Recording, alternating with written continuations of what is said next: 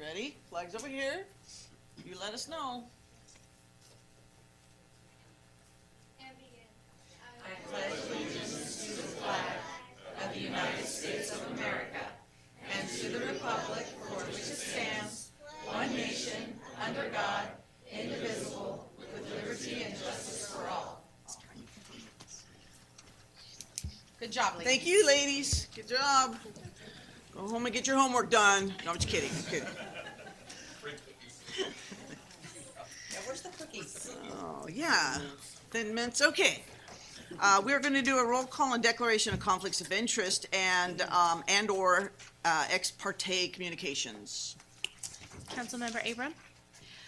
Here, no conflicts. I do have an ex parte to report for, I was expecting to do this later, so I don't have it ready right now. Can we do it at the beginning of the item? Sure. Yeah, Okay. absolutely. I'll talk about that later. Okay. Councilmember Bixel? Here and none. Vice Mayor Moniz? Here none. Councilmember Phillips? Hearing none. Mayor Bublak? Here, and no conflict, but I did speak with Mayor Lazar on an item for the mobile vendors. All right, we will move on to approval of agenda as posted or amended. Oh, So moved. Okay, okay. We have a motion, Second. and we have a second. Will you call the roll, please? Councilmember Abram? Yes. Councilmember Bixel? Yes. Vice Mayor Moniz? Yes. Councilmember Phillips? Yes. Mayor Bublak? Yes, passes on a 5-0. Thank you for that. We'll start with Director Dami for a proclamation for National Volunteer Week. We've got a lot of them here.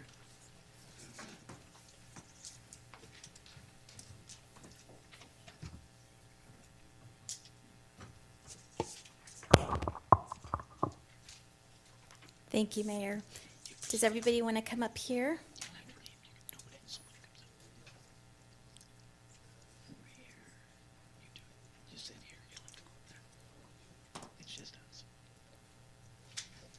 Okay.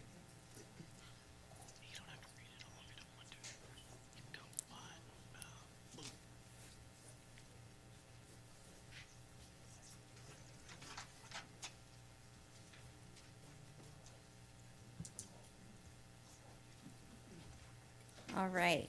Wow. In honor of National Volunteer Week, April 20th through the 26th, 2025, whereas volunteers make up hundreds of individuals in our community representing a wide array of individuals volunteering in various departments throughout the city of Turlock in the following programs: Volunteer in Police Services, Police Explorers, Municipal Volunteer Partnership Program, and Friends of Turlock Animal Services.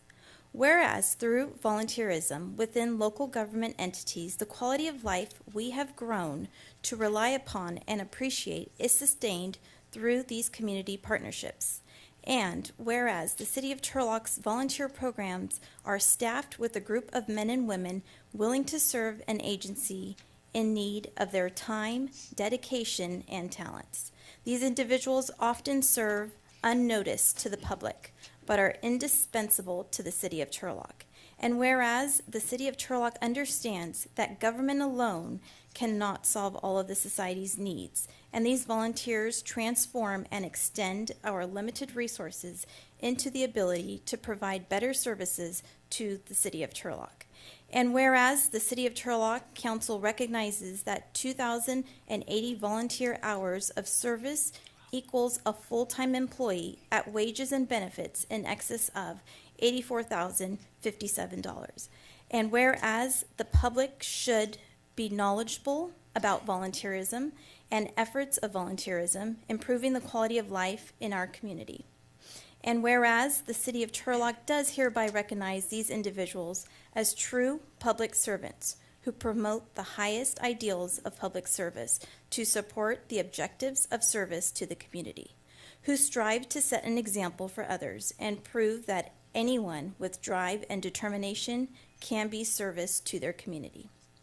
Now, therefore, on behalf of Madam Mayor Amy Blueblack, by virtue of authority vested in her as mayor of the City of Turlock, and on behalf of the entire City Council and our community, do hereby proclaim the week of April 20th through 26th, 2025 as National Volunteer Week. We honor and express our heartfelt gratitude to the exemplary volunteers who selflessly dedicate their time and efforts to serve the city of Turlock. Thank you. We sincerely appreciate all of you.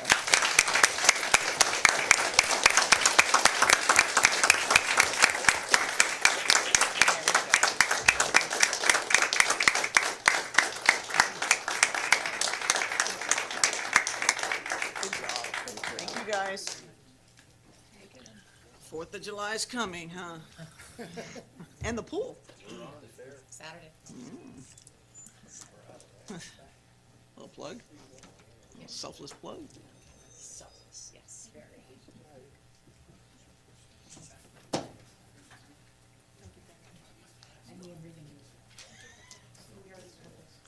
Yeah, shotgun. Too late. Chief, you're up, sir. He is up, huh? All right. It is my honor to read this proclamation in honor of National Police Week, May 11th through the 17th, 2025. Whereas the Congress and President of the United States has designated May 15th as Peace Officer Memorial Day, and the week in which May 15th falls as National Police Week. And whereas the members of the law enforcement agency of the Turlock Police Department play an essential role in safeguarding the rights and freedoms of the residents of the city of Turlock. And whereas it is important that all citizens know and understand the duties and responsibilities, the hazards and sacrifices of their law enforcement agency, and that members of the law enforcement agency recognize their duty to serve the people by safeguarding life and property, by protecting them against violence and disorder, and by protecting the innocent against deception and the weak against oppression or intimidation. Whereas the men and women of the law enforcement agency of the City of Turlock Police Department provide a vital role in public service. Now therefore, on behalf of Mayor Amy Bublak and the entire City Council, I call upon all citizens of the City of Turlock and upon all patriotic, civic, and educational organizations to observe the week of May 11th through 17th as National Police Week. Thank you. Thank you. Are you accepting it? I will accept this on behalf of our staff. They have been spoiled this week with treats, and they're well deserving of that. We thank them for all they do. I will accept this on their behalf, and we will proudly post this at the police department. Sweet. Thank you so much, Chief.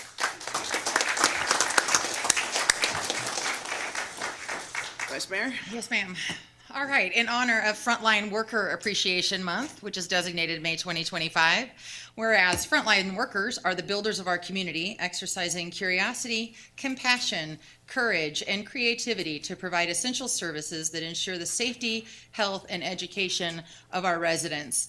And whereas firefighters respond to an estimated 36 million emergency calls each year, over 800,000 sworn law enforcement officers nationwide work tirelessly to uphold the law and ensure public safety, and emergency medical services personnel respond to more than 240 million calls annually. And whereas frontline workers embody the essence of builders, flexible thinkers, and constructive problem solvers who respect the dignity of all people by designating themselves to overcoming challenges and uniting communities.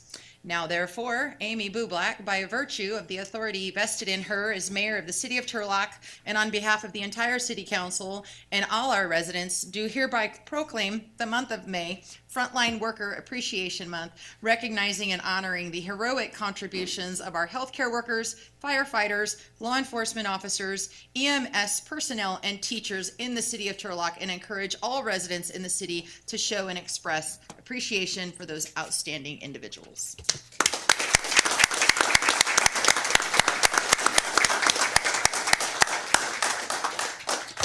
Director Fisher. It's quite the month. Yeah. We got a busy night tonight. Thank you for the opportunity to speak as we recognize and celebrate National Public Works Week, observed this year from May 18th through May 24th. This year's theme is people, purpose, and presence. We believe it captures the spirit and significance of the work we do every day. Had a lot to say about that, but I think I just came around and I thought, I said, people are our most valuable asset that we have. So we appreciate them. Please join me as we proclaim on May 18th through the 24th of 2025. Whereas public works professionals focus on infrastructure, facilities, and services that are of vital importance to sustainable and resilient communities and to public health, high quality of life, and well-being of the people of Turlock. And whereas these infrastructures, facilities, services could not be provided without the dedicated efforts of public works professionals who are engineers, managers, and employees at all levels of government and the private sector who are responsible for rebuilding, improving, and protecting our nation's transportation, our water supply, water treatment, solid waste systems, public buildings, and other structures and facilities essential for our citizens. And whereas it is in the public interest for the citizens, civic leaders, and children in Turlock to gain knowledge and maintain an ongoing interest in the understanding of the importance of public works and public works programs in their respective communities. And whereas the year 2025 marks the 65th annual National Public Works Week sponsored by the American Public Works Association. Now therefore, the mayor of the city of Turlock does hereby proclaim May 18th through 24th, 2025 as Public Works Week in Turlock and calls upon all residents and civic organizations to acquaint themselves with the issues involved with providing our public work and to recognize the contributions public works personnel make every day to our health, safety, comfort, and quality of life.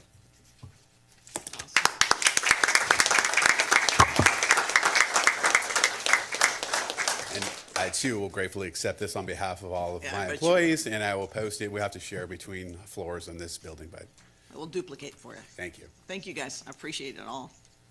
Okay, now we have a planning commission appointment, and I would like to nominate Brian Saint. So moved. Second. We have a motion and a second. You call the roll, please? Councilmember Abram? Yes. Councilmember Vixel? Yes. Vice Mayor Moniz? Yes. Councilmember Phillips? Yes. Mayor Bublak? Yes, and it passes on a 5-0. Okay, and now Chief Hunter, you're up, sir.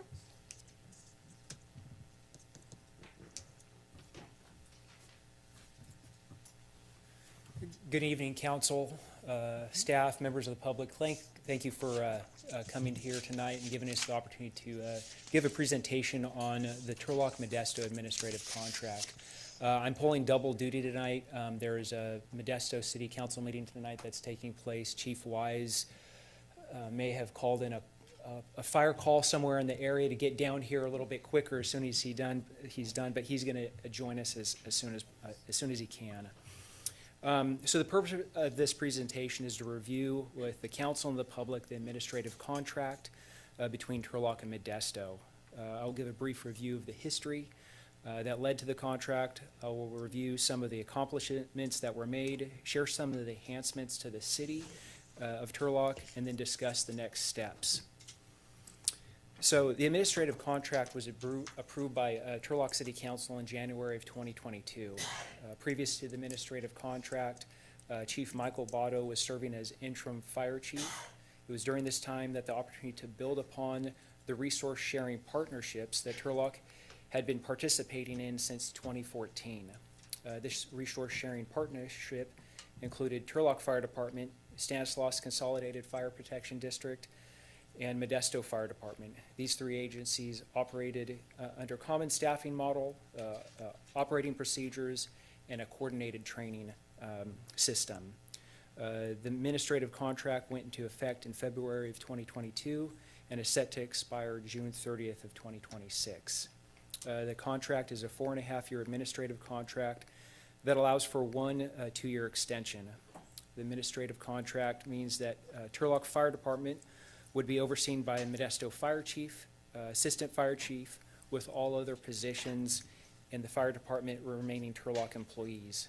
This differs from a full-service contract where all firefighters and support staff would be included in the contract. This partnership has helped to create efficiencies and improve the services provided to the community. So this slide represents the organization within Turlock, the City of Turlock and Turlock Fire Department specifically. That's our organization. In essence, it means that we have a total of 51 firefighters within Turlock. This slide represents this new organization or the benefit that Turlock now receives as part of the administrative contract. Turlock now benefits from 1 fire chief, 9 chief officers, 15 battalion chief, and close to 300 firefighters, all operating as one fire department. Some of the significant accomplishments that we were able to realize after the contract is we filled vacancies in all of the ranks and openings, bringing the department up to its staffing levels. And so this amounted to 14 new firefighters were hired in 2022, filling those positions. During the first 2 years of the contract, we made efforts to replace aging fire engines, working with the city staff and the council. We recently put 2 new fire engines into service that will allow us to retire a fire engine that went into service in 1999. Thanks to council, we also have 2 more fire engines that have been ordered with an anticipated delivery date of November of 2026. As we were working to order new fire engines, we also needed to maintain our current equipment. The city of Turlock does not have personnel that are qualified to work on fire engines, and some repairs require proper class certification. When engines needed the repairs or maintenance, the department was delivering engines all throughout the Central Valley to have that necessary work completed. This created logistical problems, traveling to and from the repair shops to deliver and pick up fire engines. To resolve this, Turlock has partnered with the city of Modesto through a fleet services MOU. This allows Turlock fire engines to be serviced through Modesto Fleet. Turlock is charged for time and materials. The Modesto Fleet facility is open 19 hours a day, 7 days a week. This allows for faster turnaround time. Modesto Fleet keeps commonly used parts in stock and has the ability to make fleet field repairs. This reduces the cost for towing and can allow for fire engines to get back in service faster.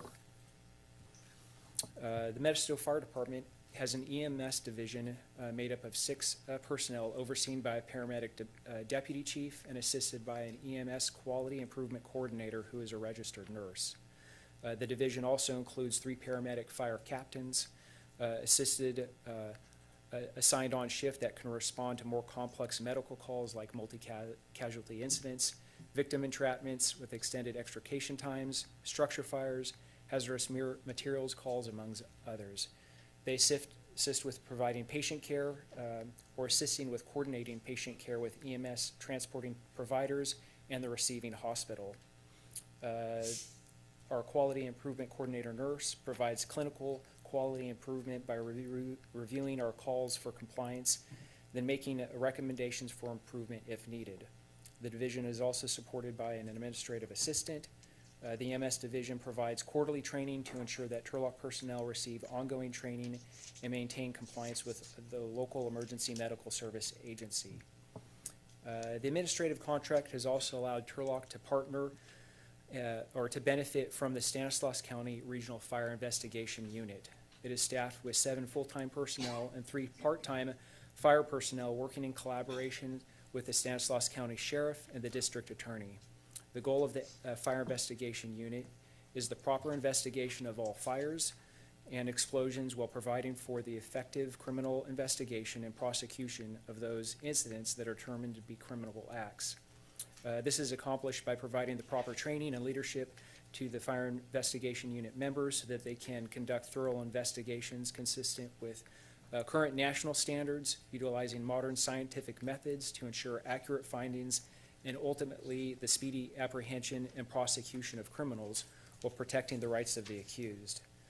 The FIU, or Fire Investigation Unit, is funded through a less than countywide fire tax. The city of Turlock does not participate in this less than countywide fire tax. And previous to the administrative contract, fire origin and cause investigations were conducted in-house using Turlock fire suppression personnel. Today, Turlock Fire Department benefits from the Fire Investigation Unit because of the administrative contract. The city has access to highly trained fire investigators 24/7. The department currently does not have an individual trained and assigned to assist the FIU, but we are working to get this position filled within Turlock Fire Department. The Turlock Fire Department participates in the MST training MOU and is supervised by the training division. This is overseen by a deputy chief and includes 5 assigned personnel with additional subject matter instructors assisting as needed. The training division provides initial firefighter training through the MST Fire Academy. New firefighters hired within Turlock Fire Department attend the 16-week MST Firefighter Academy, training alongside firefighters from Modesto Fire Department and Stanislaus Consolidated Fire Protection District. The Turlock Fire Department incurs no additional cost to participate in the Fire Academy. Turlock firefighters are trained on the 19 MST operational policies. These policies enhance firefighter safety by ensuring consistent use of safety practices and providing for a standard operational protocol. They improve efficiency and effectiveness, providing clear roles and responsibilities for responding units. The policies form the basis for crews to train to and allow clear benchmarks for success and skill mastery. Common policies ensure legal and regulatory compliance, meeting National Fire Protection Association standards, Insurance Service Office or ISO rating expectation, and Cal OSHA regulations. Previously, Turlock Fire Department would hold an in-house academy that was 6 to 8 weeks in length. The MST Training Division provides annual training for all firefighters to ensure compliance with National Fire Protection Association 1001. The Training Division provides all promotional testing, coordinating these efforts with each agency's HR department. This training is provided at multiple locations throughout Stanislaus County, including the Turlock Training Facility, the Regional Fire Training Center located at Modesto Junior College, and Station 17 Training Facility located in Ceres. Turlock has 4 staffed fire stations with a fire engine located at each station. We have 1 battalion chief for oversight. This equates to 13 firefighters. The most significant benefit the administrative contract has to the city of Turlock and its citizens is the improved service delivery to day-to-day calls through enhanced operational alignment throughout MST. This ensures that all 24 fire engines, 4 ladder trucks, 5 battalion chiefs, the EMS captain, the fire investigator that are on duty every day function as one cohesive fire department. They train using the 19 common fireground procedures. When deficiencies are recognized in either training or on calls for service, correction action is taken to improve performance. Operational alignment to this level was not achieved under the previous resource sharing agreements, either automatic aid or mutual aid. This alignment provides an enhanced response to 911 calls over the previous agreement, ensures there is better documentation, greater compliance with best practices from the National Fire Protection Association, Cal OSHA, and this contributes to increased safety to our firefighters and to the public, a reduction in liability, and a level of service to the Turlock community that it could not achieve on its own. Today, when a working structure fire is dispatched in Turlock, 5 fire engines, 1 ladder truck, and 2 battalion chiefs will respond to that call. This corresponds with recommendations from NFPA 1710 for the number of personnel and equipment that need to be on scene of a working structure fire. If it's determined that the additional units responding from outside of Turlock are not needed, they are immediately available to provide station coverage in Turlock. If the fire call escalates, then additional resources can be requested to meet the needs of the call and provide for station coverage. Turlock has 4 fire engines and a battalion chief staffed each day. 35% of the time, 1 or more of those fire engines will be on a call. When this happens, additional resources will be requested to ensure that a total of 5 fire engines, a ladder truck, and 2 battalion chiefs respond to a residential working structure fire. The administrative contract is a partnership between the city of Turlock, the city of Modesto, and Stanislaus Consolidated that provides an increased level of service without incurring additional staffing costs while improving operational efficiency. By leveraging the shared resources from our MST partners, Turlock benefits from this enhanced training, better resource coordination, and a higher standard of operational alignment, all while maintaining fiscal responsibility. So the next steps, we look to bring back to City Council at a future meeting the option to extend the current contract for one additional 2-year term. We also look to address items outside of the scope of the current contract that the Modesto Fire Department is providing, including EMS oversight, the fire marshal, and fire investigation. This administrative contract,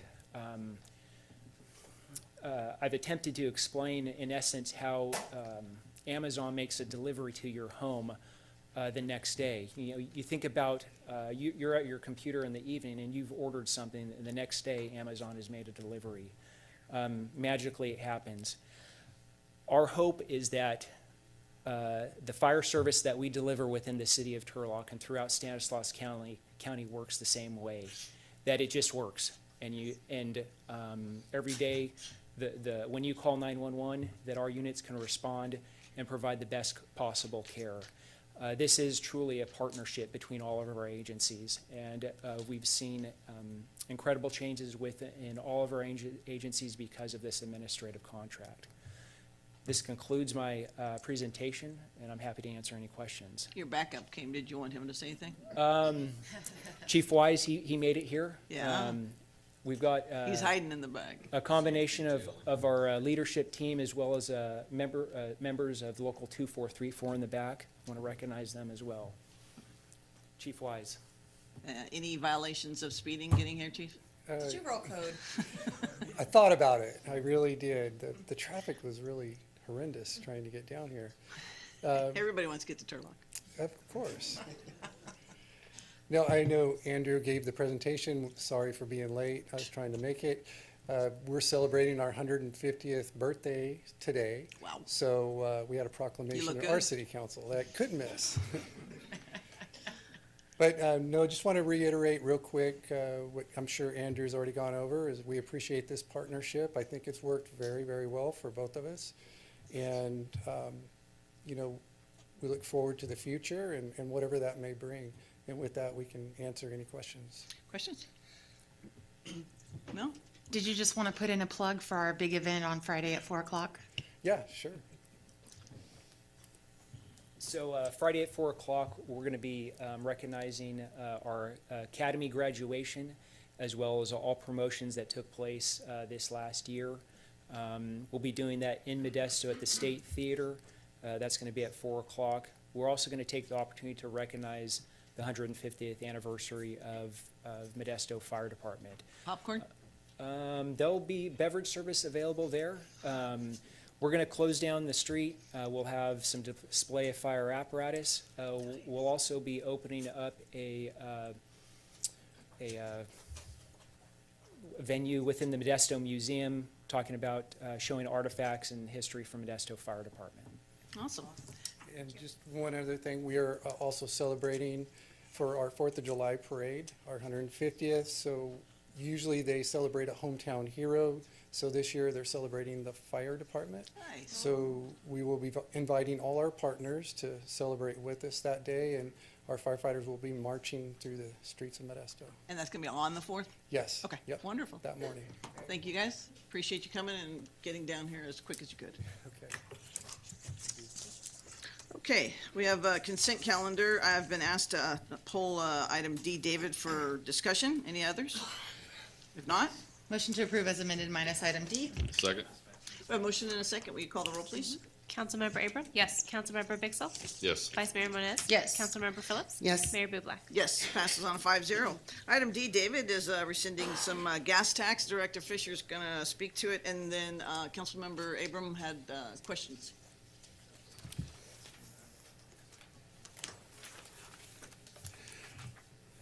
Again, thanks for the time, Mayor, Bublak, Council.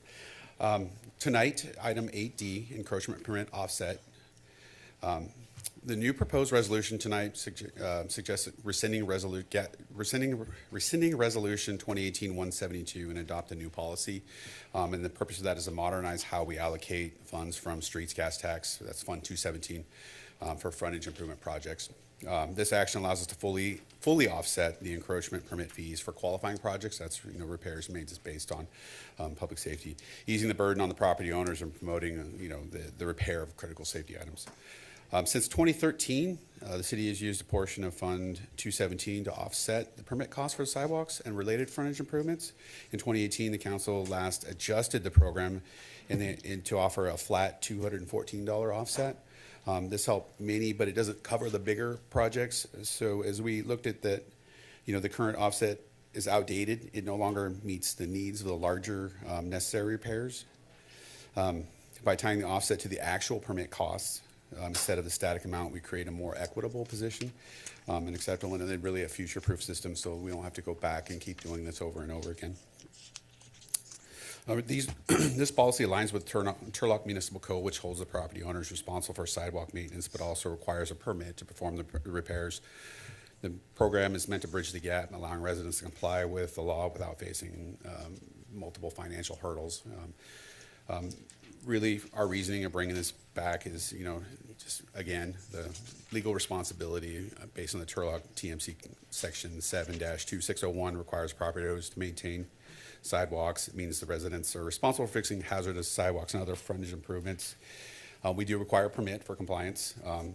TMC Section 72301 prohibits any sidewalk repairs within the public right-of-way unless property owner obtains an encroachment permit from the city.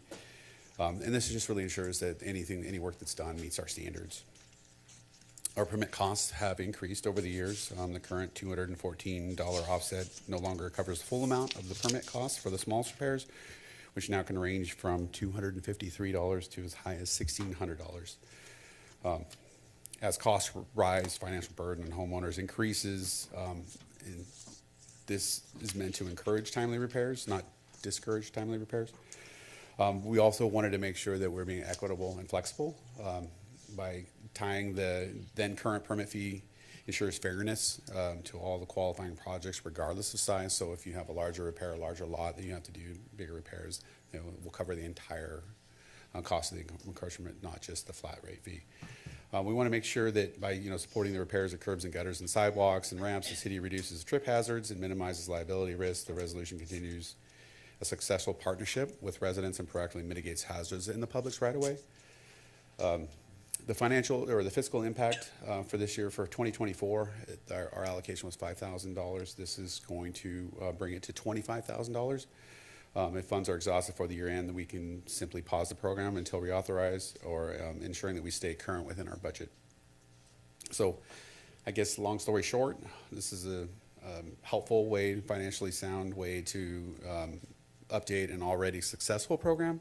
By aligning the offset amount with the actual encroachment permit fees, the city ensures the property owners are not unfairly burdened when making critical repairs that benefit the entire community. This resolution modernizes the process, promotes equity, reduces administrative hurdles, and enhances public safety without compromising fiscal responsibility.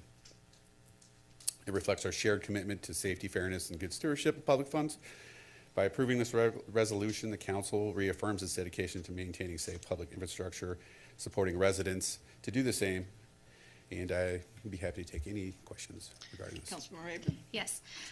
So we all go around and see the little yellow signs that say uneven sidewalk. My question is, we have this program and it's been kind of utilized over the years. How has the city been, and what are we going to do to communicate that for people who have raised sidewalks or have an unsafe situation, that this assistance is available, so to show that, we are a partner, we want them to fix it, and we're gonna help? That's a great question, and historically, we've offered this information as they come in to get the permits. We recognize that we could do better on that, and we can put, in bill inserts, social media posts, and really just make it widely known that this is available to them. We have exhausted funds in years, and in some years we have not exhausted the entire funds. Really, I think, it bears that we could do a better job of this, and, we will do a better job. And we're looking at different ways that we can improve all of this. This is part of a broader discussion.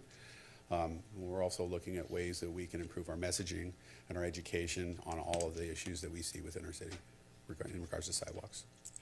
And one final question / comment. If I could make a request, it says you said in the staff report that if the $25,000 runs out, we'll just kind of hold it until the next budget year. I would request that if it does run out, that means it's wildly popular, more people are using it, or they're fixing bigger projects, that it gets, at least highlighted in the budget review process, because I think we all want the sidewalks to get fixed and the property owners would like the assistance, so just please keep that back on the radar. Yeah, we would always certainly entertain the idea of bringing it back to council if it was, wildly popular, to make sure that we can continue the program. Any other questions for Director? Okay, we'll open it to the public. Milt? Yes, Milt Treeweiler. We have a sidewalk issue in my neighborhood, and what's occurring is in the wintertime, there's no problem, but now in the summertime, as it gets warm, the sidewalk is actually coming up in a shape, and it's actually raising up about 5 or 6 inches. So it does appear to be a hazard. We had this similar problem 9 years ago, and at that time, I had Haney do the work. So what is the procedure to handle that? And actually, it's not on my yard, but it's close to my yard. It's my neighbor's yard. So what is the procedure to follow to do that? Do we still go out and this refund or offset fees, you just basically explained, will only cover the project fees for review and inspection. It does not cover any of the cost of doing the repair. Is that correct? That is correct. So I don't know what to do at this point. Maybe I'll have a chance to talk to you after the meeting. The process we would issue a notice, and that notice, we're reviewing those notices to make sure that they comply with the law. And then we would notify the property owner of the defect, and then they would come in, get an encroachment permit if they were going to replace it, but there are other options. It doesn't always have to be replaced. It can be repaired. In some cases, they can be saw cut without major, I think that might do the job for this. It might, yeah, and it's one of those things. Because in that the homeowner- wintertime, it's not an issue, but now it's starting to raise up. Yeah, the homeowner would be able to make that decision. And we have partners that we use to saw cut within the city, and they do a great job, but they're one of many that can do that kind of stuff, so. Thank you. Anyone else wishing to speak on this? So after a person's gotten their permit, and now they need to get it done, are the homeowners allowed to hire whoever they want to get the job done? Or, if they're competent enough, do the job themselves? Absolutely, they can do that. They can hire whoever they would like to. We do have a list of contractors that come in that hold business licenses within the city of Turlock. They do sidewalk repairs, but yeah, they can certainly do that. So if I had it, I could go out there, bust up the sidewalk myself, reform it, and pour it by myself? As long as it meets the standards. And how do you know if it meets the standards? Are they required to have a city, whatever, reviewer come out and watch the pour, or what? Yeah, that's correct. Through the encroachment process, we'll give you the specifications. There will be an MS4 or a stormwater pollution prevention plan. The homeowner can choose to show us the plans, or they can provide or they can provide a contractor. Before it's poured, it goes through, it's inspected, and then once it's poured, it's approved and signed off, and we consider that done at that point. Okay, thank you. Anyone else wishing to speak on this item? Okay, we're going to close the public comment and bring it back. Move to approve 7D. Second. Did you want the amendment of bring it back if you lose money before the year? I don't know. You okay? I'm going to leave it as is and just, leave the wishes out there. Okay, we have a motion and a second. Will you call the roll, please? Councilmember Abram? Yes. Councilmember Vixel? Yes. Vice Mayor Moniz? Yes. Councilmember Phillips? Yes. Mayor Bublak? Yes, passed 5-0. Thank you, Director. All right, there are no final readings. Public hearing, item 8A. Director Fisher, you're up. Where are you going?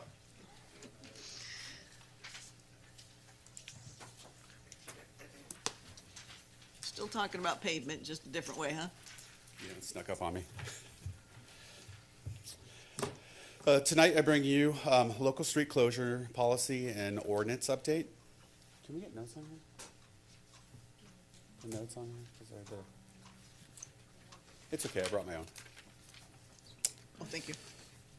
Okay, tonight's presentation outlines the proposed update to the local street closure policy, which staff recommends is included in the Turlock Municipal Code Chapters 5-2. We chose to call it local street closure because it aligns with the Caltrans definition of local. It was previously referred to as, differently. When the resident wants to block a portion of their road, in front of their house, to have a gathering of some kind, the city requires that they have a street closure permit. That process, the proposed ordinance is to rescind the two previous resolutions and introduce an ordinance amending the Turlock Municipal Code Title V, Public Welfare, Morals, and Conduct, and Chapter 5-2, Regulations of Parades and Special Events. We also propose a motion tonight to direct the city manager to agendize a draft resolution establishing fees for processing local street closures and permit applications and inspections, and a separate draft resolution addressing whether to waive those fees for National Night Out. If this passes tonight, we'll bring those two resolutions to the next meeting. We believe that these actions will strengthen transparency, enforceability, and consistency while preserving the community spirit of neighborhood block parties and events. A little background in history. Since 2013, closures have been processed under Resolution 2013-126, and it's through an internal engineering process. This worked, but it lacked public visibility, clear standings, and really didn't have any legal enforceability. Our general liability insurance requirement were waived, and the city manager handled the approvals. Special events were covered under a separate 2019 resolution. That's 2019-138. Both areas are being addressed tonight in this ordinance update. Just to give you kind of an idea of the current trends and the data that we've seen. We've had, since 2020, we've had about 20 local street closure permits issued. These permits, most commonly in the summer months, 4th of July and National Night Out are our biggest times. These applications used to be a lot more common, but have somewhat declined in the recent years. The current process lacks codified standards with concerns about high risk and low safety for both the city and the public. Codifying these policies increases the transparency and consistency. The application and permit terms are informal, and the notification enforcements aren't well defined.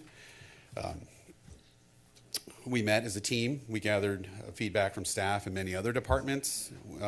Everyone had a different perspective on it, so we try to incorporate all those into this, codifying these. The staff and the city attorney's office partners with legal counsel, Jarvis Fay, all align with best practices. We surveyed 20 different cities and kind of to see what they were doing. Many of the many have municipal code sections for neighborhood closures and special events. The ones things that were common were the permit timelines, the traffic control plan requirements, indemnification, and flexible fees. Fees range anywhere from $20 to, in some cases, $900, depending on the size of the events. We also reviewed materials from 4 previous council meetings dating back to 2013. For reference, in July of 2013, we had staff sought direction and the insurance and the indemnity, and then also they came back shortly after that, and the CM authorized the permit, and then there was a no fee or issuance required indemnity. May 8th of 2018, engineering adopts fees, including one for these closures. That was through a fee study. And then July of 2018, we were not charging for a National Night Out event. And it was only in this year. We didn't come back for the next year's. Talking about the proposed updates, we're suggesting some cleanup of Article 1 special events, including Article 2 local street closures. Article 1 special events is updated to reflect today's organizational structure, clarifies the special events committee, and removes outdated language in the code. Article 2 local street closure codifies certain roles and definitions, application requirements, that's the fees, and then if the applicant is in good standing, meaning they haven't had a street closure that has created an issue in the past. Notification and protest thresholds, so that means that if the neighbors don't wish to have a street closure, there's a protest process for that. It also appeals indemnity and enforcement.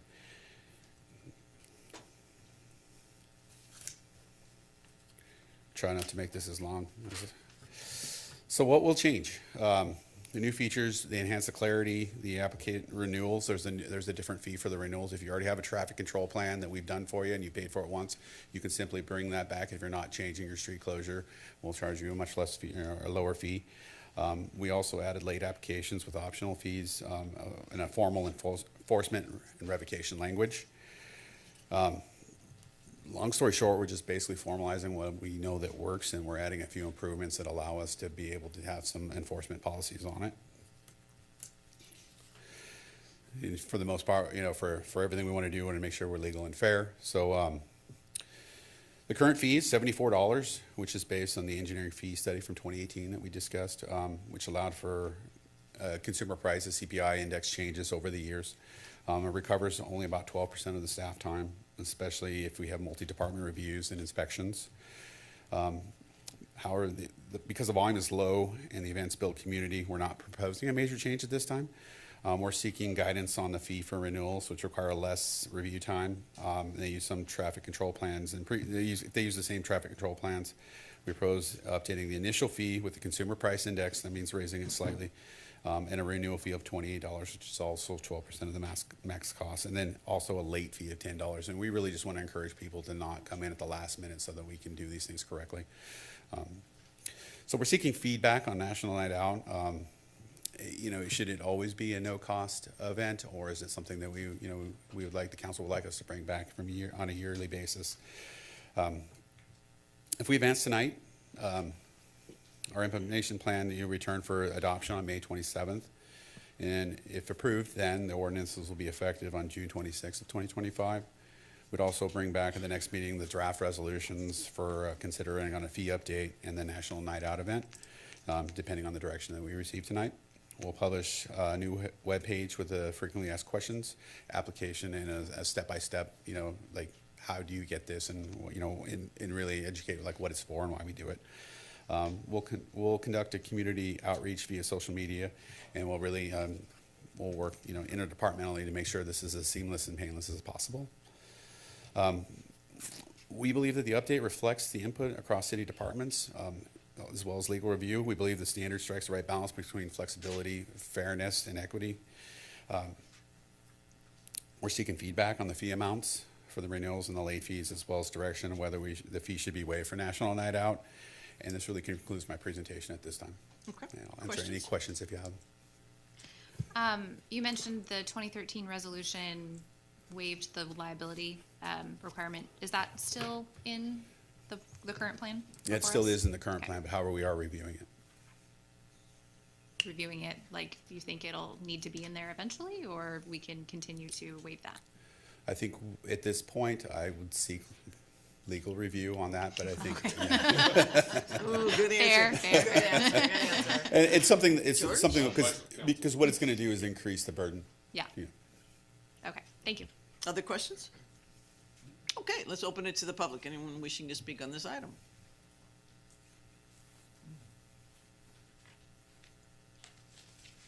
And can you refrain from answering the questions till the end, so we're hoping to get a lot done. Thanks. If on July 4th, the cul-de-sac I lived on, we decided we would like to close it down for a block party, how soon would we have to apply for the permit? Any other questions? Yeah. Just Okay. How long, you said you want to get it in as early as possible, and we've discussed it. Okay. Thank you. Anyone else wishing to speak on this item? Okay, we will close public comment, and Director, if you would. Yeah, I mean, we would like to get them as early as 6 weeks, but we can work through as late as 2 weeks. I can only hope that expediting would be helpful. I know that in the past, there's been times where they're having some sort of a walk-in for pregnant people, and they already had the baby before we decided if they could have it. So, I mean, I'm hoping that we can work through this and make it a little more acceptable. Could you go back to the timeline slide? It was like one or two back. Let's see. No, sorry, it was only one back. The one with the arrows along the top. Yeah, I mean, that is a consideration I hadn't had, that what about this year, because 4th of July and National Night Out, which is always the beginning of August, you know, that's the peak season for road closures. So how are we gonna handle this year? We're gonna, we'll handle them in the same way that we always have. However, you know, since we've gotten together and done a cross-departmental review of all this, I think everyone has a greater understanding of what's needed from them, and it actually is, it's not as difficult as we made it out to be. And I think, you know, by clarifying our roles and clarifying our responsibilities through this exercise, I think it'll be much, much more expedient. And do software to go with it or something? Yeah, permitting, yeah. Right. Perfect. What is the will? Well, you're looking for feedback on I National am. Night Out too, right? And I mean, I think it only makes sense since this is one of the only maybe citywide event that we really encourage everybody to do, that we should waive it for the 10 people that want to do it. Yeah, it's all above. Comments? Yeah, good, because I agree with that. Okay. We want everyone to come out and do National Night Out, and then we want to charge them a fee? Come on. Yeah. I agree. Okay, so, I would ask a clarifying question. Do we want to consider that written into the ordinance, or would we, or into, I'm sorry, into the resolution? I messed that one up. Mr. Petrakis, can we do that? It's a little late in the game, but I mean, we're here at the table, why not? Well, we're gonna bring the resolutions back. Okay, but you need a motion and ordinance tonight. so how about a motion with a little amendment? What would the amendment be? That we waive National Night Out fees. But we can put those into the When is National Night Out? When is it? August It's August. August. 2nd, 3rd, 4th. Chief? I think, And if you maybe, want, I'll give you the lawyer answer. I think the regular order would be to adopt the ordinance, have the ordinance become effective, and then waive the fees, just so the i's are So in dotted another, and the t's crossed, yeah. another 6 weeks or so, we'll be able to, it'll be solid Yep. if it passes tonight. So does that have to come before us again to waive the fees? The ordinance does. The ordinance, but we'll adopt the fees by resolution? So if the resolution, is that possible for the resolution to So when you clarify bring that language, and then we can adopt the resolution? So the motion tonight won't be the Yeah. direction of the National Night Out. He'll bring back a resolution and the second reading of the ordinance about the same time? Yep. Yeah, you can direct the staff to prepare the necessary materials to waive the National Night Out. You can do it that way. We have a plan for it, and we'll bring it back. Big plan. Did we Party. want to, were we saying that on a year-to-year basis or indefinitely? Like a 10-year review? Yeah, I mean. If it gets too big, then we coddle somebody else's life. Sure. I mean, I think as long as we are actively promoting that, then it should be waived fees, but Okay. yeah, reviewed at a certain timeline. Okay, so we have a motion and an ordinance that need to be pushed through tonight, and then he'll be the resolution, the second reading of the ordinance. Okay, so move to direct the city manager to bring back a resolution that waives the fees for National Night Out and establishes the fees for all of this, and you need a motion about the ordinance to approve, and Yes. motion to approve the ordinance as presented. second Okay, on all that. all that. We have a motion and a second on all that. Councilmember Abram. Yes. Councilmember Vixel. Yes. Vice Mayor Moniz. Yes. Councilmember Phillips. Yes. Mayor Bublak. Yes, and it passes on a 5-0. Thank you, Director. All right, next item is item B, 8B, and it is Director Dami. No? Where's it? What am I seeing? Transit, why does it say Dami there? Oh, I see it, sorry. It doesn't have your name on this one. My apologies, Mr. York. It is your time, sir. No worries. There it is. Okay, thank you, Mayor, members of council. Before you tonight is a transit item, bringing back a revised transit passenger fare structure. We're actually making very little changes. It's one clarification and one small change. The clarification is regarding personal care attendants. So traditionally, we have allowed personal care attendants to ride for free.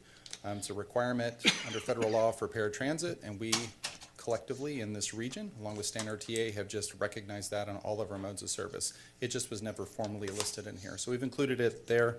The other change we're making follows conversations we've had with Turlock Unified School District staff and the special ed department, and they have some unique transportation needs that we believe our on-demand service can fulfill. But to charge on a per-person rate when you have a whole class of special ed students going somewhere becomes cost prohibitive. The reality is it's going to cost us the same amount of money to bring a bus to pick up 8 or 10 people as it is for one person, and we already have these buses in service, so we're paying those costs to operate them. So to allow for a special fare for this specific situation, the specific need, which sounds like it's going to be probably a few times a week, it just makes sense. So we're bringing this forward to the council to add a new fare category specifically for on-demand, and it is called the Public Education Special Education Group rate. So this would be the only fare that would be charged by the group.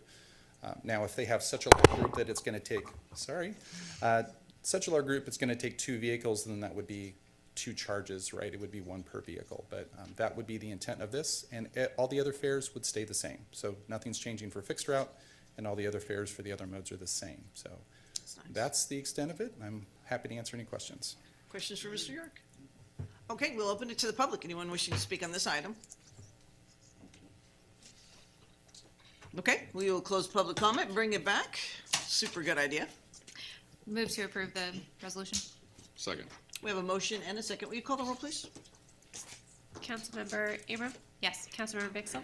Yes. Vice Mayor Moniz? Yes. Councilmember Phillips? Yes. Mayor Bublak? Yes, passes on 5-0. Thank you, Mr. York.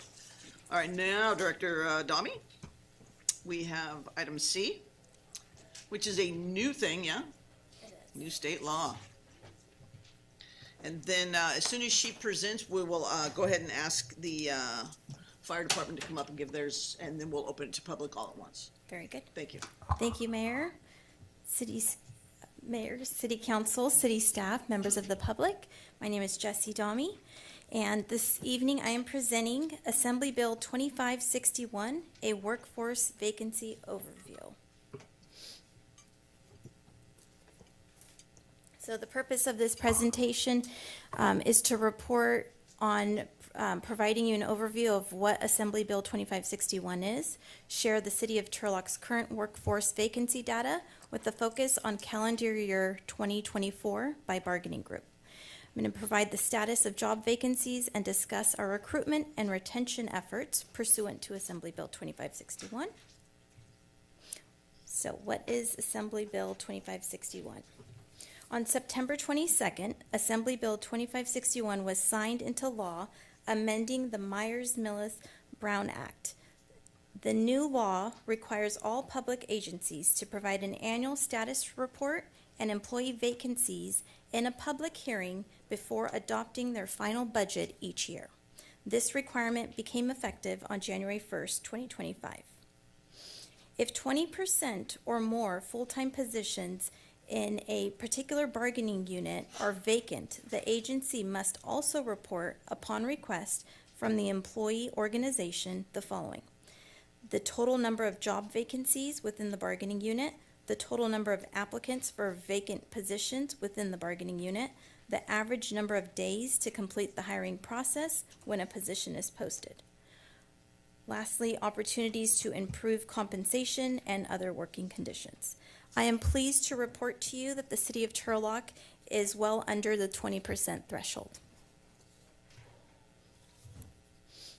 So the potentials of impacts of Assembly Bill 2561 is what we discussed. This is going to be a new annual reporting requirement, and opportunities will be now available to enhance our transparency and accountability on recruitments and vacancies.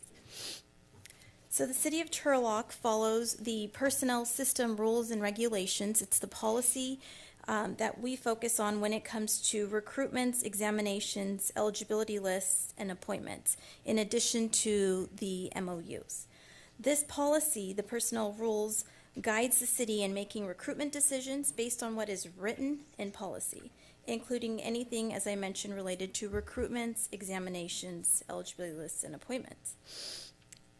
Policy last amended April of 2020 and scheduled to be amended again to ensure HR policy align with the federal, state, and local laws and public sector regulations. So I will be bringing an amended version before the end of this fiscal year. In regards to the recruitment, when a testing process is conducted, as similar to what Chief Hunter had described during his presentation, a certified eligibility list is created. Candidates are certified for appointment consideration based on successful testing and achieved placement on the eligibility list. In other words, once an individual is placed on an eligibility list, that's the order of process in order to move forward in the hiring process. That list on an eligibility list could last typically for 6 months and can be extended for an additional 6 based on the department director's discretion. City of Turlock's workforce snapshot. So the City of Turlock has 6 bargaining groups, 4 represented and 2 unrepresented, with a total of 442 full-time authorized positions in this fiscal year 24-25. In fiscal year 23-24, the city had allocated 435 positions. I share this with you because, as I mentioned, we're going to focus on calendar year 2024. Vacancy rates averaged between 9 and 13% throughout the year. As of December 31st, 2024, the overall vacancy rate was approximately 9%, which is, as I mentioned, below the 20% threshold. And having said that, shout out and kudos to the HR department because we have not averaged a single-digit vacancy for quite some time. So human relations, which entails human resources and payroll. Thank you, team. Here's a snapshot of our TAPO unit, which is the Turlock Associated Police Officers in 2024. This is just a little example of all of the activity that occurs each month. So hires, terms, promotions are listed here. I did the same for fire, our local 2434. Terms, promotions, and this again is focusing on 2024. Same for our management group. So that's just describing hires, terms, and promotions. So whatever activity was actually occurring that particular year. Then we've got our Turlock Management Association Public Safety, TMAPS, our confidential group, and our largest group, our Turlock City Employees Association, TCA. I won't bore you with going over each of the positions. Key challenges identified: competitive job market and with comparable or neighboring agencies. Also limited applicant pools and specialized roles. And that's usually the biggest challenge that we face. It's positions like water operations, law enforcement, and specialty skilled positions. So if you're looking for a position or a job and a career, reach out to us because we'll be happy to share some of our challenges, and it might be a position that you would like to move into a career endeavor. So once we learned about Assembly Bill 2561, our team quickly put together a report with what we have. So in yellow is positions filled. So for example, TAPO, our police unit and dispatch is 103 filled positions. We have 8 vacant positions, and in fiscal year 24-25, we budgeted 111. So our vacancy rate for TAPO is 7%. For fire, we have filled 46 positions, 2 vacancies, and positions budgeted 48. So we have a 4% vacancy. In TCA, we have 195 positions filled, 27 vacancies, and 222 positions budgeted at 12%. Down to management, 33% filled, 3 vacancies, and positions budgeted 36, which is 8%.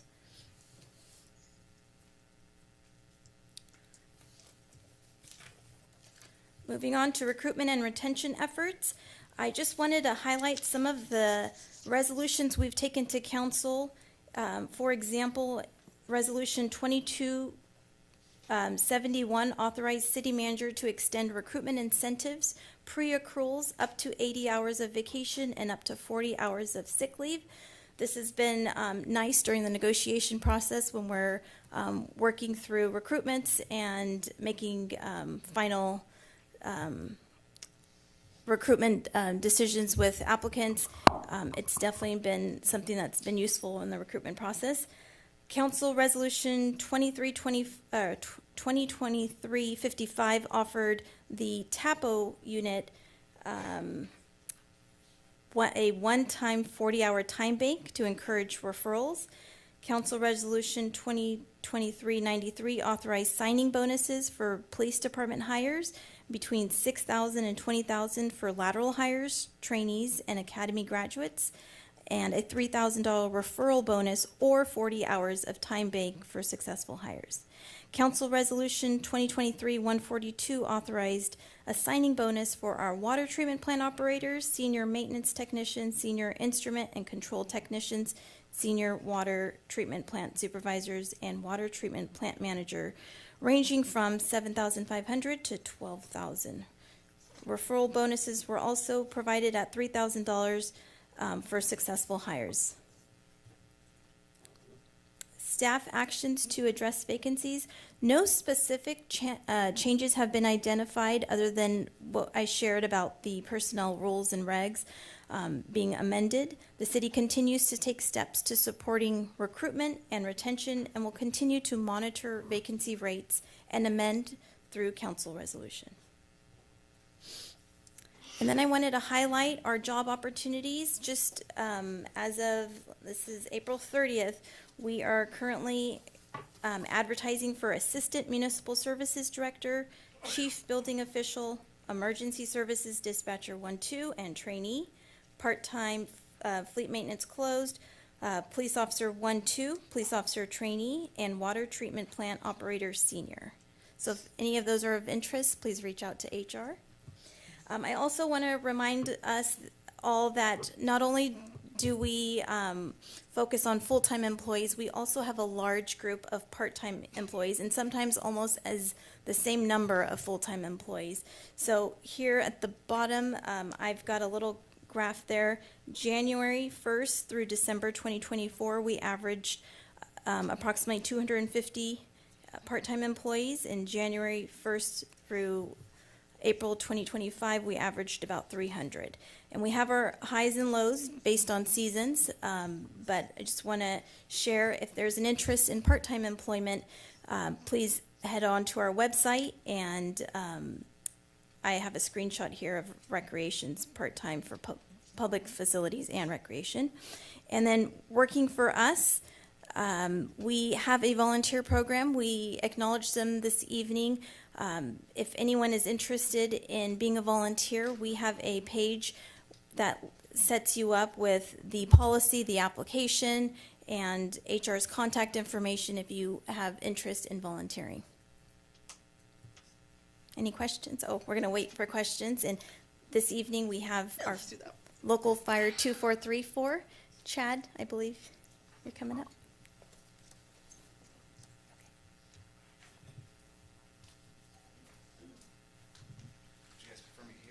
Whatever makes you happy. Wherever you want.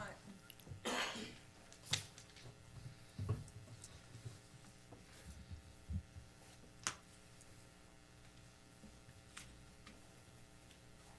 give you a thumbs up. All right, thank you. Good evening, Mayor, council members, and members of the public. Thank you for this opportunity to speak tonight on behalf of the Turlock Firefighters Local 2434. We're here to address critical issues, vacancies in the fire department, and ongoing challenges with recruitment and retention. This presentation will outline why we struggle to keep personnel, the real cost, the continued business of losing firefighters with the city of Turlock. Let's start with some numbers. In the last 8 years, the Turlock Fire Department has lost 27 members to other departments. This does not include retirements. This is strictly numbers of employees leaving to work for other agencies. The number continues to steadily grow as we currently have members and backgrounds with other agencies. According to a study by the National Fire Academy, we are losing firefighters at a rate of 3 to 5 times the higher rate than the national average.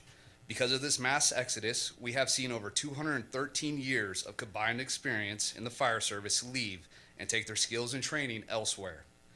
Now more than half of our department has less than 5 years on the job. Since 2017, we've held 8 new higher academies, including the most recent one graduating this week. Averaging 5 new employees each year over the last 8 years creates challenges in continuing training of new personnel. It's been especially challenging to keep up with the demand created by the vacancies, and because of that, we have lowered our minimum requirements for each position within the department. Now let's look at the numbers. Every time a firefighter leaves, there's significant financial and operational burden on the city. Recruitment efforts, staff time for interviews, background checks, psychological evaluations, outfitting for personal protective equipment, and months of academy and field training. The costs quickly add up, and it's just the beginning. Even after the employees leave, the retirement costs stay with us. As of June 20th, 2022, the city carried liabilities for 33 transferred employees, 25 classic and 8 prepra. Since then, 11 more firefighters have left. Each departure grows our long-term pension liability and diminishes our current capacity. Why are we losing firefighters? The biggest factor is compensation. In 2017, our firefighters were paid nearly 20% less than comparables in similar agencies. By 23, we closed the gap slightly, but we're still trailing behind by nearly 15%. Meanwhile, other safety positions in Turlock have seen major compensation improvements, some even above the median. Unfortunately, that has not been the case for the firefighters. You can see here by this graph, not only are we behind the median, but we are actually dead last in total compensation in relation to the comparable cities. Unless we address this imbalance, we will continue to fall behind, make it harder to compete and keep top talent. The compensation gap is made worse by our history of difficult contract negotiations. For years, we've operated under expired or extended agreements with long delays in reaching resolution. This uncertainty takes a toll, not just on morale, but on the ability to plan our lives and the careers here in Turlock.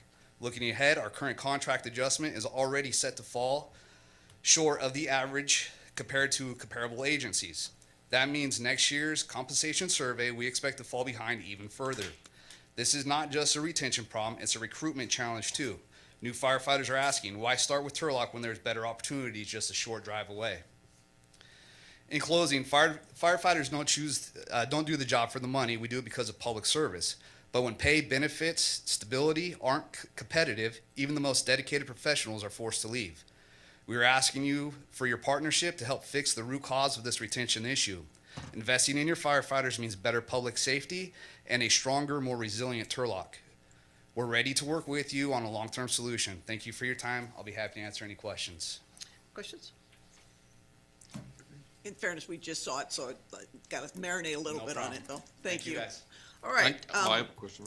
Oh, I'm sorry, you do have a question. Well, yeah, just when you just showed up the comparables, and it says total compensation, that's salary, benefits, retirement, all of it. That was everything.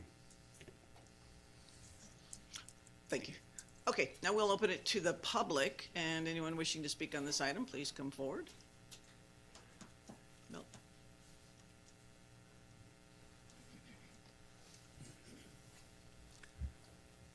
Yes, Milt Treeweiler. This is very hard to understand because when Measure A was passed, Measure A was for the fire and the police. And the police are getting very extravagant wages, which they need. I'm not saying they don't need it, but we're not doing the same for the fire department, and that's a disgrace. We have very dedicated firemen, the ones that are here, but they're just not being retained, the newer ones that are coming in because of this problem.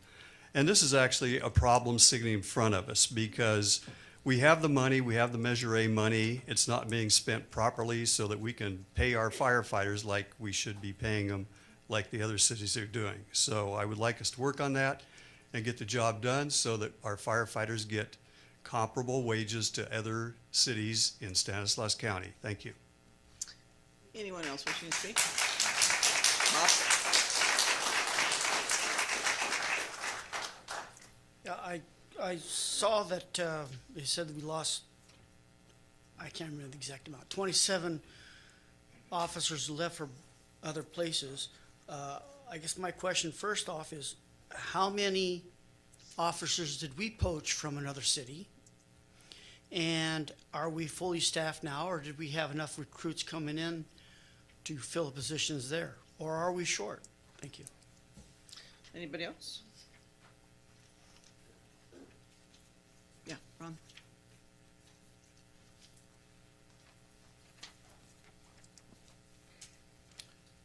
I thought I saw that they said that the requirements for captain and other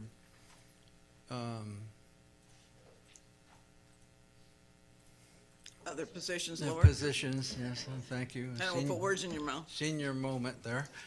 That the requirements for them was lowered. That's not good to hear. And going back to the first part of the presentation, if I understand right, the vacancy rate is dependent upon what you allocate money for, positions that you allocate money for in the budget, and then how many people they actually have. So this may sound a little strange, but one of my questions or comments is related to AI, okay? And how a lot of businesses, bigger businesses nowadays, are talking to their managers and their employees and saying, how are you using AI to be more efficient? Okay, now that doesn't apply to all the jobs, obviously, okay? But I think that's something that needs to be taken into consideration. Okay, so that's just a comment. Thank you. Anybody else? Okay, we will close the public comment. And then Director Domi, there's a couple questions are we poaching from other agencies? Was one of the questions, So quote unquote. for police, is that what I understood? It was Police fire. officers? Fire. We actually don't struggle hiring firefighters. It's a very popular position. For example, I was looking back at our records. Just January of this year, we hired 4 firefighters. Interviews were held in October 9th, 2024. Previous to that, in 2023, we held interviews on August 15th, 2023, and hired 9 firefighters in November of 2023. So hiring firefighters is not a challenge because it's a very, well-respected position to be in. There was a question regarding the vacancy rate depending on allocation of funding. So the vacancy rate is basically the number of positions that are budgeted and the number of positions we need to fill. So that's where I was showing my graphs. I don't know if I can pull them back up.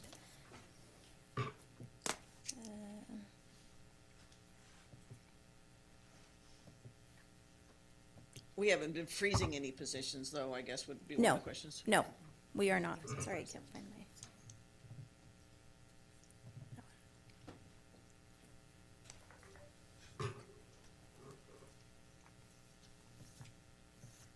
So the vacancy rate changes. It changes, as recruitments, people come in, resign, retire. So for whatever the reason is, but here, let me make this bigger. So the vacancy rate comes from positions budgeted minus the positions vacant, and that's how we come up with the vacancy rate. I think we're talking about apples and oranges here. I think what I'm hearing from the folks that are here is not hiring, but retaining. Mm-hmm. And when I see that we are dumbing down what it takes to be promoted, as a resident, I mean, I want somebody with experience that's coming to my house. And I don't think we're getting that. Could you clarify what was said about changing the requirements? And it looks like Chief Hunter's gonna come in. Yes. You can talk about the requirements. So the requirements have been adjusted, and as Director Domi mentioned, we we are struggling more with hiring than we have in the past. In the past, there would be a line 1,000 people long around the block for one position. Today, that's not the case. We're seeing numbers closer into the 200, 300 applications, and then within that, there's still, within that group, there's even a smaller group that we would consider for hiring. So hiring, we've been successful in that. We've got 4 candidates that we're going to be recognizing this week. I think the point that President Hackett makes about retention has long-term effects on the department as we plan for vacancies. Because we need well-qualified engineers, we need qualified captains to assume those ranks within the department. And when we lose either a firefighter, an engineer, or a captain, that is very difficult for us to make up. Now, in the future, I'm not saying in now, but in the near future, we would like to open up another company. If we got a council approval today and had everything set up to make that happen, we would not have enough personnel that are in the lined up to assume that position as a company officer or a fire captain. We just don't have that. We need time and experience in the position. They need to get qualified, and that's an area that we struggle with in part because of the retention. Chief, who adjusted the educational levels? Is it commiserate to Modesto?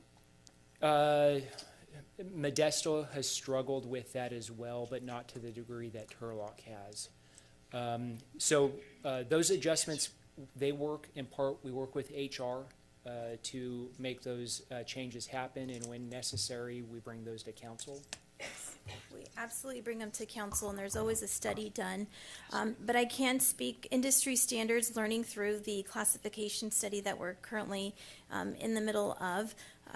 It's an industry standard of education and experience at this time is reevaluated. For example, even in the miscellaneous groups or the police groups, we're reevaluating what the education experience read and made sense 10 years ago doesn't make sense today. And that's industry standard. That's not City of Turlock.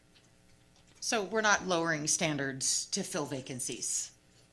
No, we're doing a full, thorough study. Correct. Absolutely. I think last year we lowered animal control standards, college requirements, because we had astronomical college requirements, so on and so forth. Yes. But I just want to confirm, we have 2 vacancies in the fire department right now, yes? Correct.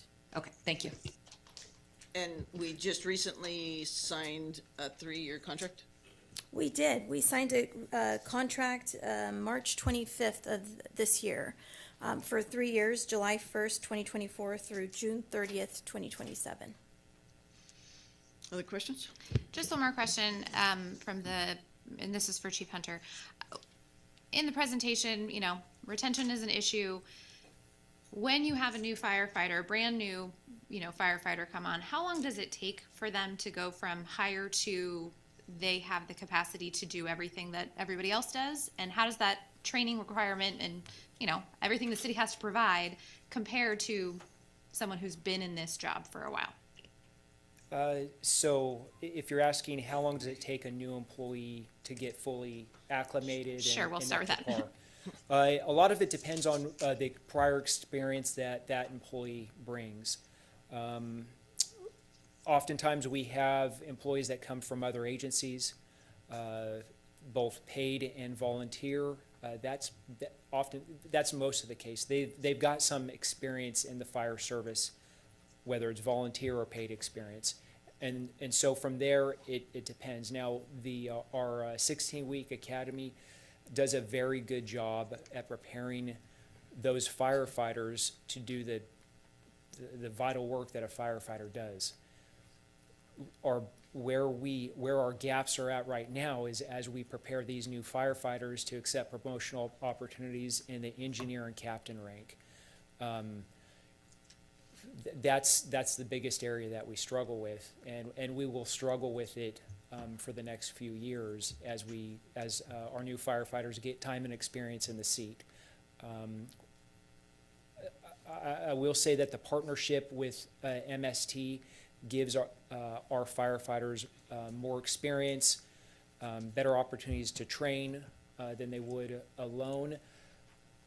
But they take that experience here and then they go someplace else, whether it's Modesto, whether it's over the hill, whether it's to a different fire agency. That we're still seeing that more often than we would like. So this motion's merely to say that we understood the AB presentation, so no direction is needed. Yeah, sure. Yeah, move to approve. Second. We have a motion and a second. Call the roll, please. Councilmember Abram?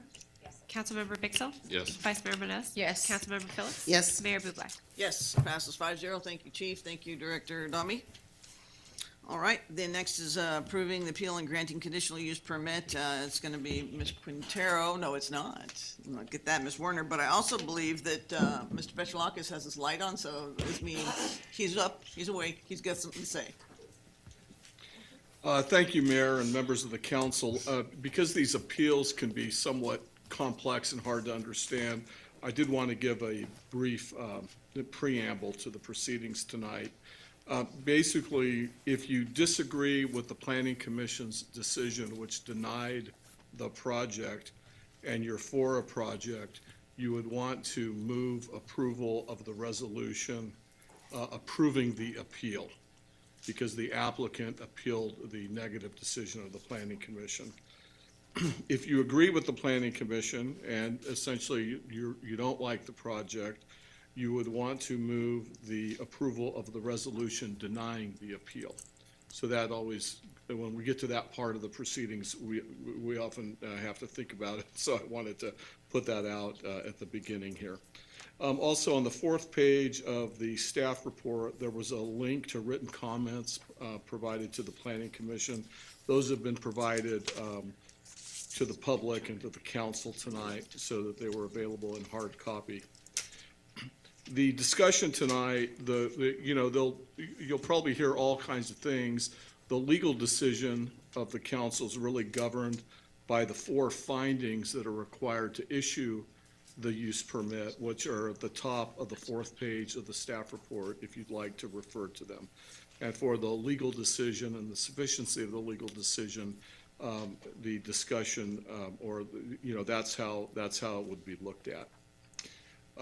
Finally, there's something in these kind of matters called findings, usually written findings, and these have been required a long, long time in California land use matters. I think it was 1974 that the California Supreme Court in Topanga gave us the leading guidance on, findings and what they have to do. And the idea is, what you have before you tonight is kind of very typical in local government because we don't have endless resources. So you have resolutions that really don't cite any evidence for the findings. They just sort of list what the findings are.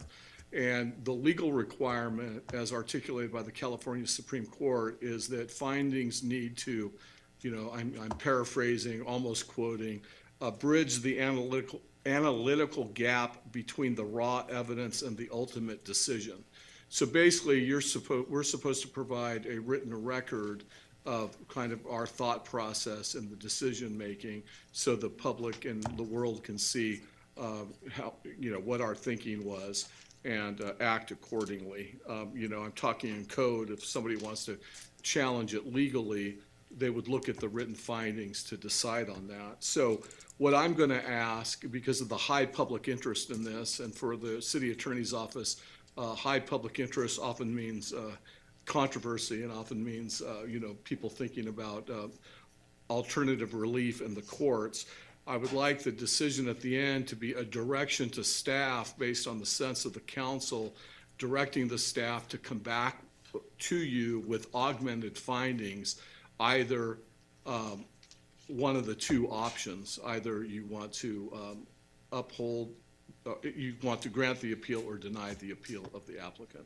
and then we can come back to you with those augmented findings, which I think is the prudent approach to this. I will stop there and answer any questions. Question for him? Ex parte, yes. Just to confirm, so you do not want to vote on this tonight?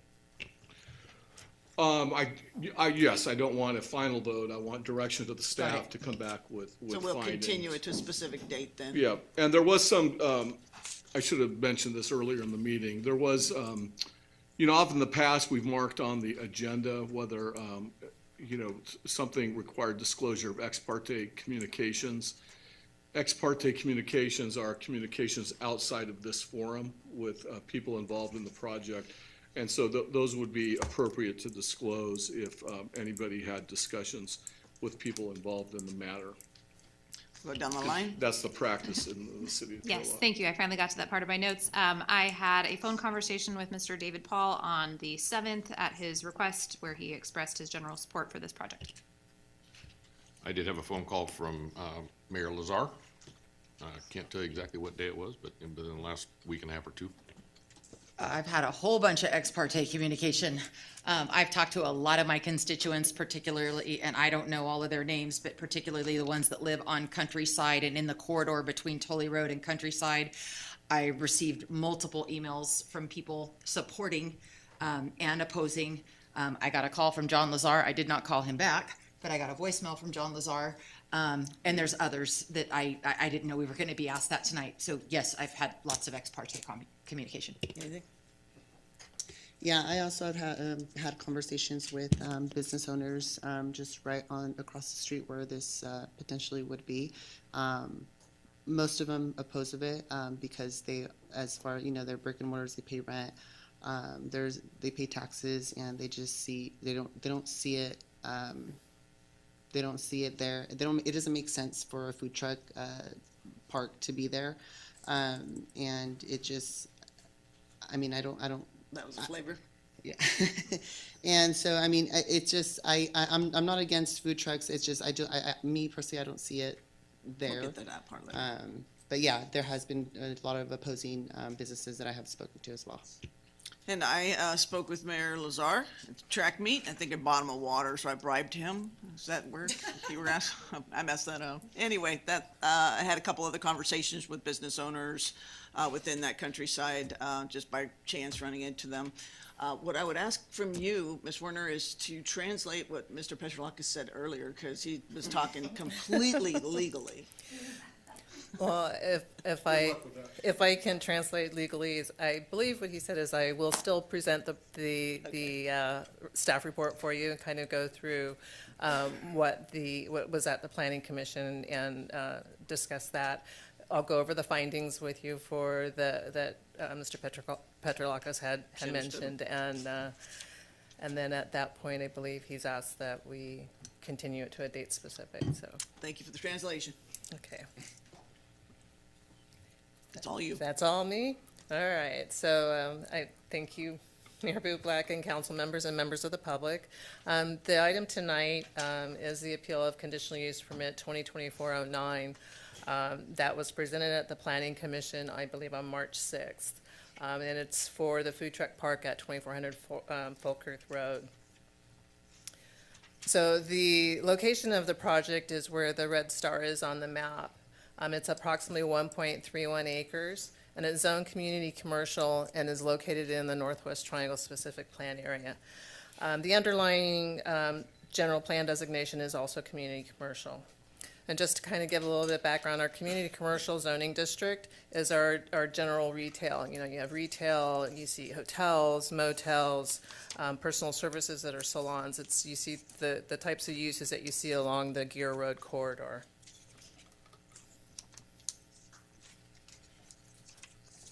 So the proposed project was to allow a food truck park.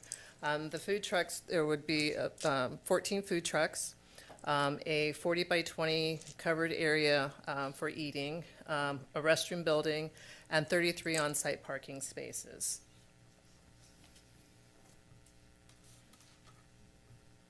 So this is a site plan showing how the property would be laid out, that 1.3 acres. They would access the property through a 30-foot access easement from Folkerth Road. You can't see, so I don't have a little, this is the, right through here. There are two entrances, one right at the east property line going in, and also further down, as you can see. So there would be two-way circulation through the project site. The trailers or the food trucks are parked on the eastern side of the property, the long rectangles that you see there. And there's also the hatched area along the eastern property line is landscaping. So under our municipal code, we do have a municipal code for mobile food vendors, or the taco trucks that we see throughout town. They typically are on a site that's already developed, that already has a use or a business on site. And so this is a little bit of a hybrid of mobile food trucks, but they are looking to do something very similar that you see in other cities where you have a number of food trucks who are going to be on site for a longer period of time and offering different types of food. So we don't have a specific standard for that. So we kind of had to come up with, we don't have a specific standard for parking for food trucks. For restaurants, we do. It's, you have one space for every 100 square feet of building area or gross floor area that the restaurant has. So we can determine what amount of parking that business would have. That restaurant would have. If we didn't know the square footage of the restaurant, then our municipal code says that it would be one space for every 3 seats, if we knew the seat count for the restaurant. So if we looked at that,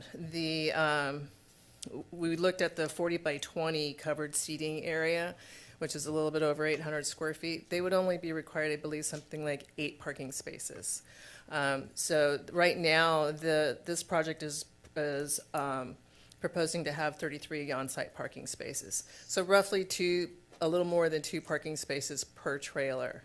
That's something that we have typically, we've had other projects that have come before us, and so we've used that 2 parking spaces per trailer just because we don't have another standard in our municipal code. So it's kind of something that we can see what is going on, what we see in the community as far as what the existing mobile trucks are doing. Let's see. So the adjacent property, as you can see, to the east is the subdivision. To the north is the shopping center where Walmart, I believe, Applebee's, Food Max, I believe Food for Less, Food Max is there. And directly to the east, or to the west, is a gas station. And then there's a large parcel to the south of the property that's vacant, and that property is zoned community commercial as well.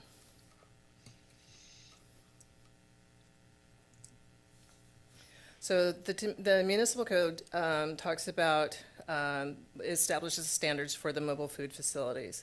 When I talked about the mobile food facilities that we have now, it is through the expedited process because those are typically 1 food truck per property.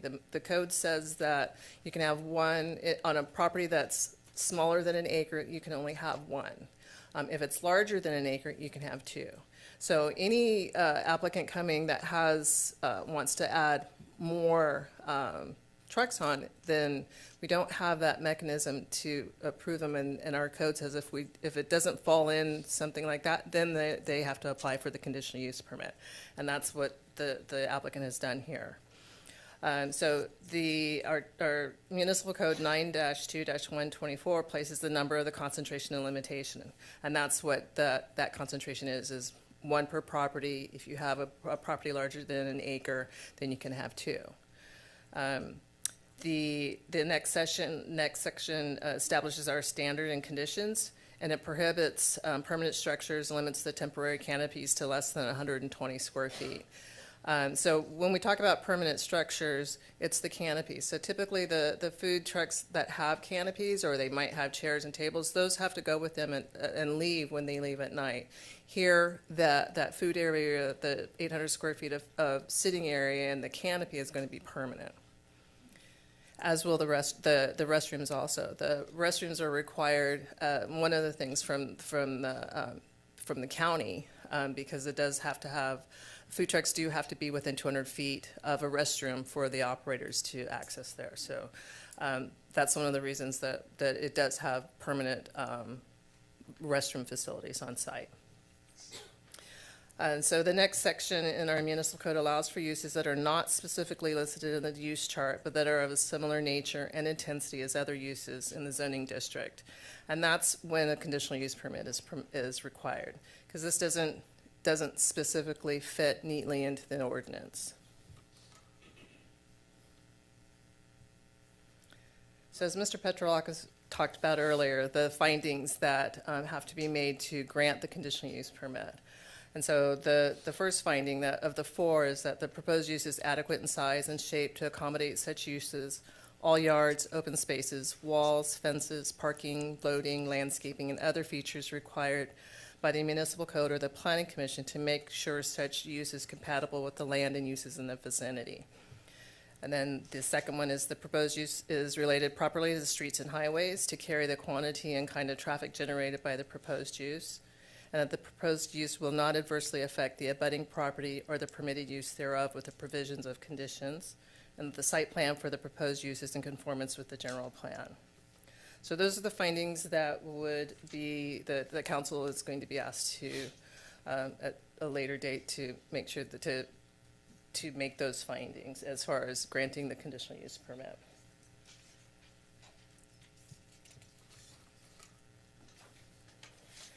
So at the Planning Commission meeting in March, there was a lot of public comment, and we had received several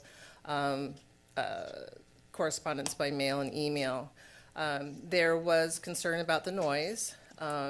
There is a requirement for a 7-foot tall masonry wall. Any commercial property that's going to develop that's right adjacent to any residential district, which this property is required to put in a 7-foot masonry wall. Then a noise study was required because we wanted to see what would, what type of noise would be generated, because they are in such close proximity to the residences. That noise study did not analyze any generators that the trucks would be using, so that's why there is no generators permitted. We also put in a condition that the trucks have to be off-site and the site closed by 10 p.m. But the general noise study basically said that the noise generated by Highway 99 to the west and the roadway noise coming from Fulker is more impactful than the noise that would be generated from the food trucks on site. Since we do require that the trucks be removed by 10 o'clock, that doesn't mean that they start closing at 10. They have to be off-site and the site empty by 10 o'clock. So it wouldn't be that the last burrito or sandwich would be served at 10 o'clock. They would have to be, the trucks have to be off-site and closed by 10 o'clock. There was some concern of garbage and trash. There is a trash enclosure that is required, and it's on site. And the parking, like I said, there are 33 parking spaces, as opposed to if we were to just go based on the size of that canopy, it would only be about 8 parking spaces. The impacts to the existing business was one of the concerns that was raised at the Planning Commission, as well as the traffic. We did talk about, I can talk a little bit about the traffic. The property is zoned commercial, and the 3 properties are all zoned community commercial. So as part of our general plan and the review of and the update of our general plan in 2012, the part of the studies and our traffic circulation pattern takes into account that property is zoned for commercial use. So it is consistent. This is a commercial use. The roads have been designed consistently to handle any type of traffic that would be generated by commercial uses. The entrance from Falkirk is through that 30-foot wide access roadway. So there's no cars that are going to be backing into Falkirk. All the cars that would be coming in on site would be coming in and parking directly on that property. Right now, it would only be right in, right out. There was some discussion at the Planning Commission meeting that in the future a median is required to be installed in Falkirk Road, but there was discussion that it's only right in, right out. There was also discussion raised at the commission that the commission did not necessarily, there's a requirement that the median be put in now with this project, or they would pay into their pro rata share for that median. There was also a comment raised or suggested to the commission that if the median wasn't installed at that point, that there were alternatives as far as putting in a tough curb, the delineators that would to act as the same way to limit that access, those left-hand turn movements. The commission did not, and my understanding is that is not included in their resolution, and they did not go forward with putting that in, probably because they denied they did not grant the conditional use permit, so they did not put an alternative to the median in any of the resolutions. There were several, just as you've received, there were several letters of support as well as letters of opposition. And we did receive, there have been some since the Planning Commission that are included in your packet. There were also some that were received after the agenda was posted. Those were provided to the city clerk, and I believe she's provided them to you at the dais as well as in the back, on the back table. I think with that, that's. Ms. Warner, previously, maybe a year ago, there was something similar that was downtown, off of Golden State back over, what, if we didn't have something and we're trying to make a hybrid now, what did we do then, and what was the outcome? So I believe with the one on Golden State. Oops. Mayor, can we take a break while Councilmember Phillips is out of the room? Oh. I don't want any argument that She people didn't hear it? Yeah, people didn't hear the whole Sure, matter. we'll take a tinkle moment. How long is it gonna take?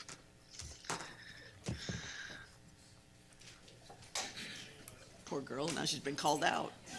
Not nice, George, not nice. Yeah, if you know a way to do that better. Right. I'm sure there's a better way than I did it.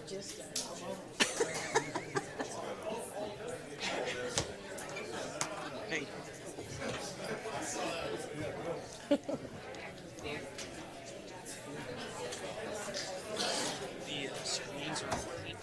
Oh. But they can hear? Audio is. Okay. So that's why there's so many. Got it. Kind of in a crunch. And George knows and Nick knows? Okay, cool. How many out there? Okay, thank you. Oh, I'll call it out.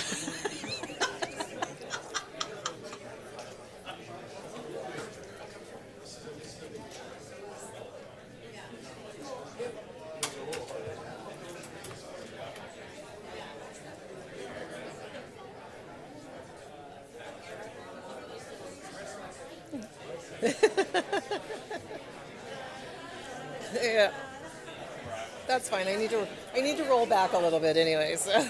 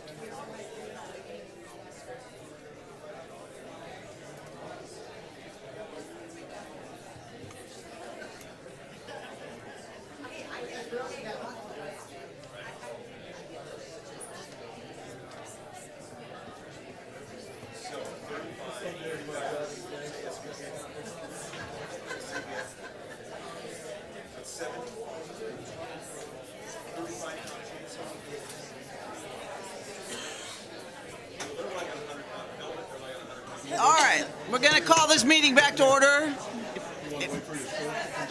She's here. All right, you guys, we're going to start back up.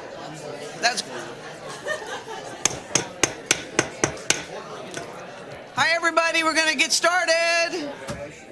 Here we go. Thank you. Oh, it smells like coffee. Oh, it's my protein powder. Okay. All right, so we're going to get started now. If everybody could sit down, please. Cortez, can you whistle? Come on, do that guy thing. Oh, There you nice. I got nothing. What a guy, what a guy. Okay, thank you so much. We're going to get started again. So my question was in regard to previously there was one that was going to be put in downtown. Right. So before I answer your question, let me roll back one slide since I left out a slide. So at the Planning Commission, the staff did recommend approval, and the Planning Commission did discuss the traffic sites, site access, security fencing, and site security. Staff answered conditions about that could be added about temporary median installation, which is what I talked to you about, the tough curbs, and requiring gates to be locked nightly if they wanted to. That motion was introduced to approve the project, and it failed 1-5. So another motion was introduced to deny the project and deny the conditional use permit, and that passed 6-0.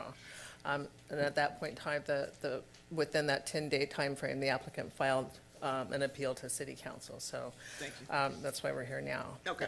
So in answer to your question, there was a project that was proposed on Golden State over where the indoor soccer is. So that was a project that also had a conditional use permit. It was the property is larger, and it was kind of a different, there was going to be music and the food trucks, and they were using like cargo containers, and also having food trucks. So it was going to be a larger venue, and ultimately the applicant didn't go forward with that project. So, Okay. Thank you. Other questions? Yeah, sort of along the same vein. I mean, we do have a smaller version of a project like this over on East Avenue, and can you maybe explain a little bit about how the conditions of that are, how they were used and how it's reflected in this type of a project? yeah, that project on East Avenue was approved in the early 2000s, prior to our ordinance being, because the ordinance for mobile food vendors. So that was kind of a negotiation with staff and the applicant of trying to accommodate what they were trying to do with the food trucks. Now, East Avenue is only limited to 4, so they can't have any more than 4 trucks on site. But that was, a good 10 to 15 years prior to the change in the ordinance. But with the size and the amount of parking, I mean, are these comparable? I'm not exactly sure what the size of that property on East is, but the parking is comparable. They do have parking. They've got the restroom on site. If you go to East Avenue, and I'm sure during lunch hour, you see probably more cars, but they're typically there, to eat, and they might sit for a few minutes and finish eating their meal, and then they would leave. So this site would operate very similar to the East Avenue site. You said that, talking about ending business at 10 o'clock, or they have to be gone by 10. What time are they talking about opening in the morning? So there's no limit on the time that they would be able to open.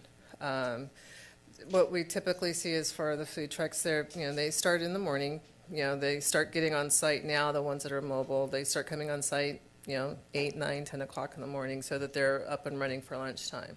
But there's no, they would have to abide by the noise ordinance that we have in place. So, that's typically, they wouldn't be able to, make a lot of noise like our garbage trucks before 7 o'clock in the morning. So, but there is no specific time that they can't show up.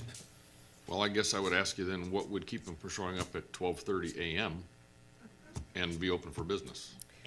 Because they have to be at, well, yeah, that's, well, they have to be off-site. That's a loophole. Yeah. They have to be off-site at 10 PM, so they wouldn't be able to open up until the next day, so, yeah. That is the next day, you're correct. You mentioned that it's possible to condition that the gates be locked after closing time. Could we condition an opening time? The gates will be locked from the hours of blank to blank? But it's I'm not going a to- It's not a fence.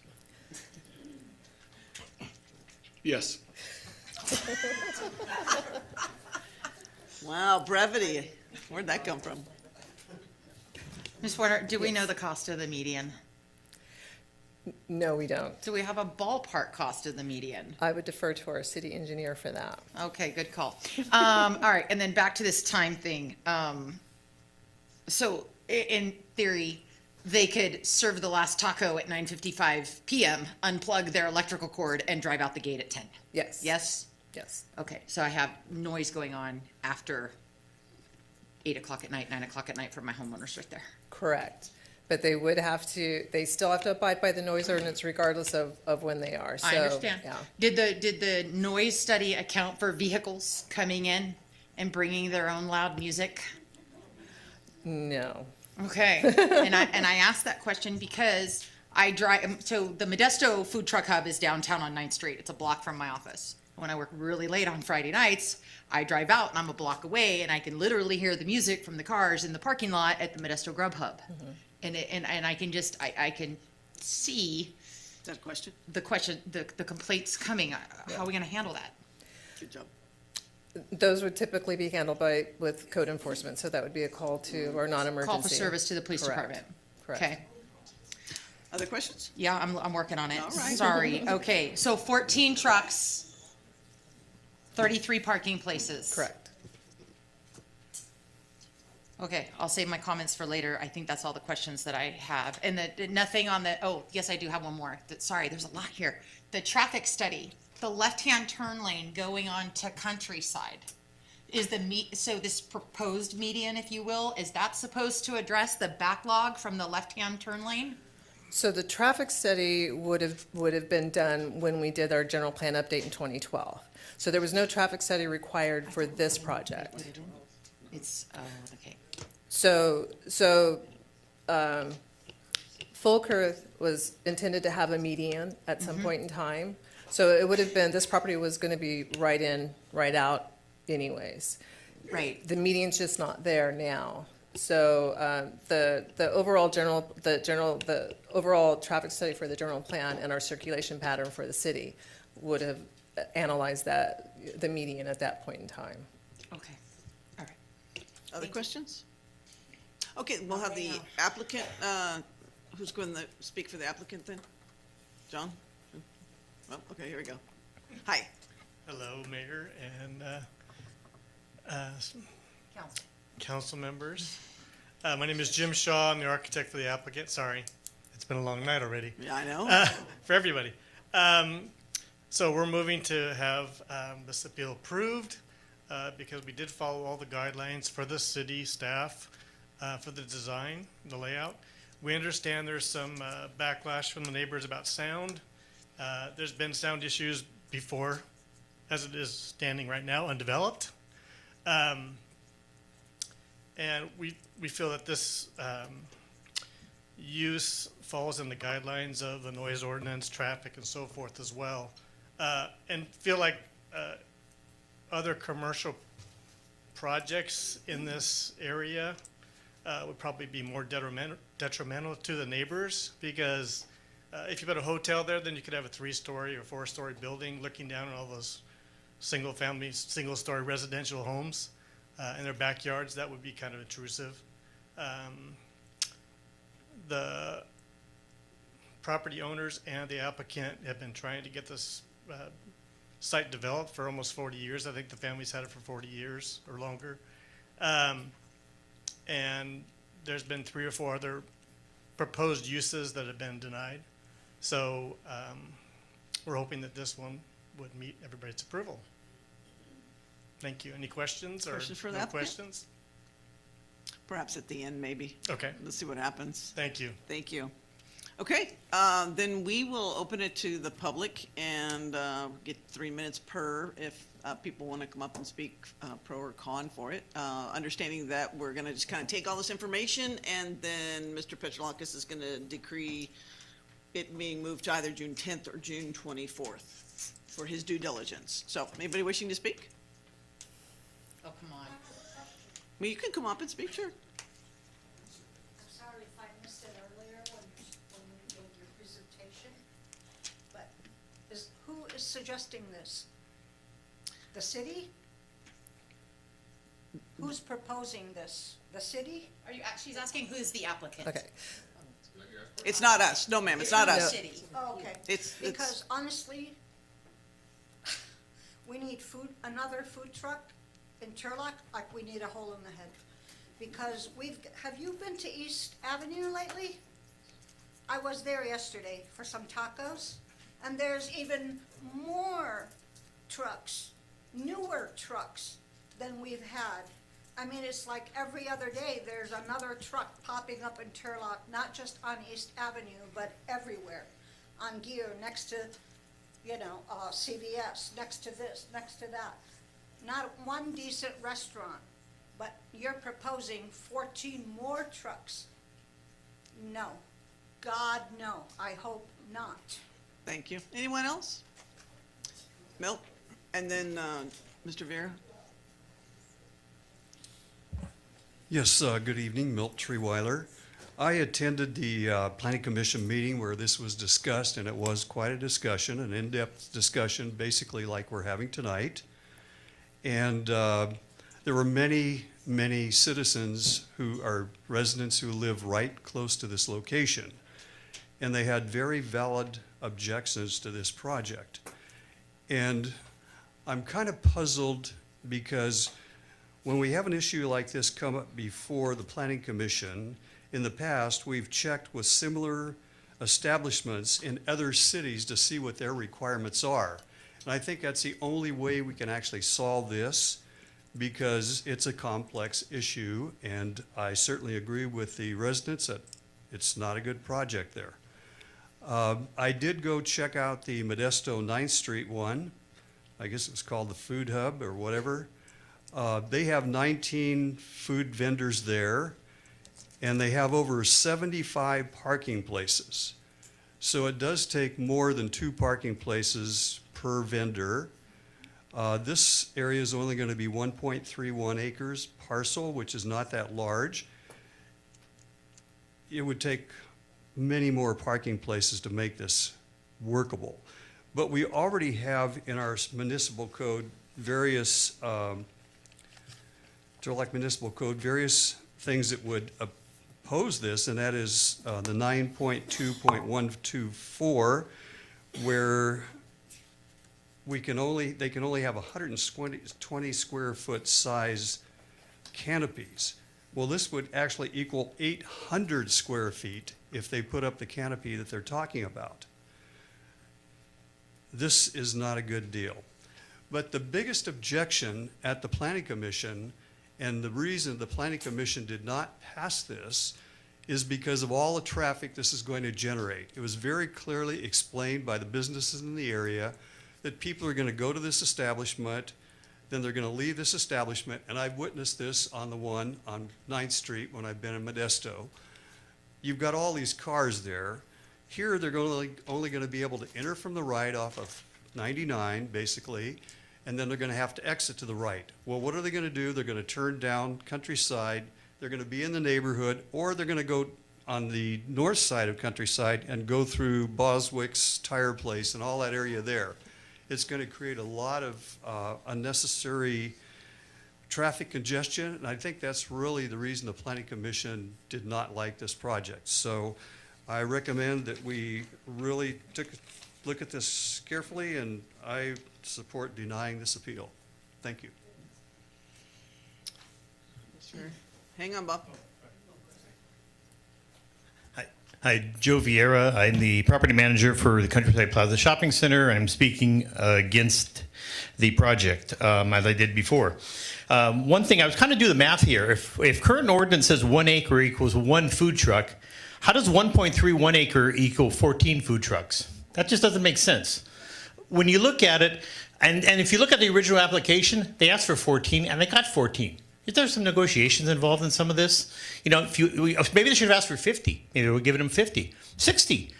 I mean, it just doesn't make any sense. The parking, they're going to be off-site parking in the neighborhood and in my shopping center. And I'll tell you one thing, we're not going to allow them to park there. And one thing that comes with off-site parking is garbage, because they're going to go eat in their cars. There's no 800, the 20 by 20 parking or eating area is not enough space. If one of the employees brings a car with them, then there's one parking spot gone. Where are the people going to park? They're going to go back to their cars, sit on the back of their tailgate, either on there or where they park their cars and eat their food, because they don't want to go home because the food's going to be cold. They're going to dump their garbage, and we've seen this happen in other areas where they have food trucks. They just dump their garbage on the floor. And guess who's going to be picking it up? The neighbors and us in the shopping center. It's not fair to put this burden on the neighborhood. I have 2 restaurants going into my center right now. 2 restaurants. Before they even put a nail in the wall, they've spent $14,000 to get a permit. Not just that. They're going to spend $250,000 to $300,000 to build out that building. These people are coming from other areas. $100 fee to get a license in Turlock, and they're taking their money back to their Merced, wherever, Modesto, wherever they come from. They're not leaving their money here. We have Texas Roadhouse we brought in there. They're bringing business, helping neighborhood, helping local nonprofits, bringing jobs to the city. These are just coming into town, taking their money and going back. We have sales tax revenue coming in. These are businesses that are producing something for the community. What are these food trucks going to be producing? A mess, and leaving the mess for other people to deal with. So that's my, I mean, we're here for the long haul. These food trucks are not. We're going to be here the long term. This is someone, you know, John Lazar was real busy talking to everybody, it sounds like. Boy, I guess he has a lot of time on his hands. But I mean, so bottom line is, I really hope that you guys could reconsider this and continue what the Planning Commission saw, which was a mistake with the parking, with the traffic, and just it doesn't have enough. And if you go out there, anytime you see the cars coming out of the park, out of there, they're making illegal turns all the time. You go out there anytime, you're going to see it all the time. So just please reconsider and uphold the Planning Commission decision. Thank you. Anybody else? Bob?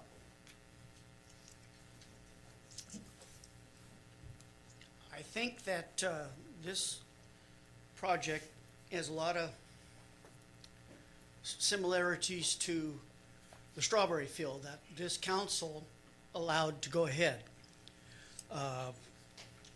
Back then, you could only turn right. And in this one, they can only come in right or go right. Traffic's horrible on Monte Vista, yet this council felt 110 single-family homes would lessen it without any changes. If you think 14 food trucks are bad, think about what else could go into that spot. I envision 75 small homes for the homeless. That could be your alternative, people. I think you could negotiate the number of trucks in there and maybe it needs to be smaller. I don't know. But as far as putting food trucks in a little thing like that, that's a fine thing for this property. Because what else can you put in there? You think a strip mall's going to be less traffic? It's going to be what it's going to be. I would have a suggestion for the developer on that back vacant lot that you have there, put in a dog park. Because that people will come out there, they'll run their dogs, and they'll grab a burrito before they go home. Anyone else wishing to speak on this item? Ron? Sorry. You're next in the back. Thank you. Hi. A question that someone else brought up is related to, is there enough parking space for the trucks that bring in the food trucks, you know, that tow them in. I think the parking space was 40 feet long, if I remember right, looking at the plan. I wonder if that's long enough for the tow truck and the food truck, or if the tow truck is gonna have to go park somewhere else, maybe take up a parking space. You referenced the general plan traffic study in 2012. Yeah, right. Okay, I understand why the director states that, but just look at the traffic that's there already. The countryside was poorly designed. That road there, all the business and traffic, you've already had to put up a barrier to keep people from turning from countryside into the westmost parking area where, yes, thank you, is.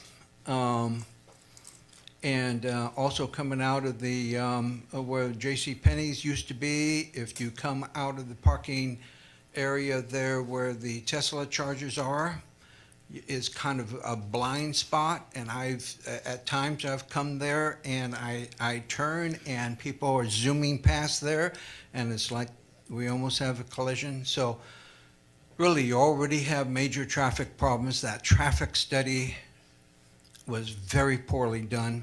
Okay, people have witnessed trucks making left-hand turns illegally across Fulcrest from the gas station. I saw an 18-wheeler doing that from the gas station on the other side of the freeway. That's going to be a problem. I think that's the main concern when it comes to the findings, because that's specifically what one of the findings is in terms of traffic. And I don't know, maybe if you could explain, you're not going to take a vote tonight, and somehow our city attorney is going to do a summary or something, so I don't quite understand that process. But, yeah, okay. I don't think anyone does, but thank you. Yes. Hello, my name is Denise, and I was here in March. So my reasoning is the same as before. We live right there on Countryside. I've been there 38 years. Yes, we do hear the highway and the noise on Fulcrest. But this is concerning right behind our fences, right behind our houses. We're going to be hearing generators. There's going to be lights. There's going to be, I'm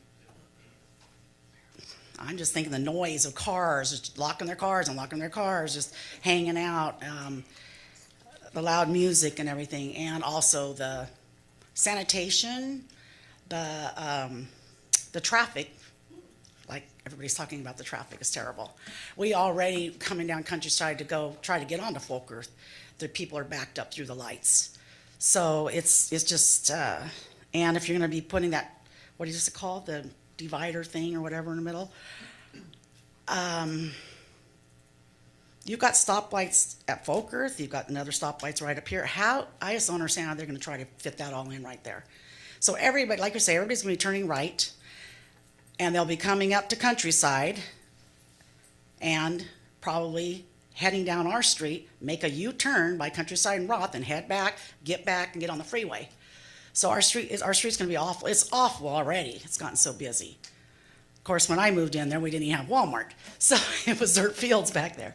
So we've seen big changes, and I'm totally against it. I think there's other places he could build if he wants to do that. Like I said, I'm not stupid. I've been there that many years. I know the property is for sale. I know David Paul. I wish they could put something that's, I don't even care if it's like not 4-story buildings or hotels, but maybe some little doctor's offices or or a dentist or something. But office that will not going to be creating that noise and the smells and the everything that would be happening right by us, and the traffic so crazy. So I'm definitely against it, so hope you take my consideration in fact. Thank you. Young lady in the back, did you want to speak?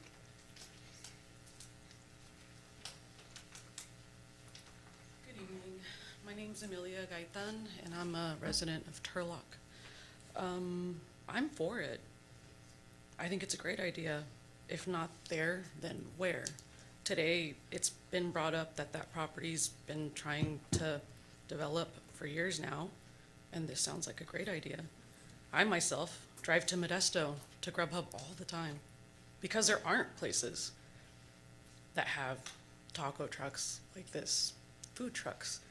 I go to the East Ave location at least once a week to purchase food.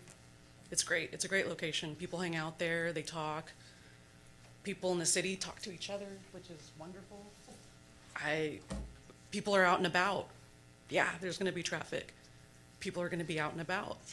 Unfortunately, Turlock's not a walkable city, so you're gonna have to drive to the places that you wanna go. It's unfortunate that they want that, I guess, parking, I guess, is gonna be restricted. I understand that, I guess, those locations across the way, those businesses across the way, they own those and they don't want them to park there. I've been over into some of those areas recently and have noticed restaurants that I never knew were there. And I've gone to go try them out because another restaurant brought me into the area. So I really, sure, there might be like some setbacks, but as far as trash, I mean, they're telling us that they're gonna be picking them up. They're gonna have receptacles to do all this stuff. Noise ordinance, I mean, 10 o'clock, right? Who hasn't had a party where you're playing music and then 10 o'clock hits, okay, you turn down the music. I mean, that's what code enforcement's there for, right? I never see the Turlock police. I'm sorry, but it's just like, I don't know what the heck they do. But, I don't know. But I think it's a great idea.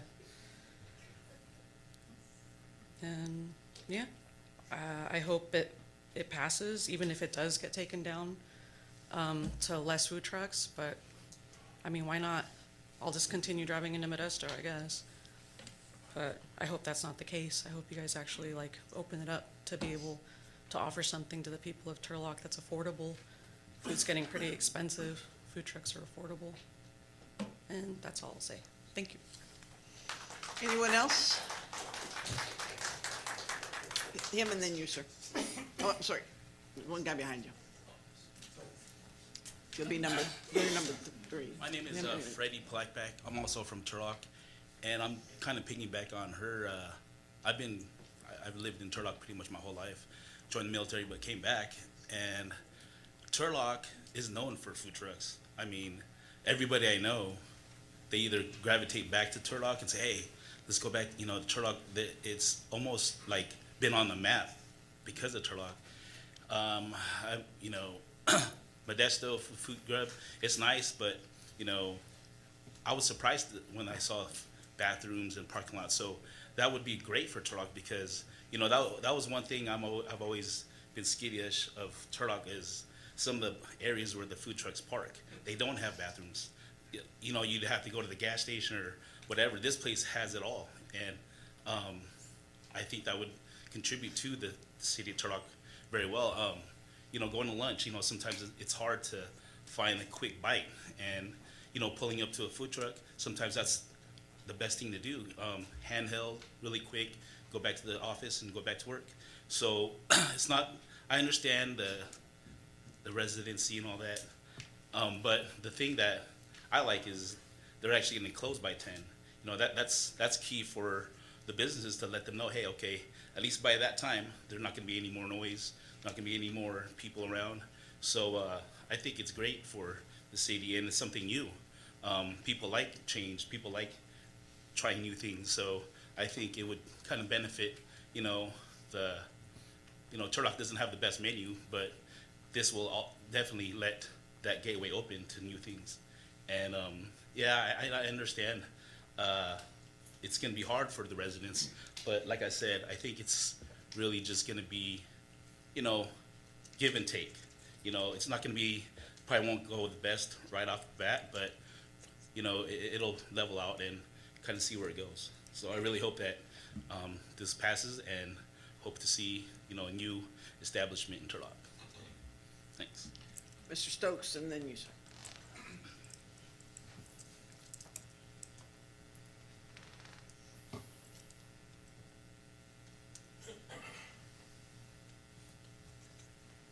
All right. Good evening.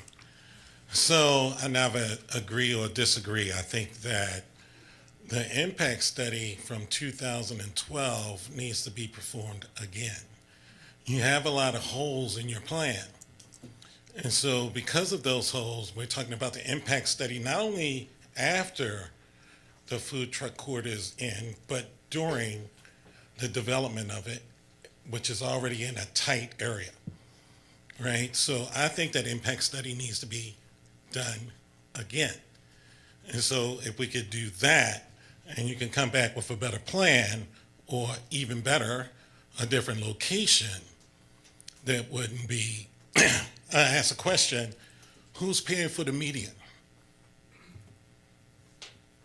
How about a traffic light? Because the people at Turlock don't want to pay for that, right? So all of these things need to be looked at first before we even look at, oh, let's just throw in a food truck court. That's not going to happen. And it doesn't make sense for it to happen right now. That's all I got to say. Sir.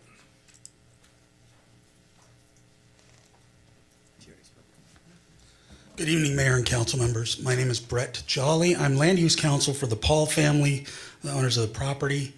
I just turned 50 last week, and like clockwork, I have to pull these out now every time I need to read.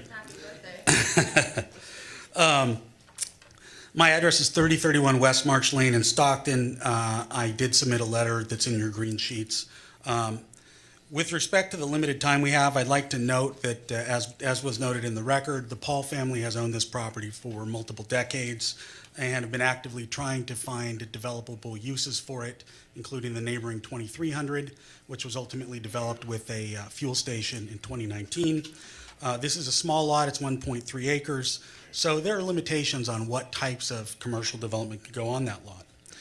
We do believe that it's appropriate for the council to approve the project and grant the appeal. We all know that those of us that do this for a living, that land use can be very emotional.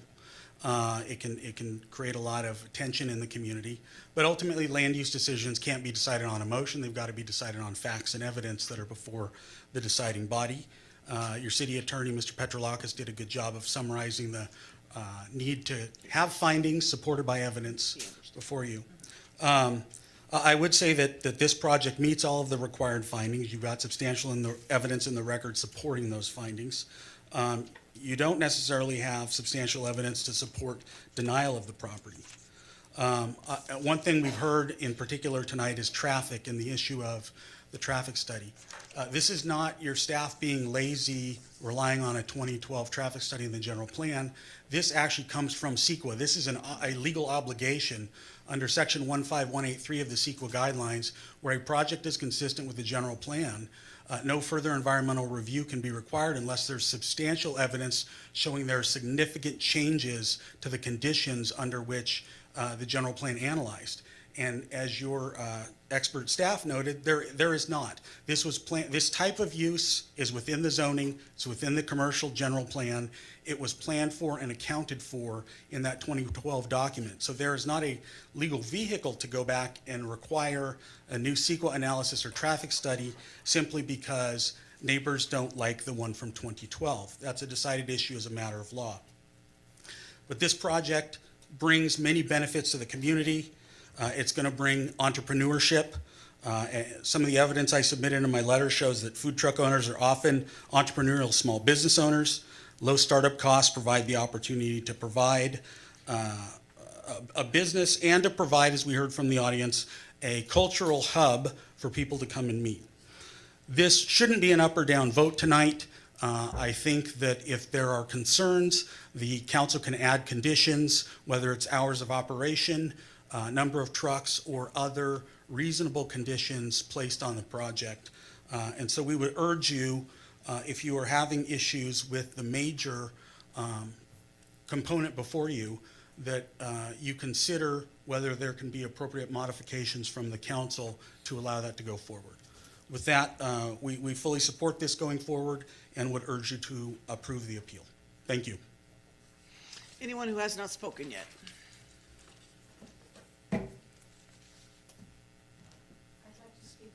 I'm sorry, we only do it one time. Come on up, sir.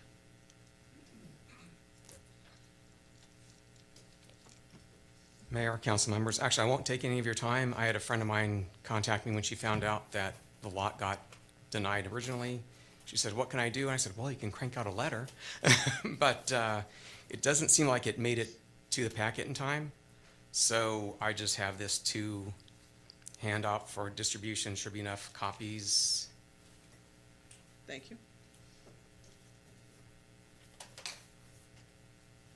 No, she was just all, of course it would be, recommending the project. I wouldn't be up here otherwise.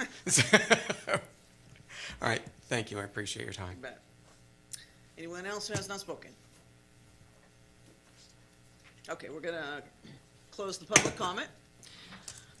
Bring it back for just some little comments, I guess, Mr. Petrolakis? Hey, Mayor, I just, Mr. Jolly, representing the landowner of where the project is, at the beginning of his comments, he said he did state in his limited time, so I think that Mr. Jolly should be presented the opportunity to take as much time as he wants, since it's kind of a rebuttal for the appellant, and I don't want him to be limited in any way if you have other comments.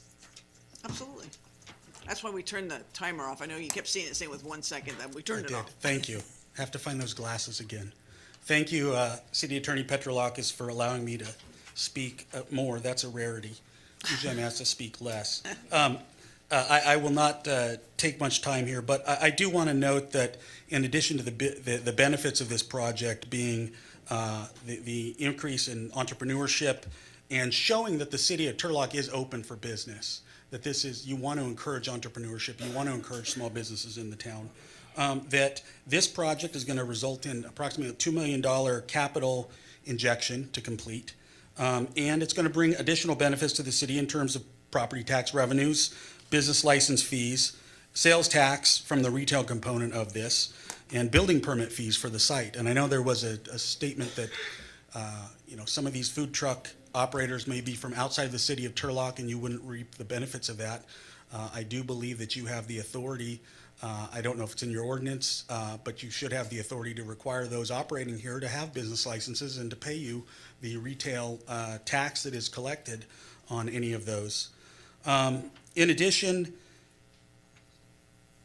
there have been ongoing trespass issues with this property, where the Paul family is constantly in a defensive mode of trying to clear trash, clear campers, clear homeless folks from trying to camp on that site.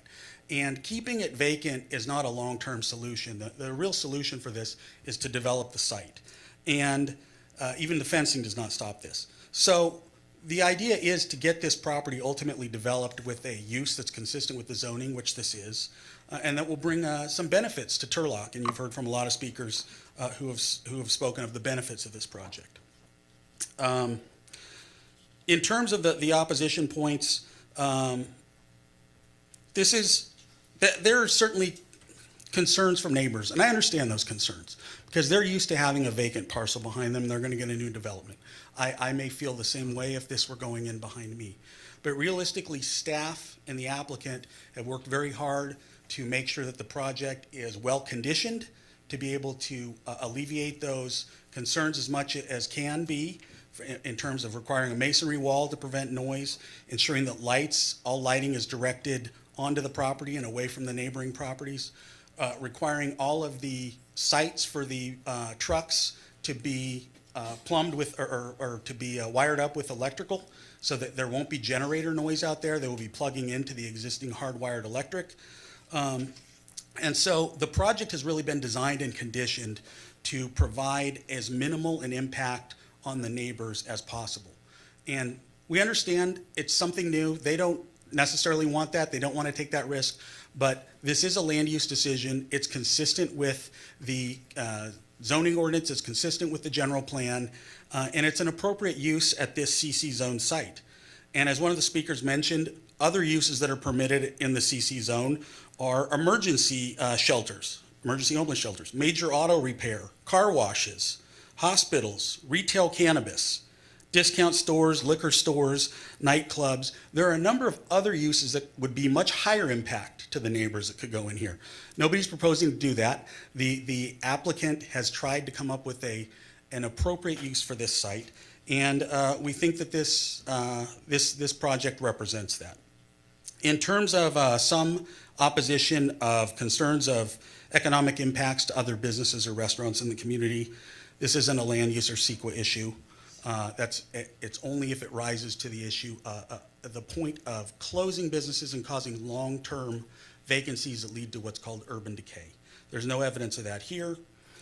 So based on all of the evidence before you, I submit you have substantial evidence supporting approval of this project. Again, if you feel that it's appropriate to discuss potential additional conditions on the project.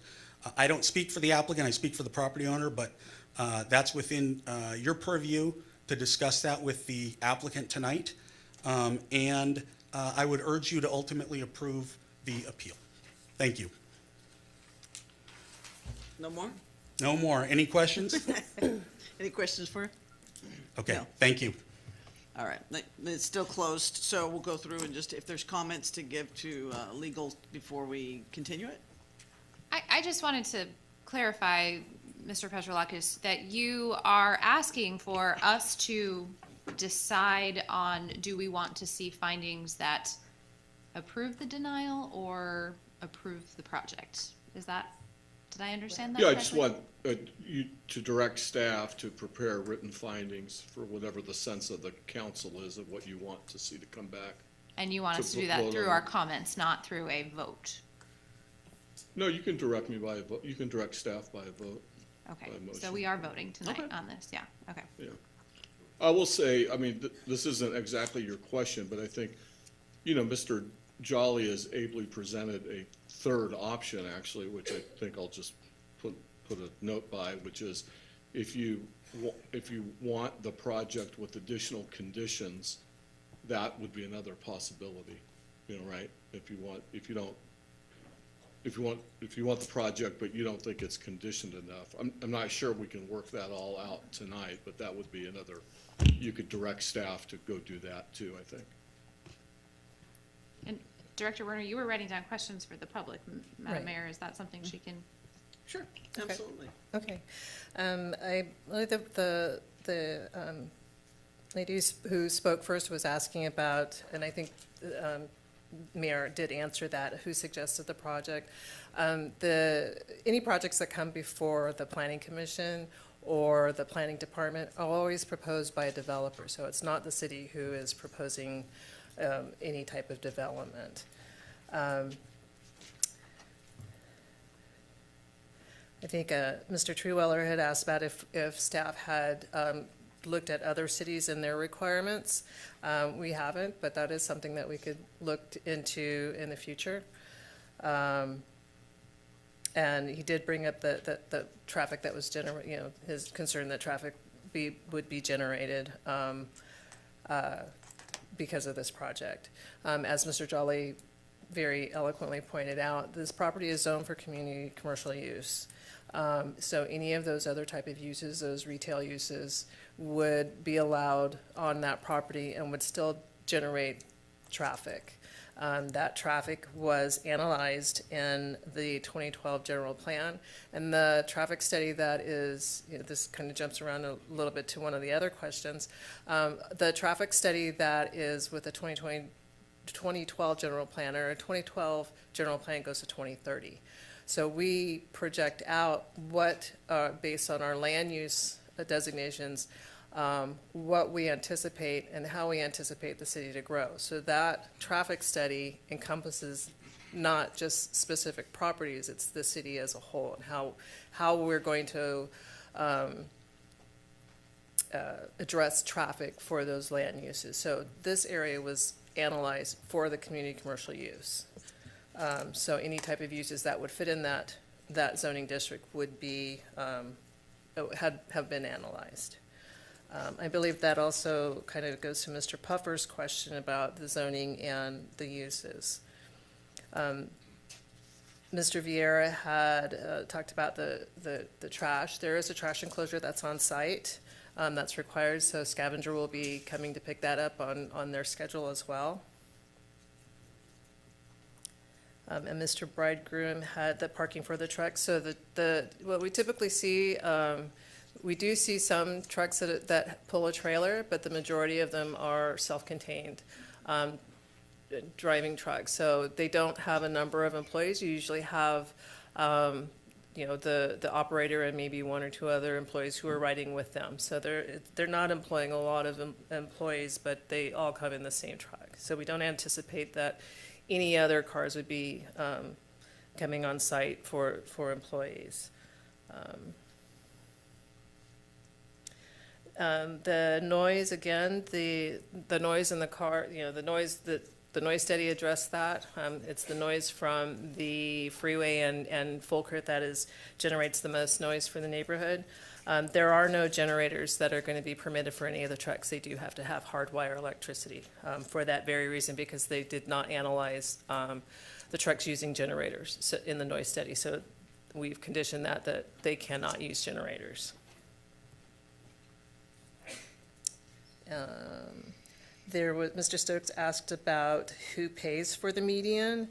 So the median or any addition of any kind of traffic mechanism to limit that would be incumbent on the developer or the applicant they would incur that cost. The city would not incur that cost. He also spoke about a traffic light. I believe Countryside and there is a traffic signal just to the east on Countryside where I think the gas station is on the corner. So it is a signalized intersection there. So they could I'm not sure if there's a U-turn that would be allowed there, but they could go to a signalized intersection and safely make a turn and head either north or I'm not sure if there's a U-turn allowed at that intersection, but it is signalized at that intersection. And Mr. Jolly did bring up about a business license. A business license is required for all of the operators, as well as a permit through the planning department, which all of our mobile food vendors are also required to have a mobile food vendor permit. And those are renewed annually, both the business license and the planning permit. With regard to the median, you said that there is already a plan to have a median. There was yes. The general plan showed that there was going to be a median in Folkert. When these three lots where there was a parcel map that was done in 2002 that required the median be put in with the first building permit that was done on any development in the three parcels, and that should have been done in 2019. We couldn't find, during our research, that wasn't done when that gas station went in. I couldn't tell you, why it was missed or, what the circumstances were then. But also when the Folkert interchange was reconstructed, it could have been done at that time too, and it still wasn't put in. With regard to the traffic study, and I'm sure people coming off of 99 Folkert, coming in, making a left on Countryside to head up toward In-N-Out, let's just say. Chick-fil-A. There's, Chick-fil-A, whatever it has to be. I mean, behind Food for Less, Food Max is, I don't know how many acres out there that is, I'm sure, commercial development property. If we're concerned about traffic from 13 or 14 food trucks, what's the plan around the corner? Okay, so the same general plan, the 2012 general plan, and that same traffic study that analyzed all the land uses and zoning in the city, we would be looking toward that to do the same thing. Countryside, Tuolumne, Monte Vista were all constructed to be able to handle the traffic that flows on those streets based on those land uses in that area. You had other questions, or you got them all done? I think I've got them all done. We have many. Go ahead. Question and comments. I have a couple questions, actually. Do you don't mind? No, I don't. Okay. So, isn't there 2 more lights east of Fulkerth and potentially 3 when the development of that land behind Food Max? So there's 2 that are like really short, going to be in between like IHOP and Chung's. My understanding, IHOP and who? yeah, there's, am I wrong, Mr. Vieira? Isn't that, yeah, the engineering's doing them. So. Oh, on Countryside as On you go north. Countryside, yeah. Yes. So that's gonna stall it back, right? So, As far as the traffic on Countryside, yeah. yeah. Going either direction. So, I also would say, I mean, I would love for us to look at the LPRs, because that's gonna give you a lot of understanding that we probably might not have had previously with how many cars are going through, but go ahead. So I have a lot of concerns. I like projects like these. I will say that. But I'm concerned about the location of this project. I thought the traffic study was current. I did not realize it was from 2012. So one of the things we see during the holiday season is the Briggsmore and 99 off-ramp backed up on the freeway, right? Out on the freeway because the traffic can't get off at the light. So where the taco trucks are proposed here at this intersection, there's an off-ramp there. There's a signal light there. And if you sit in the Circle K parking lot and you watch the traffic go, people that are even coming off the freeway are trying to hop into the left-hand turn lane to turn left onto Countryside. That left-hand turn lane backs up and then traffic is at a standstill. My Starbucks that's across the street on the corner of Countryside and Fulkerth tried to go into this location and could not because of their drive-through traffic. The parking places, 33 on-site parking.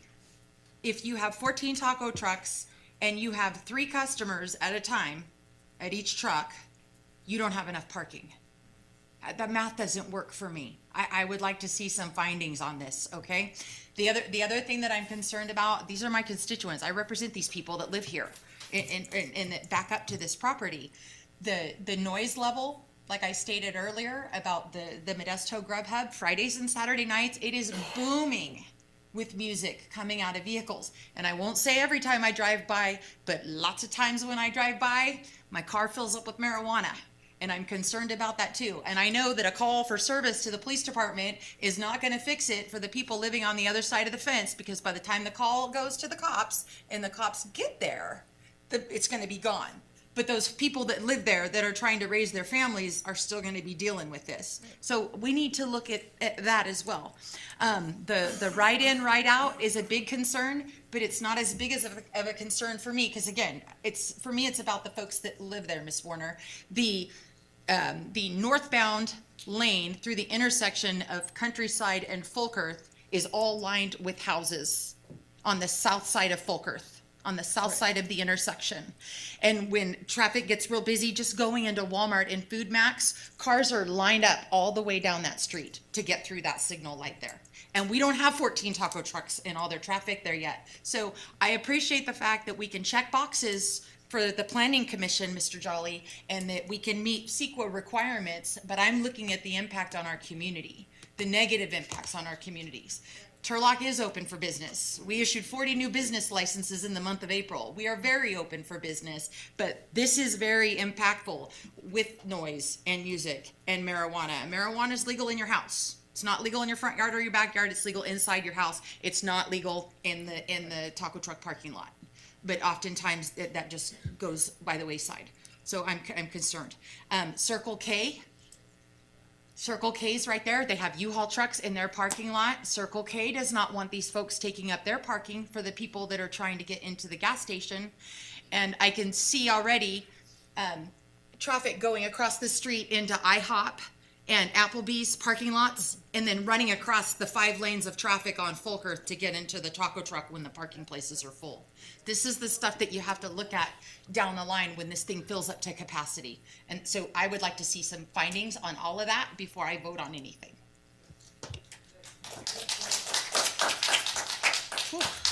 You exhaust me. Sorry. Anybody else have any discussions? Well, I mean, you know, I too would like to see more information about the, you know, we don't, looking to the other municipalities on is how much parking do you really need for 14 food trucks, and what, you know, what kind of in and out, not in and out, but you know, the traffic coming and going are we going to be expecting here? I do think that the facts regarding, you know, traffic and noise and uses, like it is, you know, you could have a restaurant there and that would have a minor discretionary permit. You could have a hotel there where people are making noise at 12, you know, midnight, even though they're not supposed to with an ordinance. But you know, things like that happen. So I'm not particularly convinced that this is a use that is, you know, inconsistent with our planning. If this were to ever come back for approval, we need to right the issue of the left-hand turn. You know, that median should have been there from a long time ago, and it got overlooked, and this is the time to fix it. I would also be interested in having that gate locked from 10 p.m. to a time that can be, you know, agreeable with the operator, 10 a.m., something like that, to mitigate the overnight effects. So. You got anything? Mr. Peshalakis, do you have enough to go with? Absolutely not.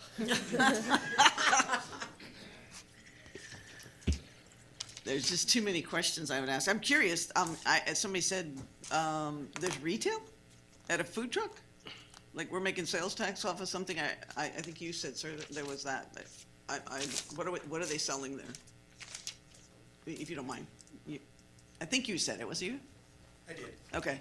I did. Again, for the record, Brett Jolly for the Thank you. property owner. Well, let's put it this way. I went to law school because I'm not good with numbers, and tax is my least favorite subject. Yeah. But bearing that condition in mind, whenever you're buying from a restaurant, you're paying a sales tax on your prepared, the food that is being prepared for you and sold. I may be wrong if there is tax on food trucks, but I believe that there is sales tax that comes off of food truck sales as well. If somebody is more knowledgeable on this subject and can correct me, that's fine. But that's where I was going with that. When you said retail, I'm thinking merch. And I'm like, No, I'm not meaning merch. I'm just meaning in terms of food. I know that when we pay for food at a restaurant, we pay for tax on it, whether Fair we're enough. taking it out or eating it there. Okay, So, I appreciate thank you. that. Yeah, thank you. Ms. Peshalakis, your light's on. What's up? Well, I was going to give an example, I think, maybe to help the council. If you were ready to, if you wanted the project to go forward as is, what staff would appreciate is a motion directing staff to return to the council with augmented findings granting the appeal, essentially. So now that said, based on a little bit of what I heard, remember the planning commission denied the project, so didn't get into the issue of, didn't put a lot of thought into additional conditions or revised conditions. So what I just said, I'm not, based on what I've heard, it might be more appropriate to direct the staff to confer with the applicant if you want to see a project that has more conditions that a majority of you might like. So that's an alternative there. And then if the other way to do it would be to direct staff to return to council with augmented findings denying the appeal, thus denying the project essentially. So I think you do have kind of those three options. Adopt it as is, reject it as is, or try to work out some conditions that might make it more, agreeable to a majority of the council. Would you need specifics for that? No, I mean specifics in what way? I mean, if you want conditions, maybe we could have a little more discussion about what conditions the council would be looking for, but I don't know that we need a ton of specifics. I can't get there with the traffic issue. Not in the middle of a meeting. That's me, personally.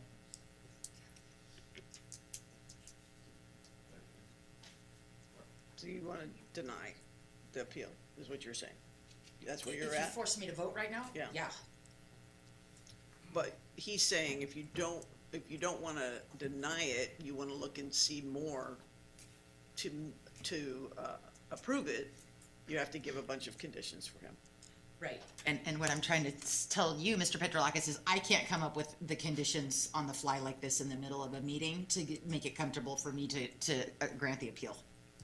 And then we'd be leaving. Yeah, I think we're saying the same thing different ways. That's why I think it's a matter of, does the majority of the council want to see the project come back with some additional conditions that might address some of the concerns addressed tonight? If you want that, you can direct the staff to talk, talk to the applicant and come back with something like that.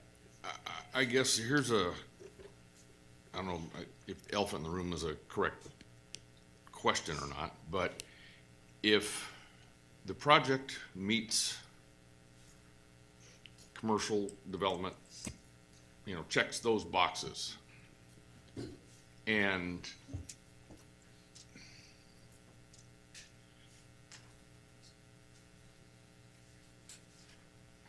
what's to keep the applicant from litigation? Oh, applicants can always litigate. There's This is nothing- California, you can litigate anything. Well, I understand Yeah. that, but I mean, I guess, Listen, I don't like to give legal advice in public, right? But, I'm confident that the council can make whatever decision in the range of decisions we've discussed tonight with, a reasonable amount of risk. And you all know I'm pretty conservative on these things, so. Well, I mean, I'm hearing that we need more information on how the traffic is actually going to work out, right? I mean, because I won't make a motion yet, but I think that I could foresee making a motion to direct staff to get us more information, like get more specific about how the traffic is gonna work and get more information on exactly how many parking spaces you need. And I've thrown out 2 conditions that I'd like to see already. Would anybody else have an appetite for that? I would like to see a median too. Well, yes, that. Yeah, and when would it be done? So much. Again, but, just like I talked about, just around the corner behind, we've got how many acres of commercial property that is in the plan, that this is a spit in the ocean compared to what is going to be in the, within a quarter of a mile of But that. those are master plans, so we're not even have much say. Well, so is this. This is a master plan. Well, it was zoned for the general plan, correct? Yeah, it's commercial. I think it's in a master plan, it's in one of your older master plan areas. It's in the Northwest Triangle Specific Yeah. Plan Master Plan. That was approved in the early 1990s. This property as well as Monte Vista Crossing, so going north on Countryside as well. When the acreage behind the property, behind Food Max develops, we'll look at that as it starts to develop, and so it will have some conditions as well. We look back, every time we're analyzing any type of infill project, we have to look at the general plan and we have to look at our zoning, to see, those are the documents we have to rely on. And as Mr. Jolly pointed out, that even though our general plan is from 2012, it analyzed and from 2012 until built, till it sunsets in 2030. So we have that document for that long, but it did look at those impacts for that period of time. So what I hear is that we need more information before we can tell you one way or another, Mr. Petrolakis. If you're asking us to say, lean this way or this way, then I could hear. Well, but that's the decision before the council. I don't think you Okay. can do any of the 3, it seems to me, but, Well, if you don't have more information for us, then at this point, I think you're gonna hear probably, I'm just guessing, just deny it. But if we sent you back, just to get more information for us before we make a deny or approve, that would be helpful. So just more information or more information where we try to develop conditions that speak to the more information?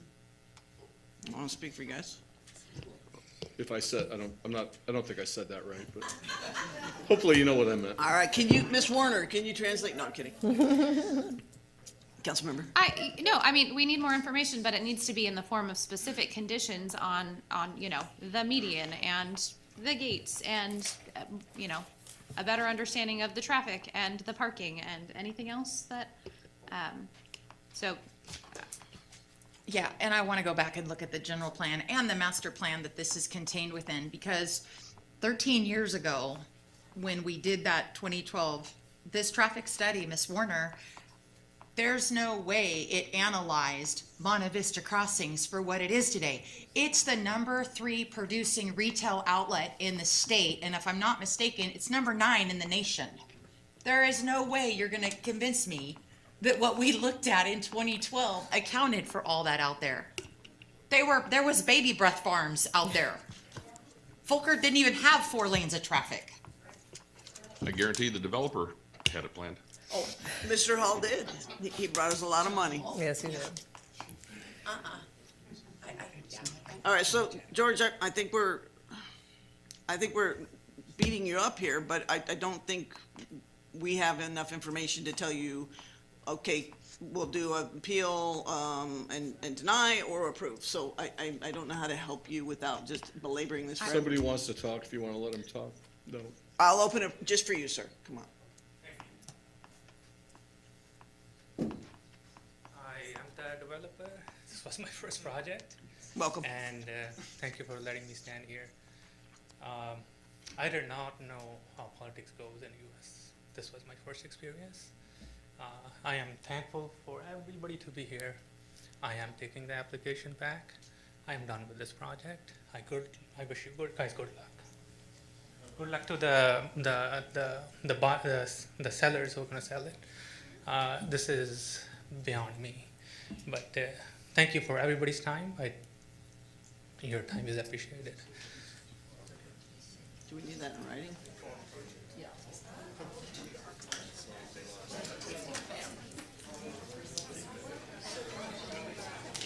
Yeah, can I make, just to put a final point on this, can we motion to table this and we can get some information on what was just presented to us here?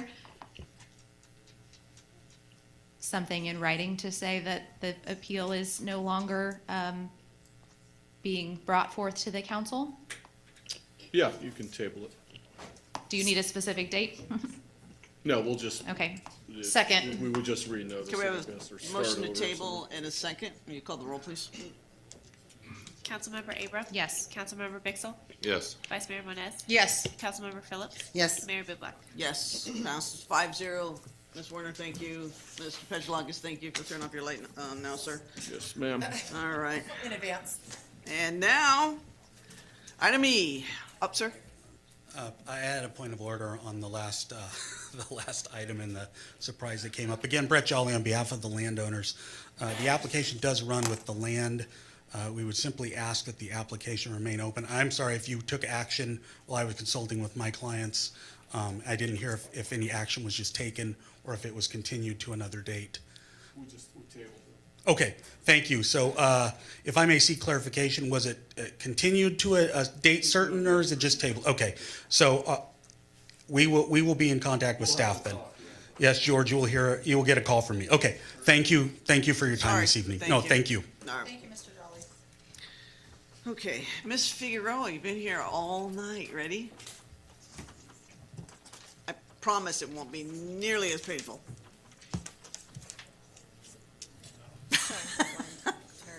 Okay, it might be. Thank you. That was painful.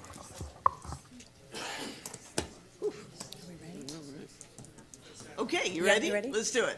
Good evening, Mayor, members of council, and community members. The item before you is a request for approval and submission. You guys, just 1 second, Ms. Figueroa. You guys, we're gonna try and keep going if you guys wanna have a conversation outside, it'd be wonderful. All right, please proceed. The item before you is a request for approval and submission of the fiscal years 2025 through 2029 Consolidated Plan and fiscal year 2025-2026 Annual Action Plan to the U.S. Department of Housing and Urban Development, or HUD. The City of Turlock partnered with Stanislaus County, the lead entity of the consortium, in working with LaSalle Development Consultants. These plans are on time, and HUD has established a 45-day deadline from the date of the application letter. However, staff have been advised by HUD reps that it is best to get the plans in as soon as possible, given the uncertainty at the federal level. Now I'll turn it over to the consultant from LaSalle Development Consultants, Daniel Serrano, to present the plans. Welcome. Good evening. Good evening, Mayor Bublock and City Council members. My name is Danny Serrano with LaSalle Development Consultants, and I'll be providing a presentation on the 2025-29 Consolidated Plan, and will then be available for any questions. So in terms of the agenda, I will briefly touch on what consolidated plans are, what we're trying to achieve, the anticipated federal funding sources that the city and other jurisdictions associated with this effort are anticipating to receive in this next 5-year consolidated plan cycle, and some examples as to how this funding could be utilized. I'll briefly touch on some of the key results from our data analysis and community engagement, and then I'll present the proposed consolidated plan goals and the Turlock Annual Action Plan projects. And then we'll conclude with staff recommendations for City Council's consideration, and then be available for any questions. So the Consolidated Plan, or Comp Plan, is required by the U.S. Department of Housing and Urban Development and must be updated every 5 years in order to receive federal funding. And we'll talk about what those federal funds are in a moment. But the Comp Plan serves as the framework planning document for a community-wide dialogue to identify the top housing and community development needs for low and moderate income populations, and to set priorities and goals for the use of these funds over the next 5 years that align with the HUD funding programs. So the Comp Plan is carried out through the Annual Action Plan, which are prepared annually and provide a summary of the actions, activities, and the specific federal resources that will be used each year to address and implement the priority needs and the specific goals identified in the Consolidated Plan. And then the Consolidated Plan Annual Performance and Evaluation Report, also known as a CAPER, is prepared annually to report on the accomplishments and the progress towards the Consolidated Plan goals. So in some instances, jurisdictions will prepare their own Consolidated Plan, just for their single jurisdiction. In other instances, jurisdictions come together and form a group, or what's called a consortium, in order to collaborate and prepare a joint consolidated plan and pool their resources and efforts to address shared community development strategies and challenges. So in order to receive HUD funding, the Stanislaus Urban County and the City of Turlock have prepared a joint 5-year consolidated plan for fiscal years 2025 through 2029, which will serve as a blueprint for the expenditures of federal funds in the communities of Ceres, Houston, Newman, Oakdale, Patterson, Riverside, Turlock, Waterford, and the unincorporated areas of Stanislaus County. So Stanislaus Urban County, which you see here in green, is a multi-jurisdictional CDBG and ESG entitlement made up of the cities of Ceres, Houston, Newman, basically everyone within the county with the exception of Turlock and Modesto. And then in orange, we have the Stanislaus Home Consortium, and the members of the Home Consortium are the Stanislaus Urban County and Turlock, so everybody minus Modesto. And both for the Stanislaus Urban County and the Stanislaus Home Consortium, Stanislaus County itself is the lead entity. And not to make this any more confusing, but the City of Turlock has its own CDBG entitlement, which means that City of Turlock has to prepare its own annual action plan. Okay. So during the 5-year plan, Stanislaus Urban County and the Home Consortium expect to receive approximately 2.3 annually in CDBG funding for a 5-year total of $11.5 million. So community development block grants, or CDBG, their goal is to serve low and moderate income populations, persons, and some examples are on the slide here, anything from public infrastructure to facilities to economic development. And then the Home Investment Partnerships Program, this one we're anticipating to receive about 1.2 million annually for a 5-year total of about 6.3 million. And this one is primarily for affordable housing, so it could be anything from first-time homebuyer assistance to the construction of new affordable housing. And then last is the Emergency Solutions Grants, or ESG, and it's anticipated to receive about 200,000 annually for a 5-year total of about 1 million. And I'll just say that for ESG, it's primarily for funding program for homeless to address homelessness. So as I mentioned before, CDBG funds are also, City of Turlock is also a CDBG entitlement. So during the 5-year consolidated plan period, the City of Turlock is expected to receive about $621,000 annually in CDBG funding for a 5-year total of about $3.1 million. And not to make this more confusing than it has to be, but the city is anticipating to receive home program income because the City of Turlock used to be the lead entity for home at one point in time. And so those totals would be $550,000 during the 5-year program. And then lastly, the city has approximately $6 million in carryover funds related to home activities approved under the city's prior 2024-2025 annual action plan. And any changes to the city's prior 2024-2025 annual action plan for home funds will be done through the city's 2024-2025 annual action plan through a substantial amendment as appropriate. So next, I'd like to highlight some of the major steps in preparing the consolidated plan. The effort was initiated in December of last year, which started with a technical analysis of the existing data, which was then further enhanced by a stakeholder survey, as well as a series of stakeholder meetings and community workshops over the last few months. And then the comp plan was circulated for public review in April and May. And I'll just say the county and the 7 other participating jurisdictions, Ceres, Houston, Newman, Oakdale, Patterson, Riverside, Waterford, and the county have already adopted the consolidated plan. So the next step is for the county to submit the consolidated plan to the U.S. Department of HUD for review.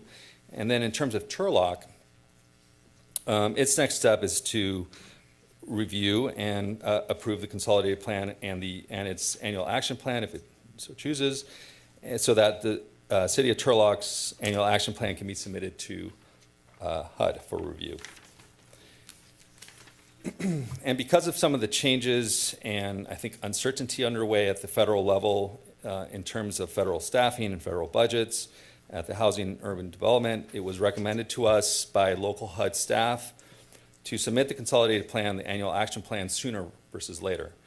Because the later you submit your annual action plan, the greater the chance for a delay or a longer response time from HUD in terms of getting HUD approval, which in essence could potentially mean receiving your funding later than typical. So before I touch on some of the key takeaways from the technical analysis and community engagement process, I just want to briefly highlight the community engagement efforts to date. So the community outreach process for the consolidated plan included agency phone and email consultations, stakeholder interviews, online and in-person community meetings and workshops, as well as community survey that received approximately 200 responses since February, reflecting a wide range of input from community members, and about 1/3 of those survey responses were from residents in the City of Turlock.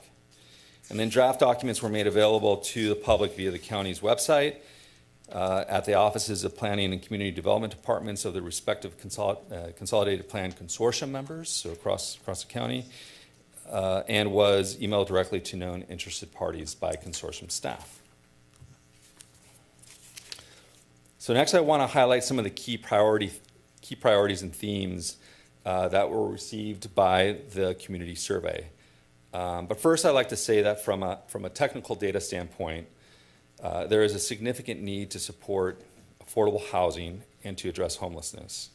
And so I just want to quickly touch on that first with a couple of data points. So, so among all households in the county, the rate of cost burden, and cost burden is when you're paying more than 30% of your household income on housing. So among all households in the county, the rate of cost burden is near 80% for those earning less than 50% of the area median income. So this means that 4 out of every 5 households earning up to or less than half of the area median income are cost burdened. And then the rate of severe cost burden, and these are folks whose households are paying more than 50% of their household income for housing, is roughly 60%. So the rate of severe cost burden is 60% for those earning less than about half of the area median income.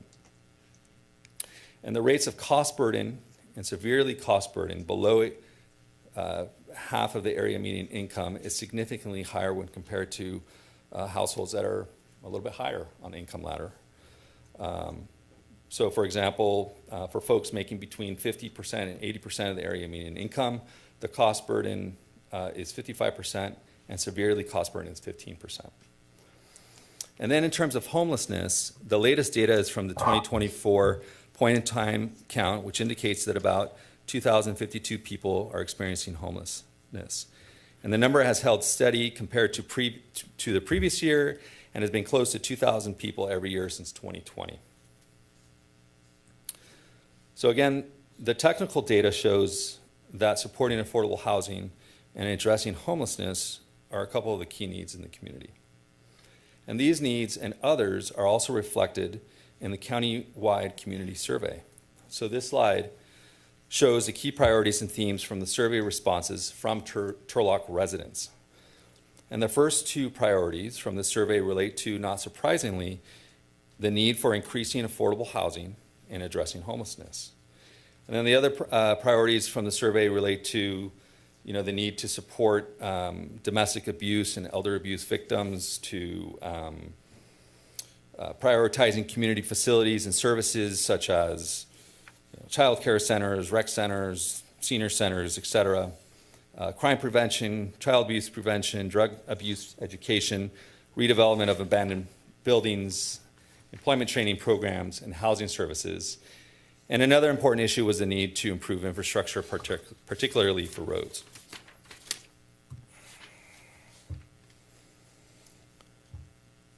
And so I think what HUD is really looking for is a through line between the technical data analysis and community feedback when developing the goals for the consolidated plan, while ensuring that the federal funding programs requirements are being met.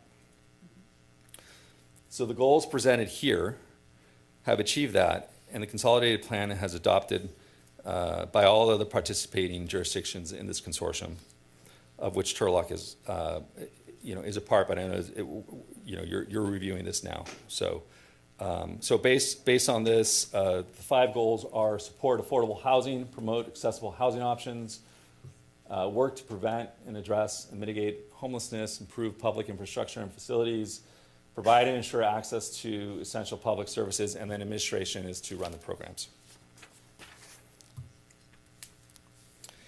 So if you recall, the consolidated plan is a larger document. It's general. It's the document that includes the data, the prioritization of the needs and the goals.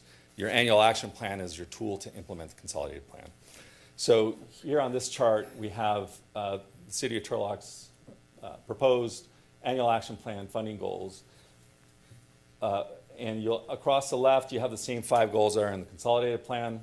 And then as you move to the right, you'll see there's a column that talks about the amount of funding by federal funding source for each goal. And this would be for fiscal year 2025 to 2026. And we'll get into a little bit more detail here in a second.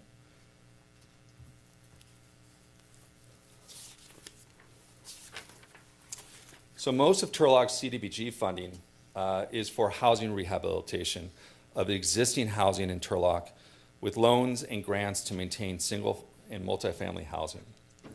And funds related to Turlock's home program income funds, which is about 110,000, will be utilized for home consortium-wide housing rehab for owner and renter-occupied units. So this is the blue bar that you see. And then there's about 70,000 for services that are Turlock-based for Turlock residents, as this is shown in green. That include a range of services from supporting recreation and meal programs to youth navigation services, domestic violence, supporting domestic violence victims, and then homeless support services.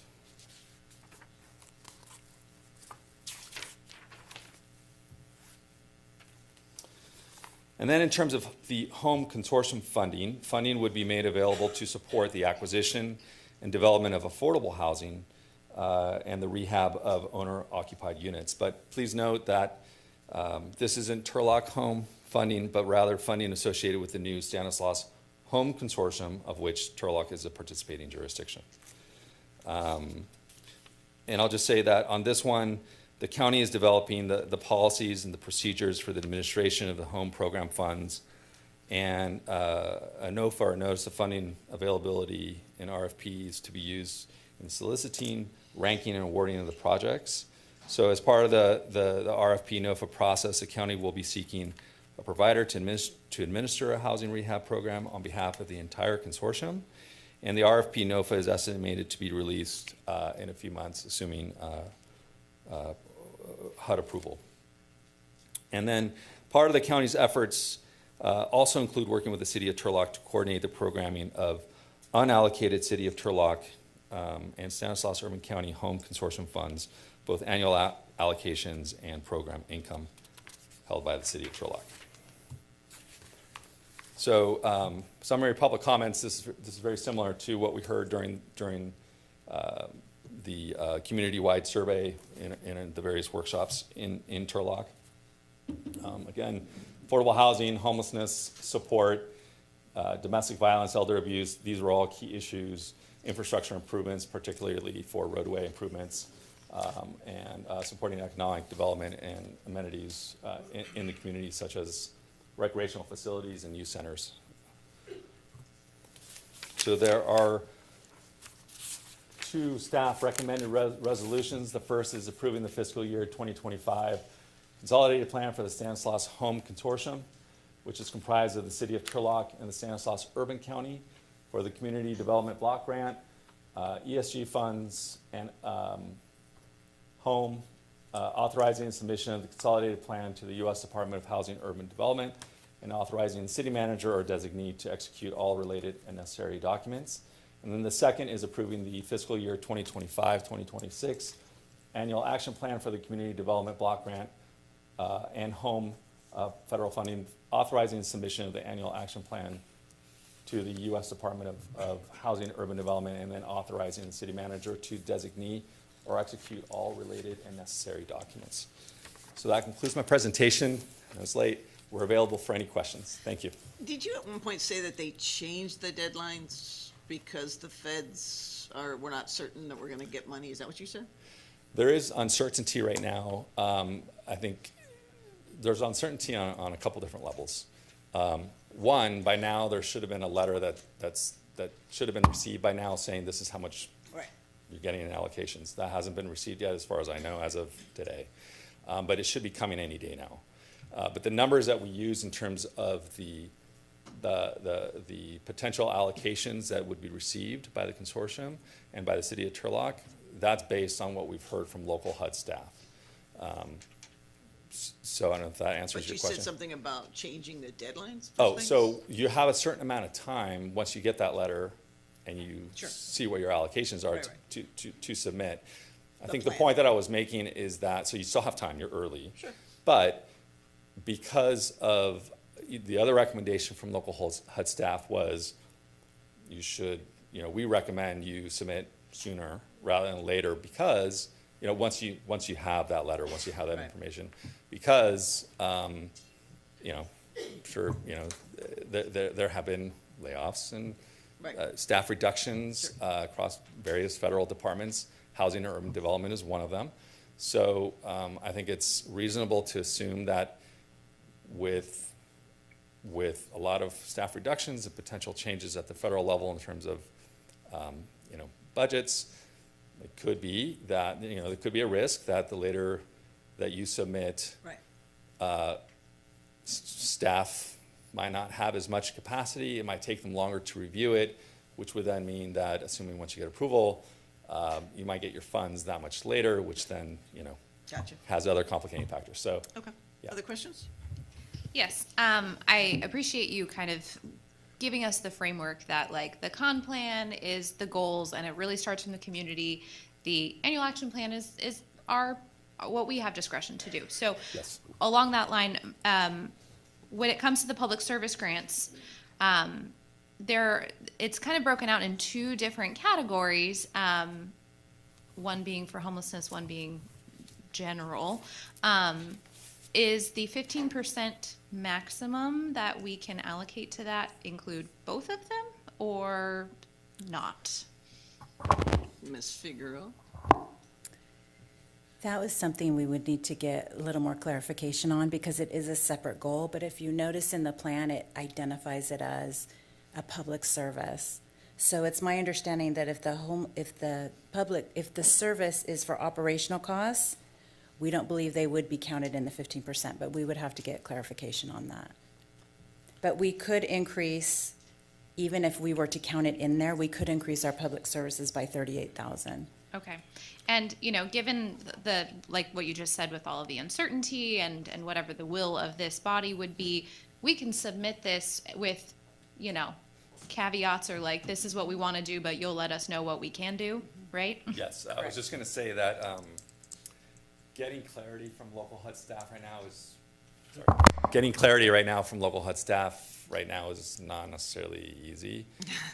So if you were to consider, adopting the plan and making some conditions on it, that are clear for staff to be able to submit this to HUD, I think that's great. You still have to go through a review process with HUD anyway, so they still have the opportunity to kind of take a bite at the apple and provide any comments, back. So before you get approval. Awesome. Any other questions? Okay, we'll open it to the public. Anyone wishing to speak on this item? Yeah, come on out.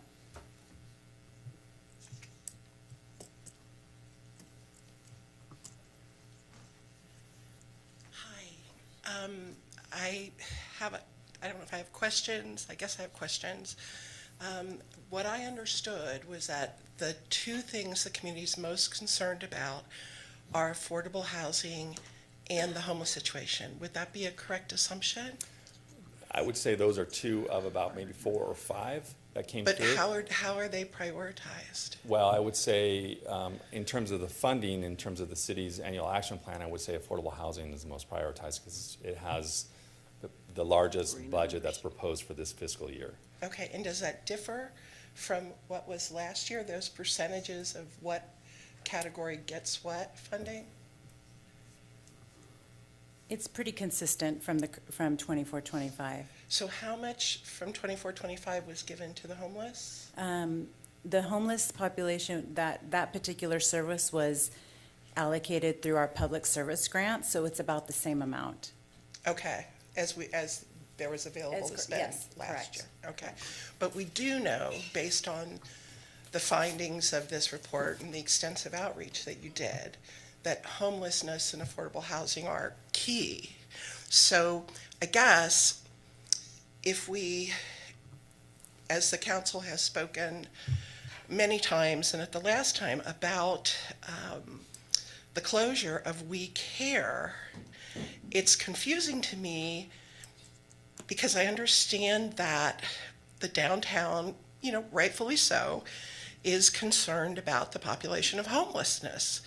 But what I can't get is that if the folks who took the survey thinks it's vitally important, and the business community around us would like to see the number of homeless diminish, which is sensible, then when we close a shelter with 49 men in it, and they have nowhere else to go, how is putting those 49 men outside a solution? That's what I can't figure out.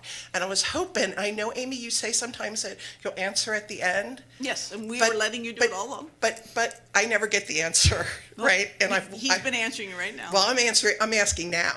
Why? We're not gonna speak to we care, we're gonna speak to the item here. Okay, If you have a question of that. why are we not funding with available funding? Why are we not funding what is clearly a community priority? And how does ignoring that community priority, I still don't understand the prior actions, since you're learning about this, the prior actions of closing a shelter to reduce the number of homeless downtown because you're letting 49 more out. I'm sure that won't get answered, but my time is up and I appreciate it. All right, anyone else?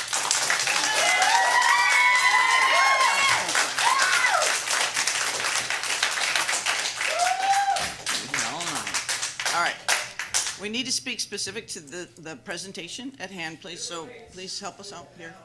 We all have public comment at the end, so feel free to just wait and have that comment, but we're gonna speak to this specific, please. My question is, how does it get decided how the funds get allocated? Because there's a much larger amount of money being allocated to affordable housing as opposed to our displaced friends. Because that's one thing that is always confusing to me, is there's such a need, not just in Turlock, but in all of Stanislaus County.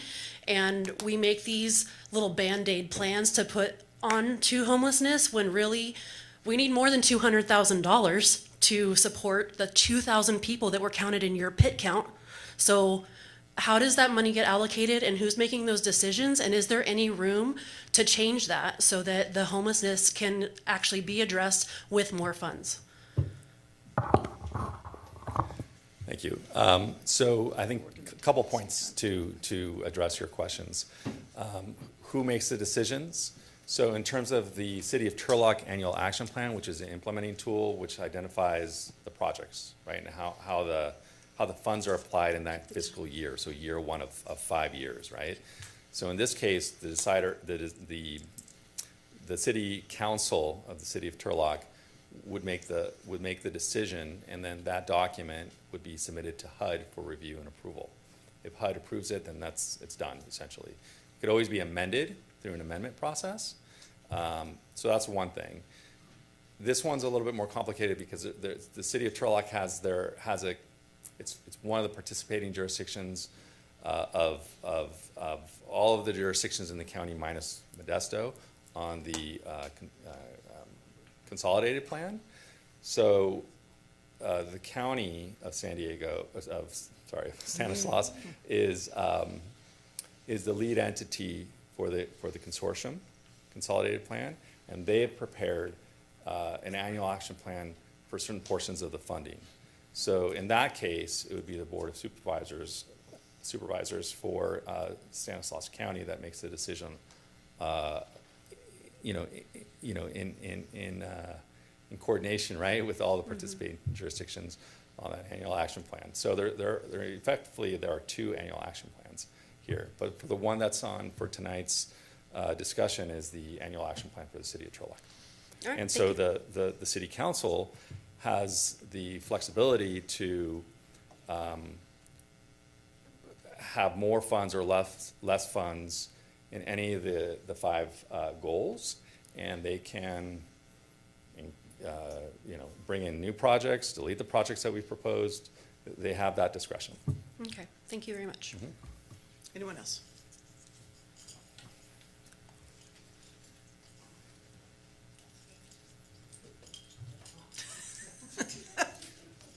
Let's go. I know. Hi, all. My name is Giancarlo from the Central Valley Black Indigenous People of Color Coalition, and it makes plenty of sense for residents to find affordable housing is to be a priority because it's not accessible for a lot of folks, especially in my generation as a millennial and the generations that come after me. But even then, I don't think this is even enough. I do support that, and I think that we do need to make sure that everybody has access to affordable housing. But we need to find as many amounts of funding, all right? Since, recently about 3 of y'all denied a state grant for this. I support this, but we need to keep ensuring that folks have equitable chances to have housing, okay? Because the folks in the generation before me, and I vividly remember, were able to basically, like, family where both parents were living a minimum wage job, were able to afford to buy a home. And me, as just a single individual, would struggle and have to pay a significant amount. And all the folks in my generation and before have to. So really, really think of your constituents, the folks that y'all represent, who really want this, because it says it in the statistics, okay? Thank you. Anyone else? Anybody else? Ron, are you coming?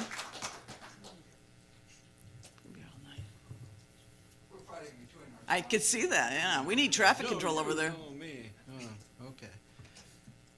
I think you mentioned the $6 million. I forget exactly. That was home funds, I think it was. That's part of the $20 million that we have in the bank in the city of Turlock. I'd like to ask the question of when the first-time home buyer program is going to be updated, okay? Because the one we have now doesn't work with the cost of housing and interest rates. And I know Matt and Jim Tice talked to you guys about it at least a year ago, so I'm wondering what the holdup is and when we might be able to change that and get that implemented. I think I may have heard you say something about elder abuse. I don't know if this has changed or not, but back when I was caring for my mom, the Stanislaus County, even though they're mandated by law to investigate all accusations of elder abuse outside of a facility, they actually made the decision to, if you pay a caregiver to take care of yourself or your family member, and there's an accusation of elder abuse, the county Adult Protective Services would not investigate it. That the state somehow gives the county to make decisions on their own. I know that I called up Merced County, and they told me if you lived in Merced, we would investigate it. Stanislaus County, they sent me to 20 different federal and state organizations before I finally had a meeting with Vito and the head of the county offices and finally got an admission, we choose not to do it. So I don't know, that's probably a money issue with them, okay, because, they've got a lot of work. So I don't know if some of this money could be used for that.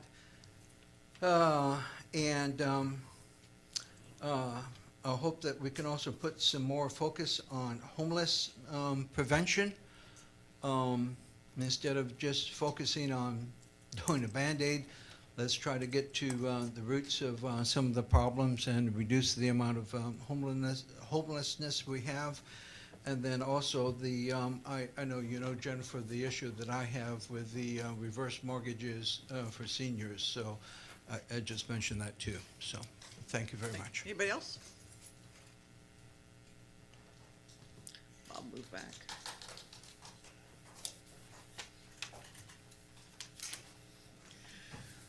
So we have a consortium that gets federal and state money that we then disperse out to the county and to 6 or 7 cities. And in that, part of the money is to deal with the homeless within each of the cities, in which Turlock has some of it. Do I have that right? Is that Do you want me to everybody's understanding? Oh, sorry. So there are 9 participating jurisdictions. Right, okay. And maybe if I bring back this. And the funds come from federal and state sources? They come from federal sources. Federal sources.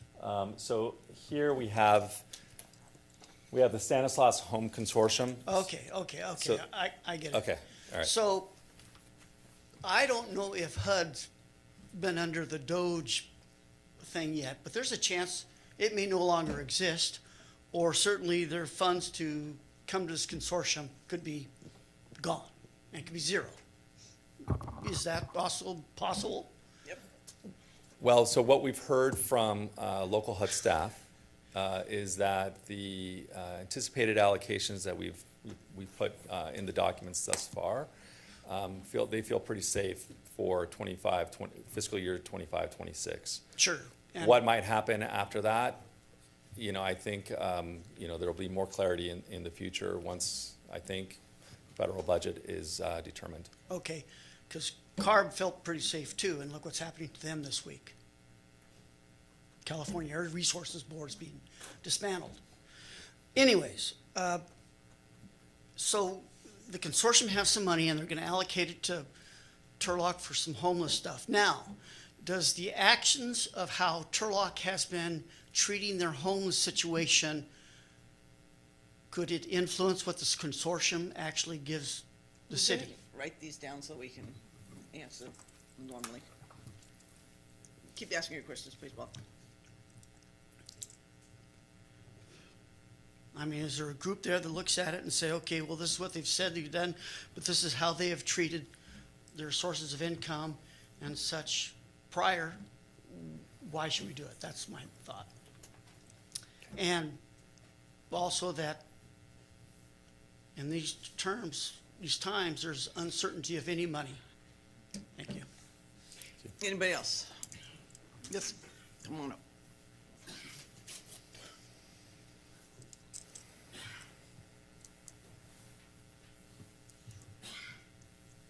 Nick Patterson, a resident of Turlock.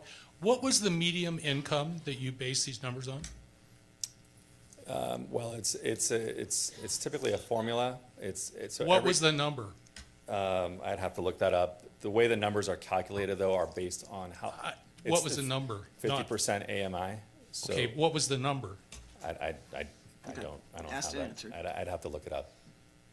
But We can have a but I could conversation I could offline. provide that for you, like. He can get it for you. If you provide your information, Yeah, he can let you know. That'd be It's- great. it's in the But draft how do you documents. make decisions So the numbers. based on, I don't know what the number is. So the numbers in terms of what's considered the area median income doesn't come from me or from our calculations. This is something that's provided through the U.S. Department of Housing and Urban Development from the federal government for all of the metropolitan areas throughout the United States. So they establish what the median income is. So for Stanislaus County, there's a median income, and then based on how many folks live in your household, you add up all the income for everyone in your household, and you determine how many people live in your household, and then it's a graph. It's a sliding scale. So based on total income and how many people live in your house, that's where you. Well, you were talking about impacted communities, and that was based on that median income. Yes. I'd like to know what the number was. Okay, if you provide your Thank number, you. I will. he Glad will, to do that. absolutely. Happy to, thank you. Anybody else? Okay, come on up.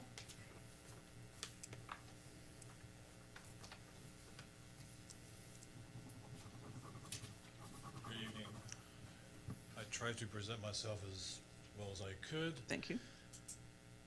I am one of those 49 men that are So in we're the gonna have that one shelter that's afterwards. going to This be isn't specific. shut down. Excuse me, sir. So, This is for the public comment. This is specific to something else. So if you can just hold off. We're gonna have public comment. You can talk about the 49 and the we care and all that.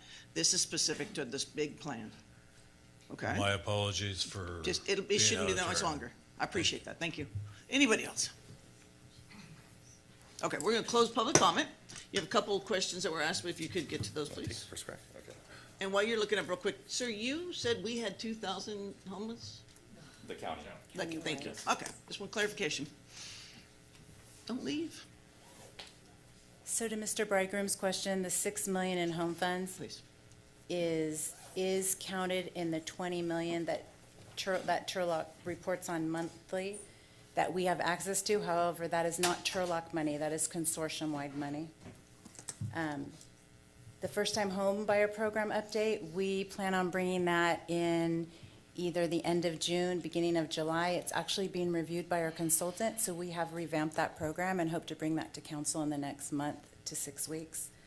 The elder abuse, I can't speak to, that's a county-run program, so I can't speak to why or what their reasoning is behind that. And on the rehab programs, we're looking at those as well, and they're being reviewed by our consultant as well. So hopefully, those will be revamped and brought to council in the next 2 to 3 months. So this is, if we make a decision tonight, we still have the ability to work in living document. We're not completely, we're just saying, yeah, we're moving forward with the concepts. Correct. And we can always do a substantial amendment after the fact. Perfect. So, Which I'm guessing we will once we get a couple of those other things tweaked that you just spoke about, right? Comments? Yeah, Questions? you know, I mean, as I alluded to in my question earlier, that we have the ability to max out the public service grants, and we're not doing that in that plan, and historically, I don't think we've done that. And, you know, I think historically, we'll get a caper to like our report card of all of this, but like the public service grants are the engine of this program in Turlock. It's what's getting out to people and dealing with hunger right now and domestic violence, you know, issues right now. So, you know, we have allocated a lot of resources to housing rehabilitation in annual action plans past, and I would like to, you know, I propose that we shift a little bit from the housing rehabilitation into maximizing the public service grants, because that's what's getting out in the public the most in the city of Turlock. So that is, you know, and that would be specifically for the Turlock annual action plan. The con plan, they're already doing that. And I think this would fit within those plans, and, you know, I'll make a motion if you want, or we can talk about it some more. Let's talk about it a little bit, because I think one of our problems is our whole rapid rehousing program hasn't worked well, and I think we can do a lot better. And it's about making sure that these people don't go homeless. There's a lot of stuff that we're putting in. We put money here to help with the CDBG kind of concepts that you're talking about. But it's about getting the houses available, which we're gonna have in a couple minutes, another topic about surplusing stuff, because people aren't living in it. We need to get it out of our hands and people living in them. So I don't think that getting rid of affordable housing and throwing little amounts to people is the way to go. I think we focus on making sure that we're getting the affordable housing, the rapid housing program set up in a way that it's utilized better. That's just my belief. Sure. And you know, to respond to that, we are, yeah, like all of these goals are worthy goals, and we have $500,000 that we set aside for housing rehabilitation last year, and that's owner occupied rehabilitations too, so that's not really going to even address the people who are on the street and need to have a place to go. Some of the people will be able to maybe be put into nonprofit, you know, run homes if the council decides to continue to do that. But I'm saying we need to do more in the services that are actually providing things for people right now, because fixing somebody's roof who is at that 80% or lower AMI is absolutely worthy to do, and we're gonna do it because we've allocated a bunch of money there, and we already have a bunch of money there. I'm talking about like $30,000 more, so we can not just give a little bit to one nonprofit to say, please jump through all our hoops, here's $10,000, go try to make something work with it. I want to see us fund those public service grants higher so they can do more with that. And those are things that are feeding seniors and, you know, shelter for people experiencing domestic violence. And it's not just homelessness. There's a whole list of it on page 19 of the annual action plan. I read it. Okay. Over here. What is the will? I'm sorry? Sorry to interrupt. Would you like me to address the question regarding the AMI? Please. Okay. You found the answer. Good for you. That's pretty good. Mr. Patterson, listen up, sir. Yes. So wish I had a slide for this, but basically AMI, again, area median income, is established by the federal government. So for Stanislaus County, right, it's for the entire county, the AMI that I have referenced was below 50% AMI. So as I said before, it really depends on the size of the household. So if you have 4 people, let's say, in a household, you can make all the way up to approximately $45,000, and you would be considered someone making, a household making less than 50% of the area median income. If you're a one-person household, again, same income category, less than 50%, you can make up all the way up to about 32,000 and still be considered as a household making less than 50% AMI. So it just really depends on so many factors, how many people are in the household, and then what AMI income brackets you're looking at. Are you looking at 0 to 30% of the area median income, 31 to 50%, 50 to 80? So it gets somewhat complicated as you're looking at it if you just want one number. But hopefully that clarifies. And if you like, I can clarify a little bit more if you like. That's great. I appreciate it, yeah. Okay. Wonderful. Motion to approve both resolutions, Madam Clerk. Okay, we have a motion. Second. We have a second. Will you call the roll, please? Councilmember Abram? No. Councilmember Bixel? Yes. Vice Mayor Moniz? Yes. Councilmember Phillips? Yes. Mayor Bublak? Yes, it passes with a 4-1. Thank you so much for being here. Thank you, Jennifer. Okay, next item. Ms. Warner? Oops, thank you. Scared me. Item H.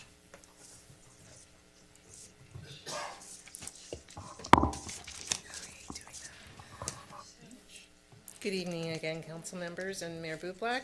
The items, there are 3 items that are all in a row for you tonight, and what they are, a time extension, a request for a time extension for the development agreements for some of our I'm sorry, cannabis. for clarification for everybody, you're gonna go through all DAs, all 3, All- and we'll let each of them speak, and then we'll vote Exactly. independently. Yeah. Just for everybody to Just, understand. yeah, so. Perfect, thank you. But they look very similar. Yeah.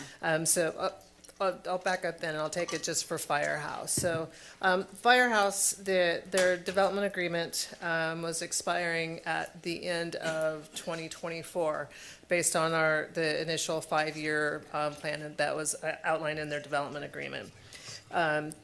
In the summer, toward the end of the summer, like August, the city approved a time extension to extend that development agreement to the end of December of 2024 to allow staff and the operators to have some discussions on if, things that we see that we might need to amend in the DAs and the ordinance. Realizing that 2024, the end of December wasn't going to give us enough time, we came back to council in October and asked for an extension until June 30th of this year. In February of this year, staff met with some of the 4 operators. I believe it was Perfect Union, Firehouse, JDI, which is one of our cultivators, and Flavor Farms, which is down on Glenwood. We met with them and got some feedback on some things that are working for them, things that aren't working for them, and some suggestions that they had as far as, things that they want to see amended in the ordinance. So we're still working through that. So what we're coming before you now is to ask for a 1-year time extension to June 30th of 2026. What that is going to do is give staff and the operators time to meet again, get some more discussion going, have those potential amendments done, and then bring it back to council for approval. It would have to go through our city attorney, obviously, but that's going to give us time to have those discussions with the operators and get an ordinance or any amendments to the DAs or the ordinance in place. So that. Okay, so that was Firehouse. That was and then Firehouse, yes. Same for, JDI Farms, which is one of the cultivators. Okay. And then as well as Perfect Union. okay, So it's just these 3 because their DAs were going to be up at the end of '24. The next one that is coming up due is NHC, but they don't expire until October of '25, so later on in the fall. So they will be there. We're going to reach out to everyone so that everyone's in the room to have some discussions. But hopefully we can work through those things. Then we have two others. We have another cultivator and another retail. They don't expire until '28, so we have some time with them. Questions? Okay. Okay, so we'll have, we'll go with Firehouse first if you want to come up. He does not look like Mike Warda. In lieu of Mayor Bublak, members of the council, good evening. Thank you for the opportunity to be heard. Zach Trevon on behalf of Firehouse. Here to answer any questions you may have, and I just keep it brief and say, Firehouse is happy to continue to engage with the city, look for ways that we may be able to improve the program. Firehouse serves around 14,000 residents and people in and around the city of Turlock as part of its customer base. It's my understanding that the city is getting ready to celebrate the opening of the Columbia Pool. Thank you so much for that for money. which a significant portion of funds Huge. came from the development impact fees. So again, we're happy to continue to do business in the city of Turlock and appreciate the Planning Commission's recommendation to go ahead and extend the development agreement. With that, I'd be happy to answer any questions you may have. Questions? Did you want to cover JDI? That's what Let's I'm do here it. for. Thank you. Okay, repeat JDI Farms. Happy to announce that we have not only received our building permit, but construction is underway. We're hoping for occupancy to be approved sometime at the end of the summer, and eager to get up and running as soon as we have full city approval. So with that, I will keep it brief again and happy to answer any questions. Questions? Thank you. That easy? Thank you. Appreciate it. And now I believe Angelica Sanchez is here you're speaking on behalf of? Perfect Union. Perfect. Yeah, That's it. so good evening, Mayor, members of the City Council. My name is Angelica Sanchez, and I'm here representing Perfect Union. Thank you for the opportunity to speak tonight regarding the extension of our development agreement. So Perfect Union opened up 5 years ago in September of 2020. We opened during the pandemic. Amy, you were there for it. While you don't agree with cannabis, you do agree with business, so that's appreciated. Since we began operation, we've been in full compliance with city and state requirements. We're also a union shop. So we're unionized with the United Food and Commercial Workers Union, which means all of our employees get a living wage, as well as benefits such as medical, dental, and retirement. We also offer a compassion program. So we offer free cannabis and cannabis products to medical patients in need that are suffering from debilitating illnesses like cancer, epilepsy, Crohn's, HIV. We're a responsible business, and we're deeply rooted in this community. So it's important to note that the development agreement that's being considered for extension tonight was never negotiated with operators. We were required to sign the DA in order to open up our business in the city of Turlock, and that was 5 years ago. And 3 years in, we realized the development agreement fee wasn't sustainable for all of us. It's not a it's not a one shoe fits all kind of situation.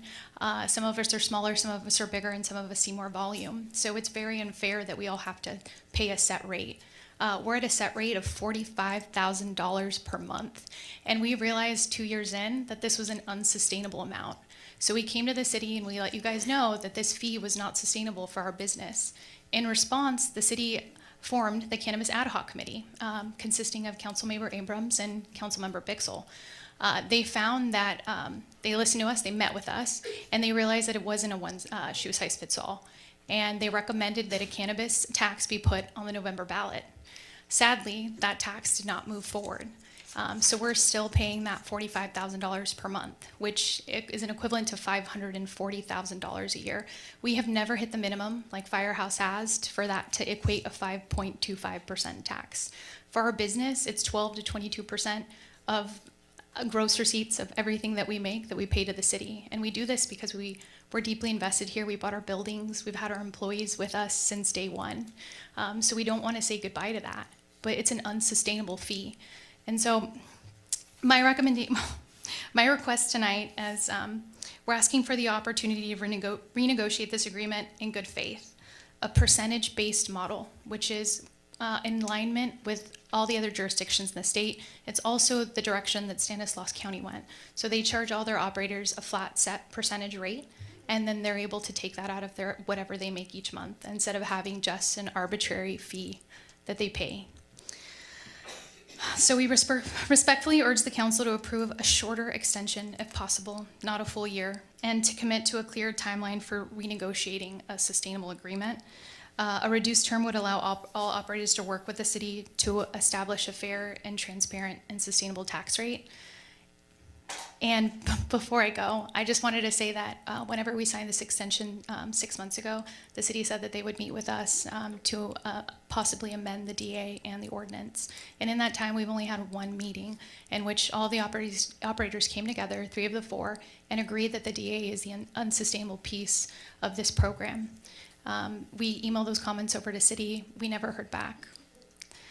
So I'd be more than happy to share what the letter that we sent to the city. I think I've shared it with most of you already. And if you guys have any questions, I'll just be right here.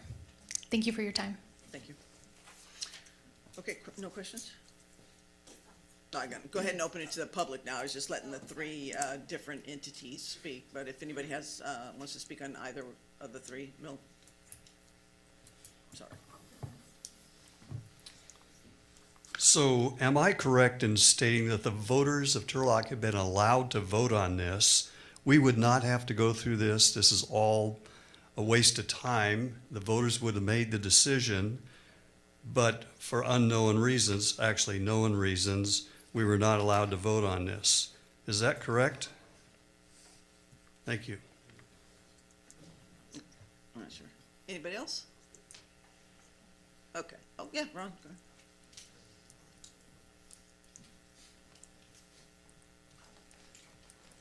I don't know if I want to say this or not, but I'll go ahead and say it. Well, usually if you don't think you should, you probably shouldn't, but go ahead. I probably shouldn't. The impact fees, okay? In the development agreement, the 5.25%, 1/4% for public education, was justified as the impact that having cannabis in our city would have.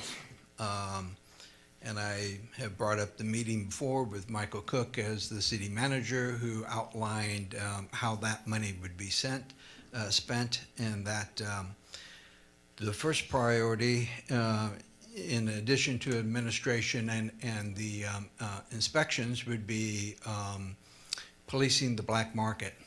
And that's one thing I've complained about before, is that when I look at the cannabis expenses in the budget, I don't see anything for the police department expenses.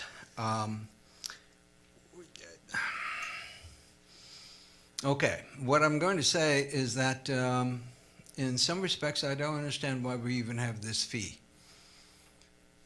Okay, because the city attorney stated at a planning commission hearing that we haven't had an impact in the city based upon having cannabis. And if that's the case, then what's the justification for doing this?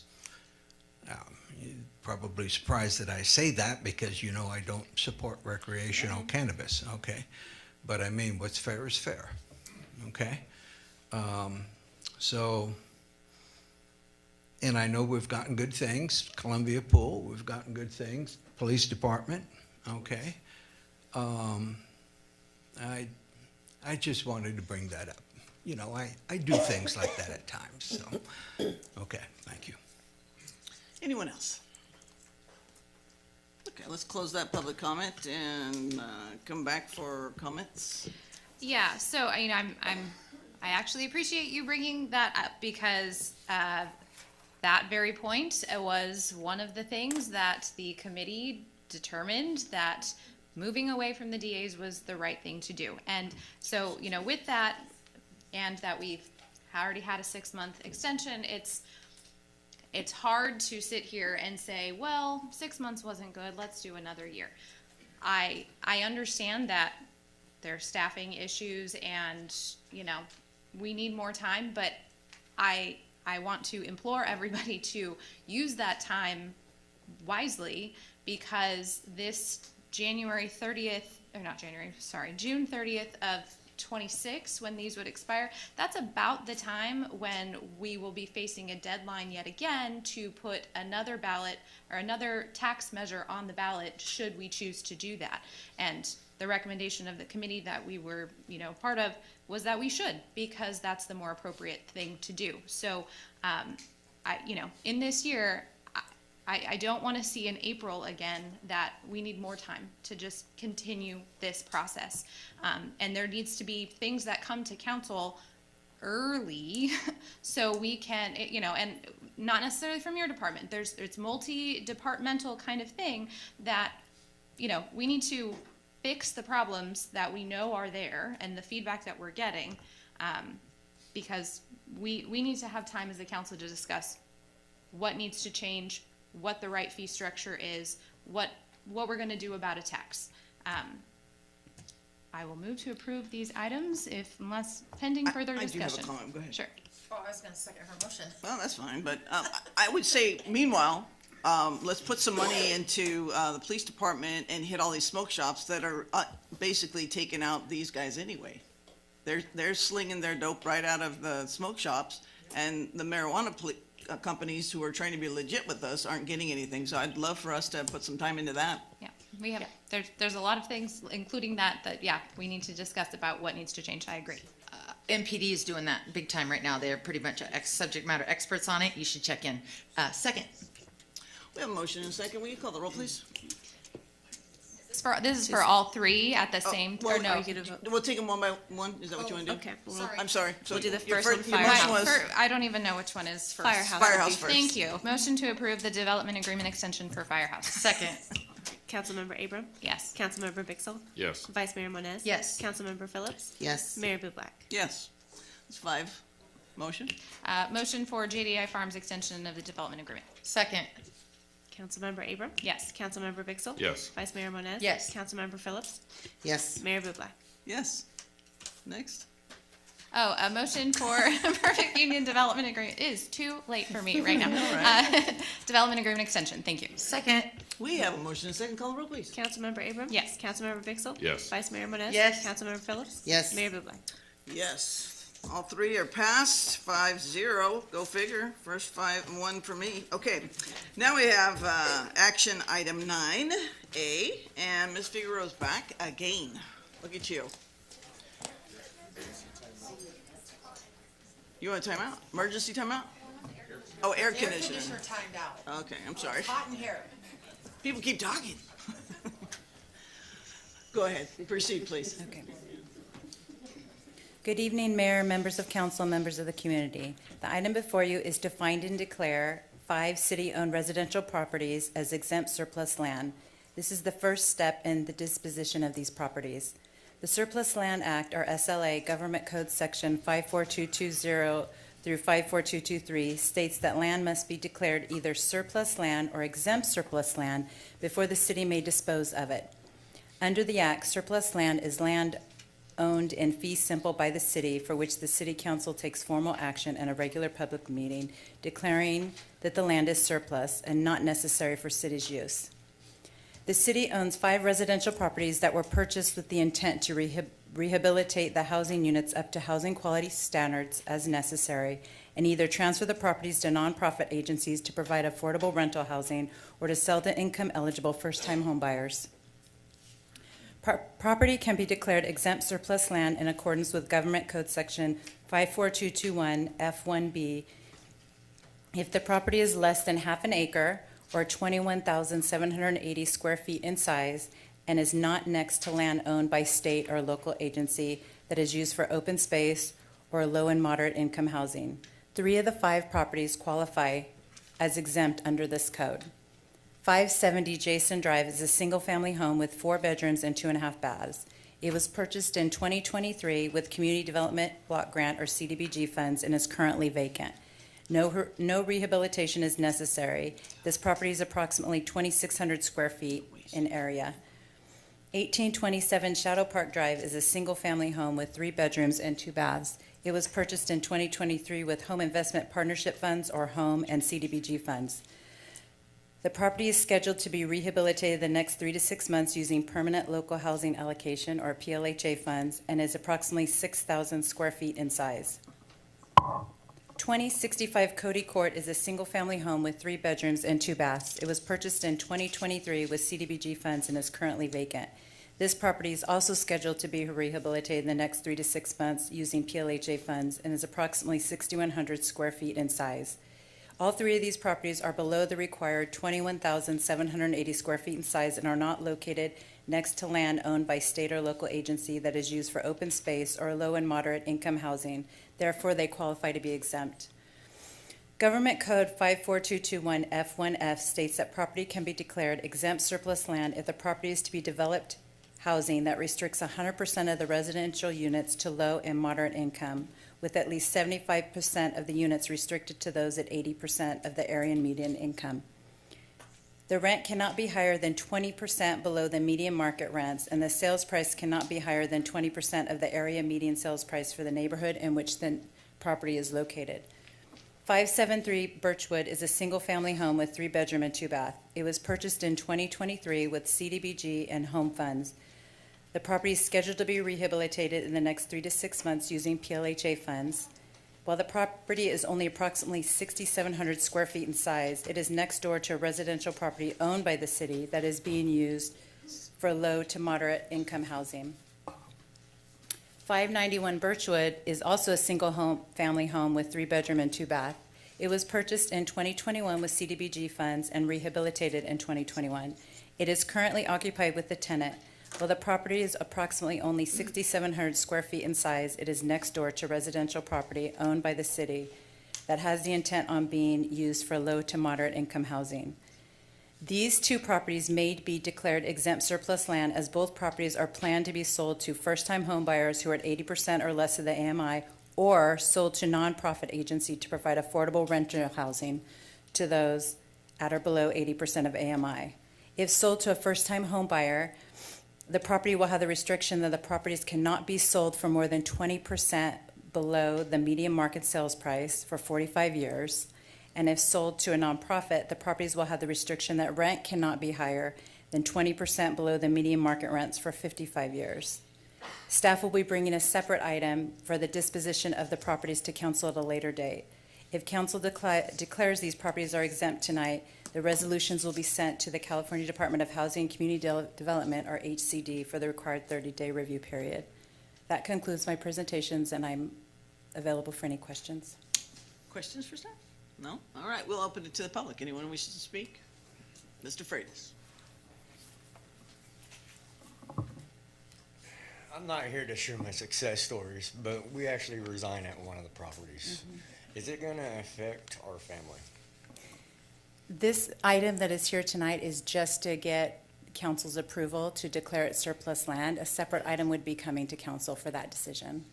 Okay. For what will be done with the property once it's declared surplus land. Thank you, Jane. Anybody else? Yeah? Come on up, Ron. Your house is on it too? No, not that I know of. That's not a good joke. Okay. Yeah, It's too if late. we could get cost estimates, if you have them on the rehabilitation costs, I'm always interested in Okay. information like that. I appreciate that. I have to do my usual rant on this subject about how these homes were bought 2 years ago and they've been sitting empty except for the one. Okay, we've done this in the middle of a housing crisis. Right. We take potential housing opportunities away from Turlock residents using Turlock taxpayer money. Okay, and then we say, oh, we're going to hold on to it for a while. And 2 of the homes, we actually, the city actually outbid other offers. So they used taxpayer money to outbid other taxpayers who were trying to buy a home. Okay, I've ranted enough on that. I'm wondering if we can if there's a possibility of, there's a need for transitional housing. Okay, I'm going to refer to what our city attorney said back when we were talking about the shipping containers, $10 million potential project. That there were people in the shelter that needed to move out of the shelter into transitional housing so that they could get more services and better environment to live in. Seems to me that that's one of the needs that we have, and we keep on giving these homes away to nonprofits, and actually we don't know how they use them. Okay, I'm not saying that they don't use them properly, okay, I'm just saying we don't get feedback. We know one of the duplexes was the family of 6 that I've talked about before that eventually was evicted because they didn't pay any rent for multiple years by family promise. But if there actually is that need, and I can see how there would be a need, for additional transitional housing, can we keep some of these places in the city and use them for transitional housing? I'm just throwing that out there. So I don't know if that's possible or not. Thank you. Anybody else? Okay, we're gonna close public comment.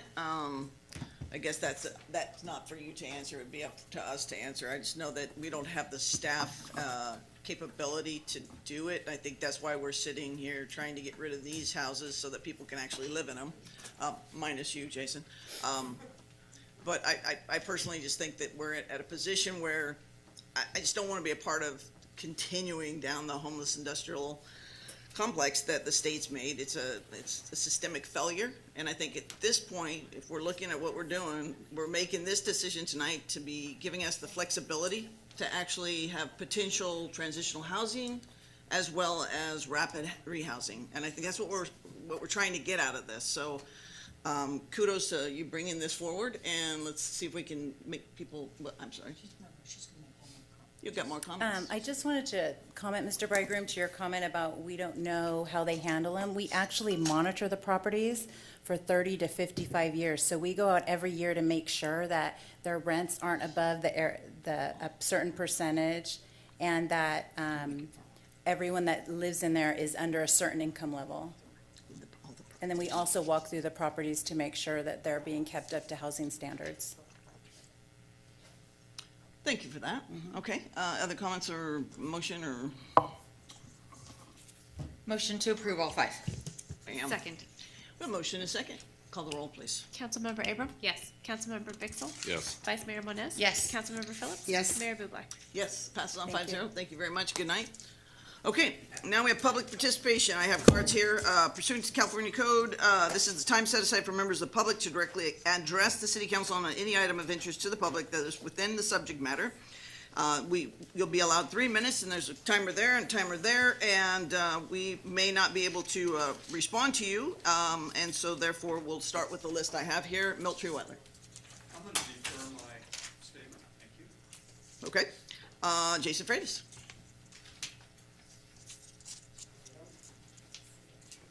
Repeat. He's a little tired. Oh, I'm with him. I'm Jason. Let's see here. Freezing up for a second. I don't want to act like I'm bashing out any of the nonprofits at all.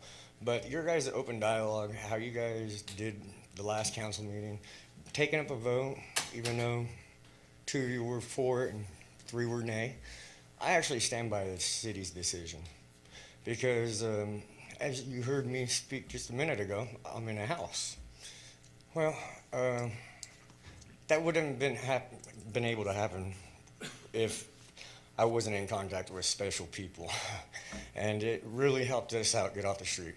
And what's disturbing is that we were living at Broadway Park for 6 years, okay? And it was disturbing because anytime money is dropped here or coming from the state going to the county, it goes to a nonprofit. It's not your guys' issue. There has been stipulations for the money to go to these people. What I'm getting at is there's no teenagers getting help. They're the most vulnerable. You know, when you're living 6 years around people doing drugs on the street, those kids are so easy to get wrapped up in that situation. They were blessed to have parents like us. Now, there's some kind of contract between the Turlock Gospel Mission and the We Care facility, where the Turlock Gospel Mission won't service children over 12. They send us over to We Care. They won't serve us because, like that Christopher Klein guy, they're protected by discrimination laws. So my family was stuck at the park without any help. And yeah, you hear about other communities talking down about other communities. Your decision, oh, it's going to push other people over here. Well, they were trying to do that with my children, my teenagers, to go to Modesto. My kids didn't miss a day of school living at that park. We held our ground where we grew up at. We shouldn't have had to went somewhere. But my point is, other families are doing this. And it seems like all these people only want to come over here as soon as money's dropped. They should be attending these meetings all the time. They should be more involved with the teenagers within our community.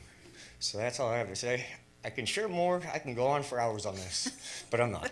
God bless you guys. Thank you, Jason. Megan Patterson?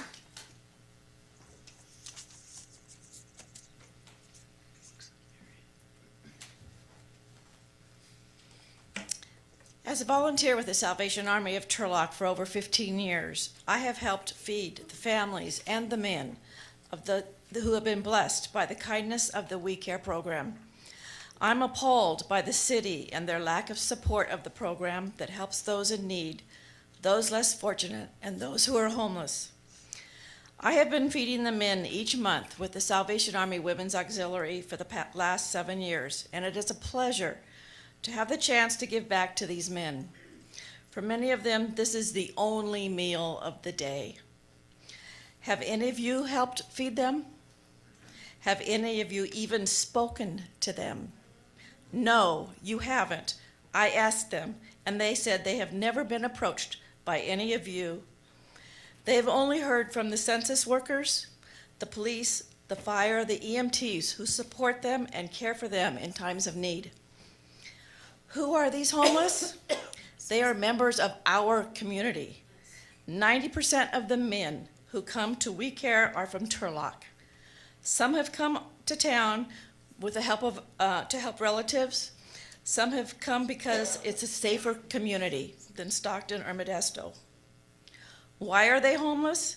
Because many of them have mental issues, and our government has closed down mental hospitals.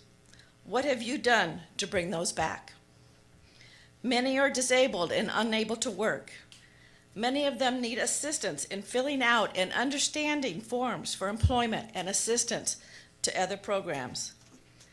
Since the City Council has no empathy for these folks, where will they go at the end of June?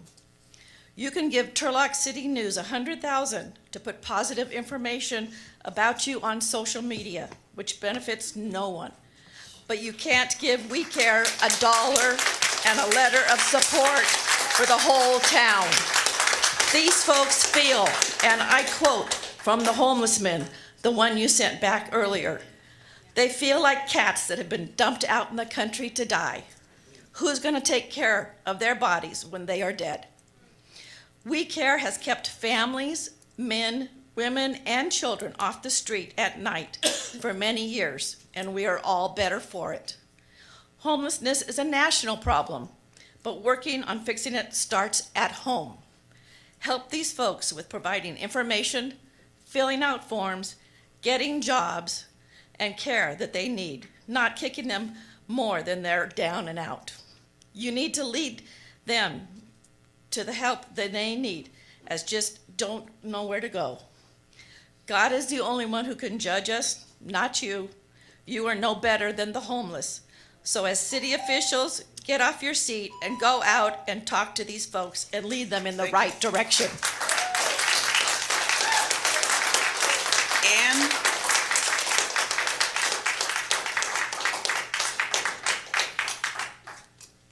Hello. I'm Ann Yonan, and I'm here specifically to speak to you, Amy. I love you, you know that, okay? But I'm not speaking to you as Amy Bublak right now. I would like to speak to you as the mayor of Turlock, my mayor. I live in the city. I work here. I own a business. All of my friends and all of my relatives, which you all know, you specifically, Amy, you know my family, they all own businesses in Turlock.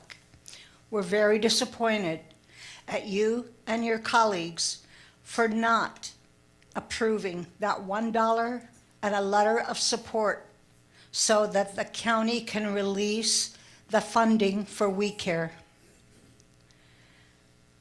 I'm shocked. In fact, I was shocked. So are my entire family was shocked when they learned that you guys voted against that.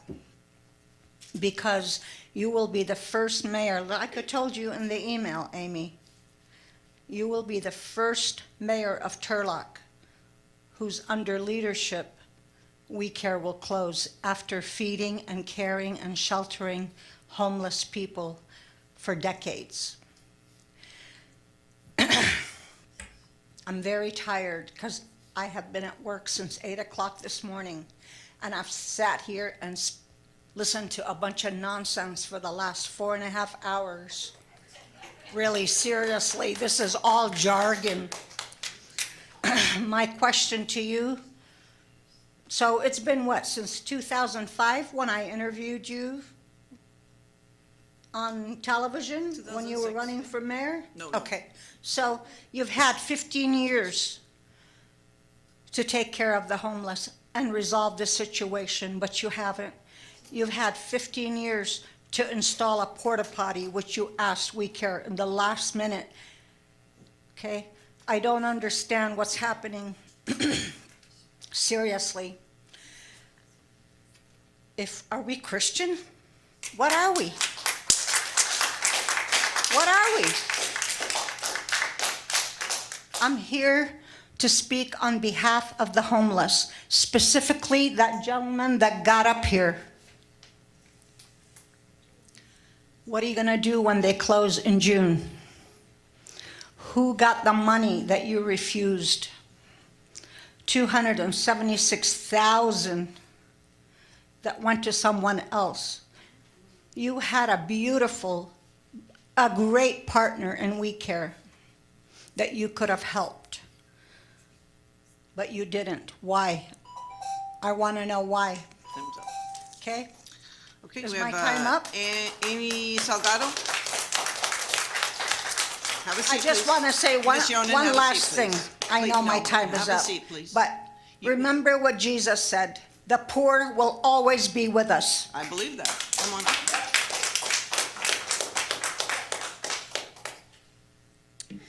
Hello, City Council. My name is Anne Marie Salgado. I am a member of Central Valley BIPOC, Black Indigenous People of Color Coalition. I want to address, as I feel many of us are going to, the recent 3-2 vote against funding for the Turlock We Cares homeless shelter for men. It was a $1 promise and a letter of support needed for nearly $270,000 to keep them open. I think this decision was frankly shocking, appalling, and unacceptable. The reasons given by Mayor Bublak for denying the funding is thus. We Care spends too much on administrative costs. Overnight shelter gives the men nowhere to go during the day, and more than a third of those sheltered are not from Turlock. In addition, the funds were denied due to We Care's inability to fund a 24/7 bathroom and downtown cleanup. I believe that denying funds based on these reasons alone is unreasonable. I don't believe that denying these funds will make the downtown and We Care's being shut down is not going to make downtown safer or cleaner.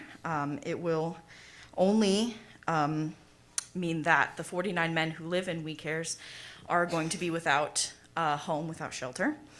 I'm a constituent of Modesto, but this decision also affects those of us living outside of Turlock. It sets a dangerous precedent for local governments across the valley and across California, and it shows us constituents that our city council will deny our most vulnerable citizens care, even when all it takes is $1 and a letter due to non-profit workings and the disagreement with how they're running. Shutting this shelter down will not address these problems or solve them. As I said, it will simply leave the 49 men at We Cares without shelter. If not serving the needs of the people, then what is the purpose of the local government? And are our unhoused neighbors not people worth serving? Shame on you, Mayor Amy Bolback, Councilmember Erica Phillips, and Councilmember Rebecca Monez for voting no and denying crucial funding to our most vulnerable community members. Thank you. Alex Garcia. Alex Garcia.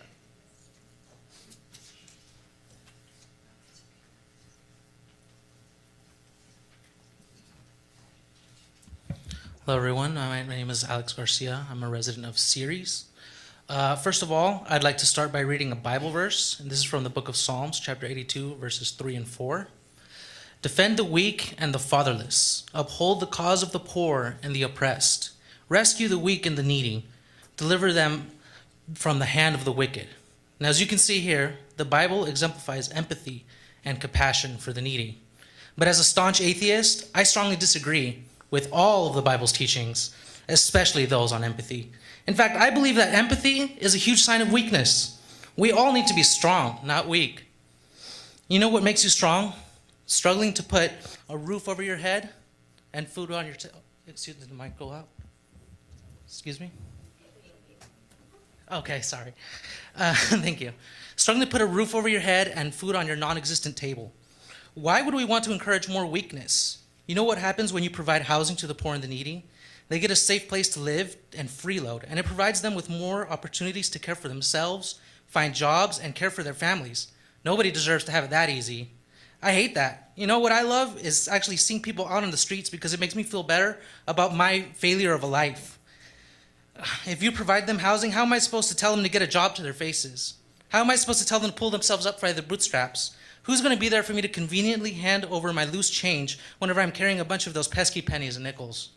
The homeless provide a service to us all by being out on the streets, and I'm glad to see that the Turlock City Council here sees it the same way that I do by denying funds to We Care. I applaud your efforts at keeping the homeless where they belong. By putting 49 men back on the streets, you will help the rest of us feel better about our own situations. If we start housing the homeless, what's next? Giving health care to the sick? Food for the hungry? Where does the madness end? So let's all give a round of applause to the City Council and to Mayor Bublak for bravely doing nothing, heroically ignoring suffering, and upholding our most sacred of modern values, out of sight, out of budget. Thank you.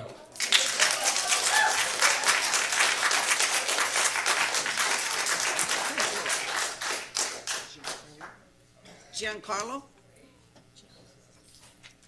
I don't know if it's one word or two. Hello again, this is Giancarlo from the Central Valley Black Indigenous People of Color Coalition. And I'm also here to talk about that 3-2 vote against securing nearly $270,000 to fund We Care, Turlock's Men's Shelter. And we are your neighbors from Modesto. And we're here because we believe that ending homelessness is not just a Turlock issue, but a county issue, but even as someone else said, a national issue. And we're here to urge Turlock to do their part in solving this issue, because I feel like this neglect is classist, it's dehumanizing, and it's xenophobic and unacceptable, okay? But first, before I continue, thank you for the 2 council members that did vote to support funding We Care. So let's talk about why this funding was denied. What we had read through multiple sources is because that demand for a 24-hour bathroom, and as Councilman Abram had said, that is the city's responsibility, not the nonprofits, okay? That is a municipal responsibility. And to deny funding for them to take your job does not make any sense. Or in this case, it seems like some folks here care more about businesses, okay? Because Mayor Black had said it's not about mitigating the negative impacts. It's about mitigating the negative impacts of downtown businesses. That has nothing to do with businesses. This is about giving people housing, homes, an ability to survive, safety and security. They are human beings and they deserve that just for that reason, okay? Not only that, though, but that is comfort in providing housing for people not originally from Turlock. There are plenty of residents here that are not from Turlock. Does that mean they should be denied services? What about our immigrant residents? What about the refugees that are here? I was here for 1 year living as a 6th grader. Was I not allowed to go to school because I'm not originally from here? That right there doesn't make sense either. That's xenophobic, okay? Or what was it? We need to do homelessness differently? Or this supposed, what, homelessness industrial complex? That's ridiculous, okay? And how are we gonna do that? By denying funding? By kicking 49 men out on the streets, exposing them to the elements and criminalizing them because of all the laws that will put them in jails and cost the city even more money? That right there is ridiculous, okay? And the neglect of these vulnerable folks, it's classist, okay? Due to the shown preference of residents with money and businesses, it is dehumanizing because these folks need to be treated with dignity and compassion. And it is xenophobic because it does not matter where you're from. You are here as a resident, okay? And they are vulnerable people that deserve treatment, okay? So I urge the city to fund We Care and support its most vulnerable populations by keeping them housed, because that's the only effective way to end homelessness. Stable housing. It's been proven in many different ways. Thank you. Leslie?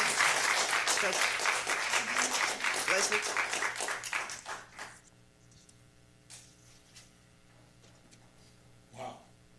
You know, I wasn't happy with the generation behind me, but I'm pretty proud right now. I was going to read from my statement, but from the information that I got tonight, you guys are uneducated. I mean, seriously though, you don't see that homelessness is a crisis? Ms. Phillips, you have a meal prep business, and you don't want to feed people? What's wrong with you? You sit under the word of God, and you're sitting there stoic as usual and uncaring as usual.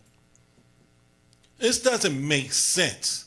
You guys, you hear from your own people. You just heard from HUD, didn't you? They just told you that homelessness is a priority in this city. They just told you. And yet you still sit there. The three of you, yeah, you too, uncaring over funds that don't even belong to you. Right? You shut down the navigation center over 80 feet of fence. That's what you shut it down for. You claimed, oh, there's people sleeping on the parking lot. There's still people sleeping on that parking lot. What are you talking about? You need to do more. You need to help We Care, because the summer's coming and those are lives that will be on your heads. Right? Because you sit there and you're going to put them out on the streets during the dead of summer in Turlock when you know it's 100 degrees every day. You can't get to your car fast enough to turn the air conditioner on. It don't make sense. Not one of you three, to my knowledge, has ever fed a person, gave a person a dime. Not one of you. It doesn't make sense. It's sickening to watch a city's council do this to the vulnerable people. It's sickening. I don't think even one of you deserve to be up there. Not one of you. Not because of your party, because you have no moral value. Not one of you. You think that money is going to get you there? It ain't. It's not going to get you there. You're going to be lonely. You're going to be tired. And you're going to be old. And you're going to say, oh, I should have help more than. I agree with you on some points, but on this one, you are dead wrong. Kathy?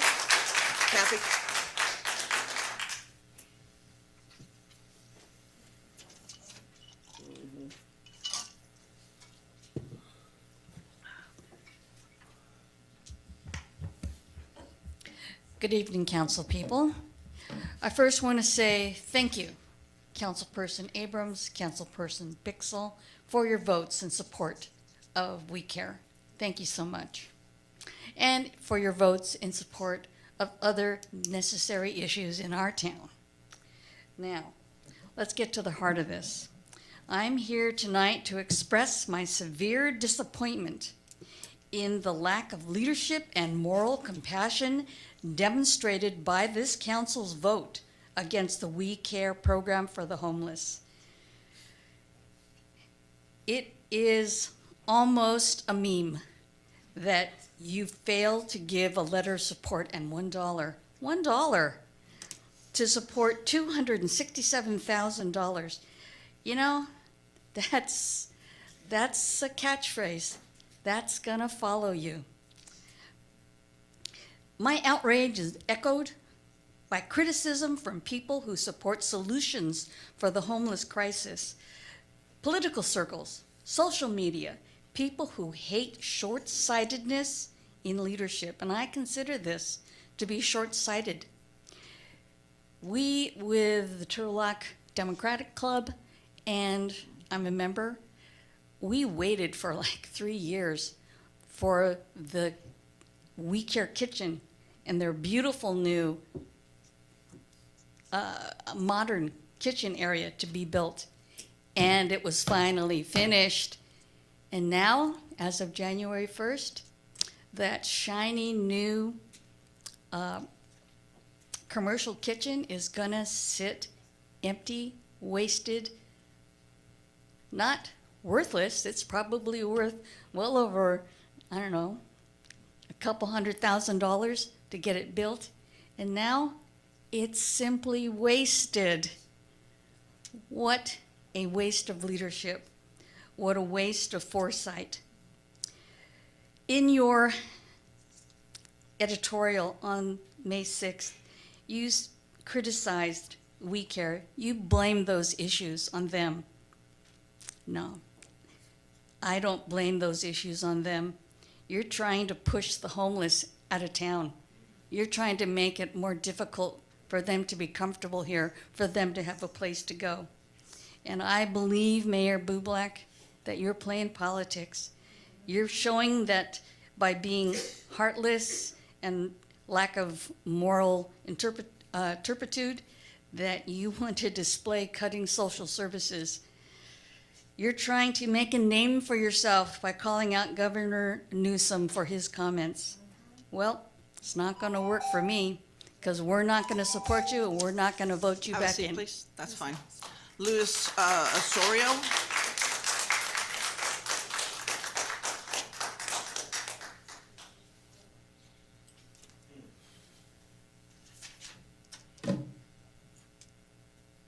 As everyone else has, I'm going to talk about this dumb vote. It's clear that most of the city council doesn't care about helping those in need, especially the unhoused. All that was asked of them was $1 and a letter of support to unlock money to help the homeless shelters run by We Care. Instead, they spend time debating food trucks, even when recent public survey shows that the community wants more support for addressing homelessness. Why? Because the city refuses to take responsibility for providing a public service like a 24-hour restroom. Instead, they expect shelters who are already stretched thin to carry that burden. The pressure has gotten so bad that staff members are offering up their own office bathrooms. This shows the city is asking people whose mission is to help others to do even more, while the city, with access to far greater funding and staffing, sits back. The truth is, the city knows We Care can't provide 24-hour bathrooms. You're just trying to find an excuse to push the homeless out. But by blocking shelter funding and driving people away, even now, you're right here, the majority stands against y'all. And yet you, Bublak, still smiling, not caring. The lack of empathy is appalling. The most pragmatic way to address homelessness is not by shutting down shelters, but by supporting them. And in this case, that support only required a letter of support and $1. Okay, there's no other sign. Barbara, go ahead, and then Ms. Inslee next. I have Barbara next. She had her hand up for a little bit. Plenty of time.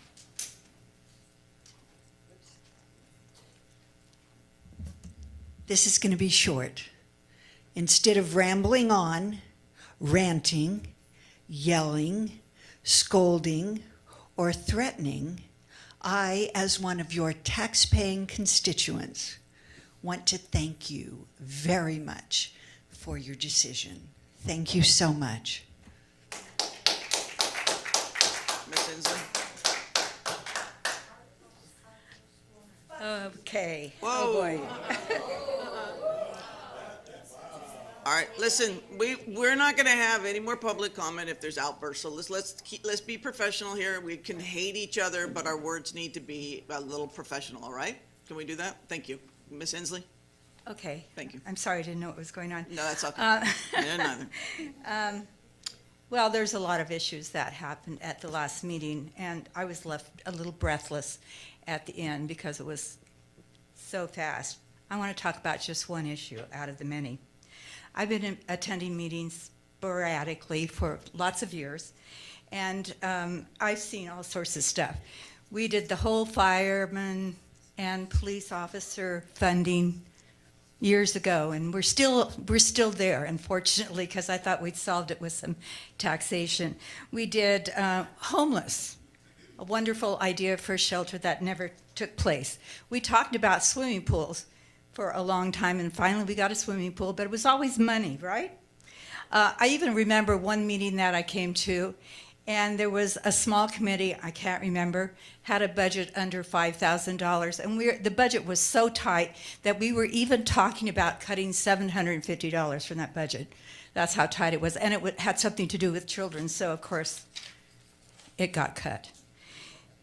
When did Turlock get so friggin' rich that we could turn down almost $260,000? When did we get that rich? Homeless has been a thorny issue in our community for such a long time. There have been so many complaints from citizens and businesses. I got it. I used to own a business on Main Street. Yes, I cleaned up behind my business. I know it's a pain in the butt. And it's been an issue for a long time with the city, the Chamber of Commerce. By the way, I believe that Councilwoman Phillips should have recused herself after hearing her personal and professional opinions about the homeless behind her downtown business. Does returning 50 men to the community help the issue, Mrs. Phillips? I don't know. You're going to have to decide that. Taxpayers from across Turlock have come to the last meeting to speak on behalf of the good that We Care has done. There were business people, there were church people, there were Republicans, there were Democrats. It was a bipartisan issue that everybody believed that was a good thing. And a lot of your constituents were here with that news. We Care did not cost the city anything. The county who founded this grant believed that We Care Foundation had met the criteria for refunding. It was their responsibility to evaluate the program's budget and effectiveness and not the city council's. My contribution to the county's taxes is now not going to the city where I live. $270,000 of Turlock taxpayer money is being spent in another place, and I want you to know that we're aware of that, and we're going to be holding it in the next election. But you didn't want to do it. You said you didn't want to speak, sir. Did you not? I had a different subject I want to speak now. Okay, fine. I'm just trying, I put your cards. I'm trying to be fair here. Yes, as I look at this, I realize how much this will now cost the city of Turlock. We're going to have to hire our police officers to patrol the streets and remove, and move these people to different locations. This is not going to save us any money at all. This is going to cost us money. You cost the citizens of Turlock more money by what you did, and what you did is shameful, very shameful. So Chief's not here, but he's going to have to take the burden of this, and our taxpayers are going to have to. It's going to be money wasted that we would not have wasted. It's going to hurt the businesses. They're going to have money wasted for them. It was not necessary, and it's all on you three. Thank you.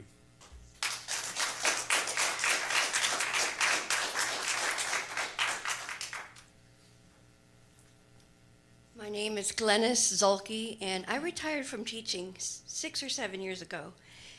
And when I retired, I was like, I need things to do. So I started coming to these meetings, and I came for about a year. There's two things that are still the same. We're still talking about homelessness. It's part of the reason I got tired of coming to the meetings, because it was a constant conversation that whole year. And I thought, that's all they do. But we don't go do anything about it or get anywhere. The other thing that's constant is you, Mayor, because the rest of you guys weren't here.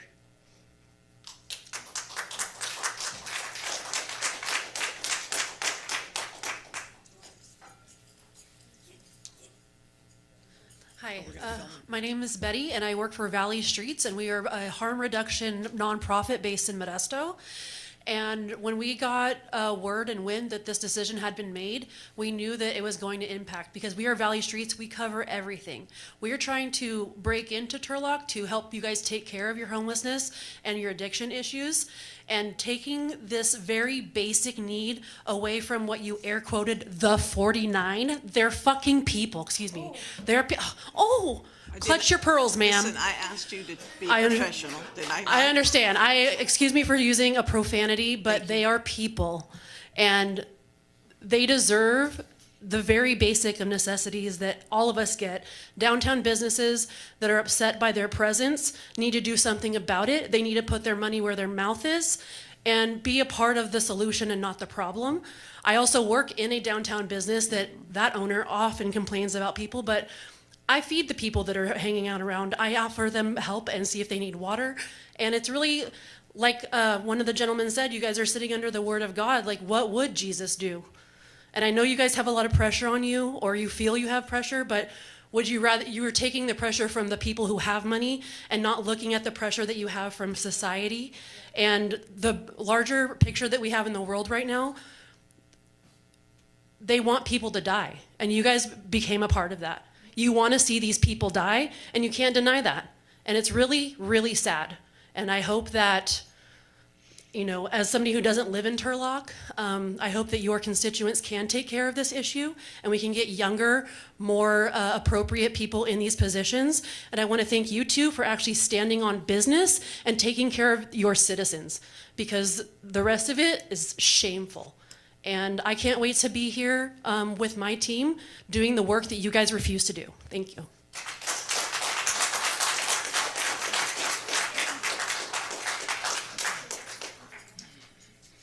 How about a break from the homelessness? How did public participation happen to wind up being the last item on the agenda instead of the normal first? I need an answer, because... You get one at the end. All right, here's the bottom line. Public participation is normally when consent items are pulled. If you have it at the last, then consent items already, no one gets to comment on it. So when should I have been here in order to get a consent item pulled? You're gonna wait till last. Let's just say that I guess there's no time that it can be, so for the next meeting, on the 27th, I believe it is, I would like every consent item pulled. And that way, you can put public participation wherever you want. Thank you. Anybody else? Ron?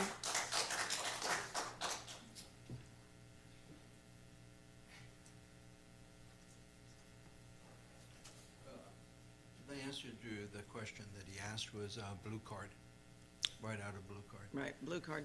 Yeah, so good evening. First off, I wanted to say happy anniversary Madam Mayor, I'm very happy for you. I hope that you and Milton have many more decades together. Hope so too. And to our interim city manager, I wouldn't be able to pronounce your last name, Sue. Boy, you really picked a doozy of a first meeting to be the, Be the interim, they said. yeah. What could go wrong? Okay. Councilman Moniz, I thought that you did, I don't know if you still do, feed the homeless out of the back of your nonprofit, I think? More than you can shake a stick at, Ron. Okay, and Madam Mayor, I hope you don't mind me saying this, but I thought you were homeless at one point yourself. Okay. The 100,000 that was given to CCN was not to promote the city, but to help local businesses. Okay, so that was wrong. Maris said last year or the year before that 55% of the men at We Care were not from Turlock. 65 are. It may be. Milt, Be quiet. please. You guys, come on. Shut up. Ron, focus with us. Milt, please. You had your time without him interrupting. Said 55%. That's what they said. Okay. Let me see. In 2015, United Samaritans Foundation had their hygiene center. They had it there for time. I believe they also had it during COVID. They had a shower. They had toilets. They had counselors there. You can get a phone. You could get your mail. All this other type of stuff. Why don't they have that? I don't know why they don't have that. Okay. I would read from the Public Policy Institute in 2007, Cal State Stanislaus.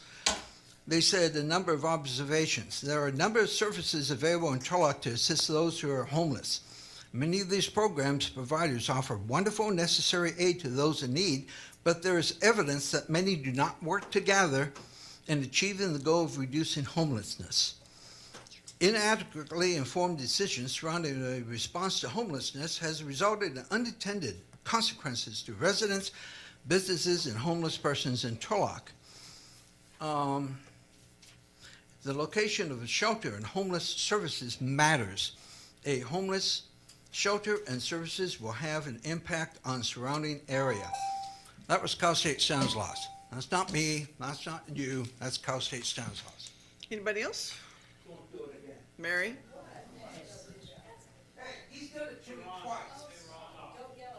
Mary, are you coming or not? Mary, are you coming up here? Okay. I got you. Good point, good point. Thank you. And you need to. I don't need you to get hurt either. Yes, we need to be civil. Thank At you. times I'm a big believer of civility. I like it. Despite what happens in this room. Okay, I'm Mary Jackson. I think it's important that you say your name when you come up here and stand. You don't have to fill out a blue card, and people from other communities can come here and speak. This is not Russia, this is still the United States of America. But I'm a bit confused, like Mr. Puffer was, about public comment and how it got moved to the end of the meeting, and who made that decision. Because whoever did it, it's quite juvenile. And remember, I live with children. But maybe those of us who are asking the questions during public comment might get the answers we're always promised when we speak at the beginning of the meeting. We're going to get them at the end of the meeting, but we seem to never get them at the end of the meeting. So I want to be clear. 8 months ago, the previous council, led by Bublak, Moniz, and Pam Franco, voted to close the day center after 6 months of operation. Miss Barango, is that how I say your last name correctly? Barango. Is that right? Thank you. I gotcha. Just so you know, that they closed it after 6 months of operation. It was funded, it was working, people were using it. And you closed the bathrooms there that you say are so needed. Once again, you did that. You need to look at me. Don't blame We Care, because you can't have it both ways. I, along with other voters that have been speaking, and I think we're going to have more people speaking, blame me for not having a bathroom that the mayor says is so important. I want to point out there are also public bathrooms at City Hall, Broadway Park, and the public library. Mayor Bublak, for 6 years, I cannot recall you offering up any solution to Turlock's homeless situation? Nothing, nada. Besides recently saying you want to send them out of town and letting the county do it. The majority of the public doesn't agree with this decision.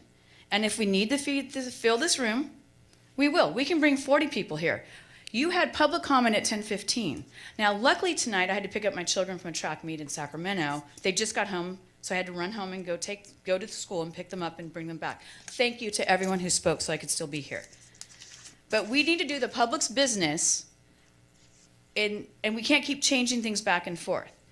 So if you need to, we'll fill this room with as many people as it takes to show you that we do not agree with this decision. And like people have spoken before, there will be consequences. That's what I tell my children. But I appreciate Council Members Abram and Bixel for trying hard to support We Care. I don't believe it's ending, and I believe that you can work through this and have a solution. And do what's right. Work with the county, work with the state, and keep We Care open. Thank you. I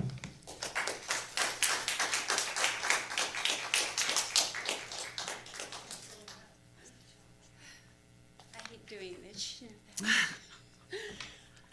First of all, I want to thank you three for voting the way you did, because we have been talking about homeless issues for so long, and we're still talking about them because what we're doing to help them is not helping them. We still have the same issue going on. There is mental health out there available. I know someone in my family who has used it, and it works wonderful.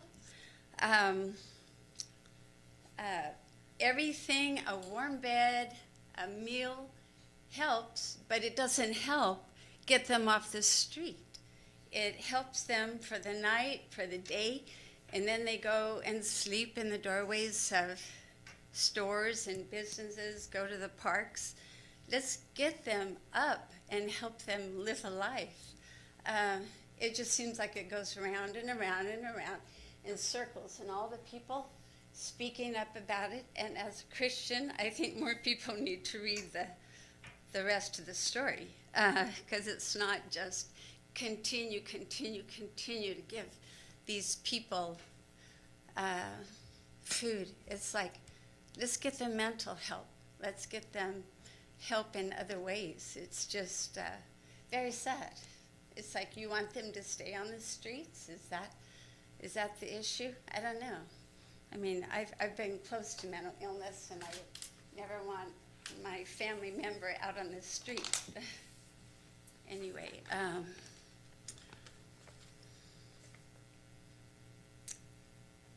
there is a lot of help out there, and it's not just a warm bed or a meal for their stomach. It's a lot of other things, and I thank you for voting.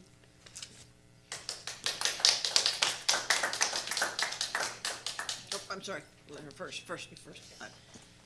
I just want to take a few minutes. My name is Cindy. I'm actually a Stan State student. I've worked in Turlock. I actually did work for We Care for a few months. And from my understanding, just from some things that I learned here, I'm a little bit late to the game. I wish I was here for some of the other meetings. That way I can hear some of the facts firsthand. But what I'm hearing is one of the things that was said was 1/3 of the individuals served there are not from Turlock. Unfortunately, that is actually true for many organizations, even in Modesto. I work with homeless population. I've been homeless for a majority of my life growing up. So I know that number is true everywhere. That's one thing. It's actually a service model for recovering addicts to remove them from the community that they're in and they're using, to kind of give them a better chance, because they're not as tempted to go out somewhere where they're not used to, their connections and stuff. So even agencies in the Bay Area will take clients from this area. So it is a recovery model as well. It's not new that the population, 1/3, 55% is from outside an area. I also noticed in the plan that you guys shared, some of those agencies are not even within the city of Turlock. So I I'm not understanding how that was part of the decision making. Another thing, I know I'm running out of time. I've visited a lot of places like San Francisco, the boardwalk, malls, shopping and stuff. The responsibility for restrooms usually falls on those business owners. You know, they're bringing money into the area and stuff like that, so they provide those services to the general public. So all these things that were brought up, it's nothing new. I just feel like it should have fallen somewhere else. There should have been more discussion around it. I don't understand the decision. I don't get it. Let's see. I did also notice that the ESG funding that you guys allotted for this, for Turlock is actually almost equal to the amount of funding that was missed out on. I hope there's a bigger picture. I hope there's a backup plan. I hope there's something else in the works. I hope that what I've heard about, 6 years of not having any actual planning for the homeless is not something that's true. I'm having a hard time understanding the decision, and I'm here to kind of support the homeless community. And I did support We Cares, and I want to kind of represent them. All right, thanks.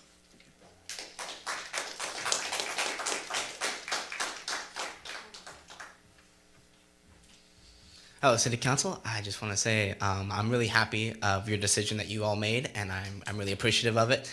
And continue the good work. Thank you. Anybody else?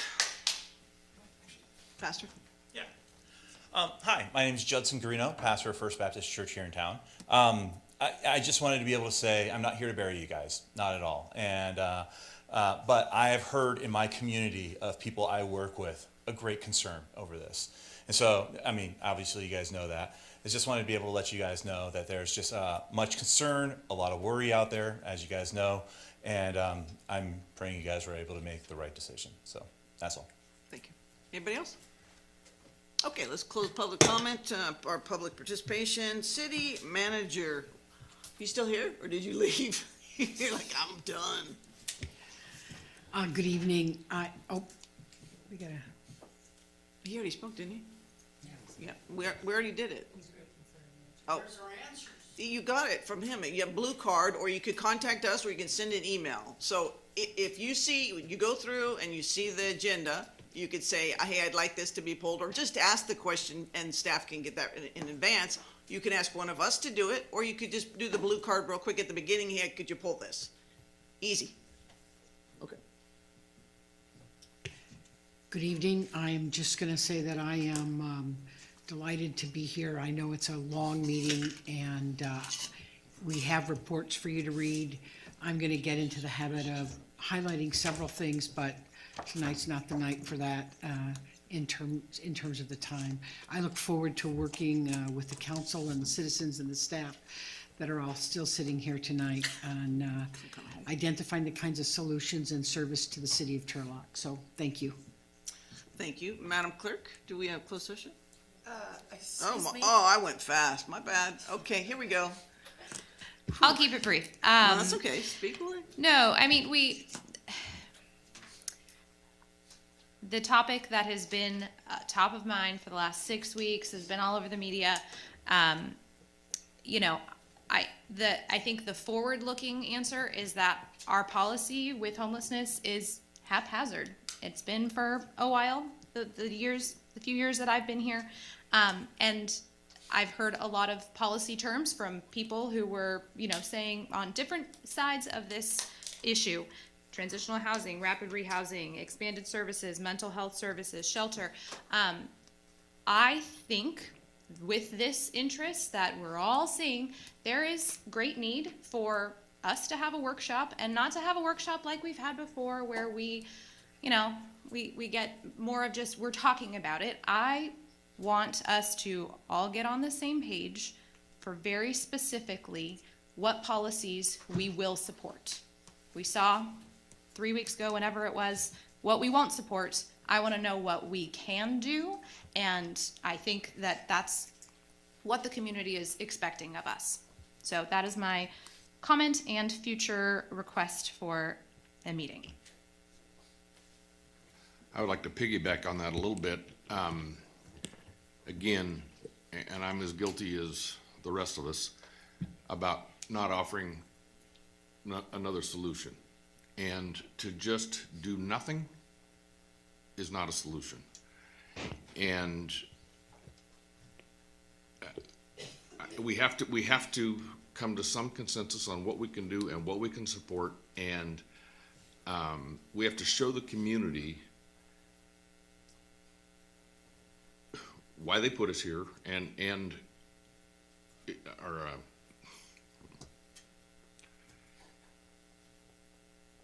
there has to be something that we can agree on to move forward to actually make a difference. Let's talk about something fun. Columbia Pool opens this Saturday at 9 a.m. and we have a big old agenda ready to go for it. And I have one more announcement. I don't know if any, can I? Yeah. Okay, good, because she wasn't gonna. So our city clerk, Miss Nicole, has just become a certified municipal clerk by the very prestigious International Institute of City Clerks organization. Not all city clerks have that, but Turlock's does. Thank you, and good job, ma'am. We're lucky to have you. I wanted to address the gentleman that I think he left. His name is Leslie. Yeah.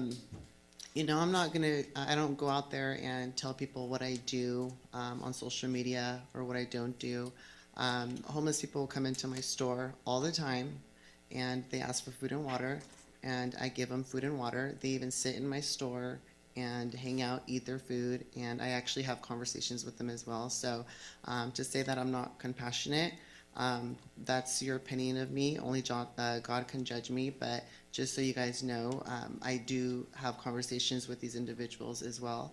And so I just wanted to leave it at that. And on a lighter note, I am excited for the Columbia Pool opening, and I hope to see all you guys there. Awesome. All right. On that same venue, I would say to you all that you have no idea who you're talking to and where we've been. Everybody can have a great smile or whatever, but you have no idea where they've come from, and to judge just seems so hypocritical to me. We're asking for accountability. It's not a dollar. If you're spending 80% of the money on paying somebody to do the job and only 20% goes to the clients, we got to do something different. We've got to change that. Money's getting wasted, and we can make a bigger difference if we start holding people accountable. And I didn't start the fight. I merely had a vote, and the governor decided that I've never met the man. He came after me. I didn't fight with the governor. The governor picked me out. So that's on him. We are going to stick to what we're doing, and we're going to keep moving forward and asking people to be more accountable, because that's the only way it's going to happen. And that's exactly what happened when the audit just happened with his $24 billion. You got an audit that said you need accountability. You can't do anything without accountability, and that's what we're trying for. At least that's what I'm trying for. So anyway, now we have closed session. Yes, we have 13A, Conference with Labor Negotiators, California Government Code 54957.6A, Agency Designated Representative, Interim City Manager, Sue Borrego, Employee Organization, Turlock Management Association, Public Safety, and Turlock Associated Police Officers.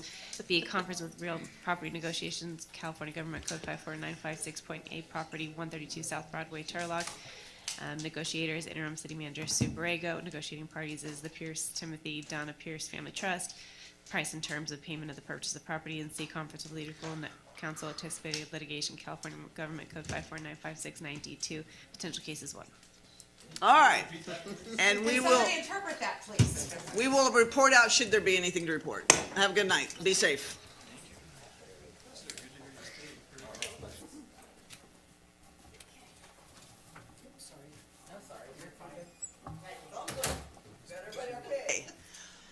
We're back from closed session. There's nothing to report out, and we'll see you in 2 weeks. Good night.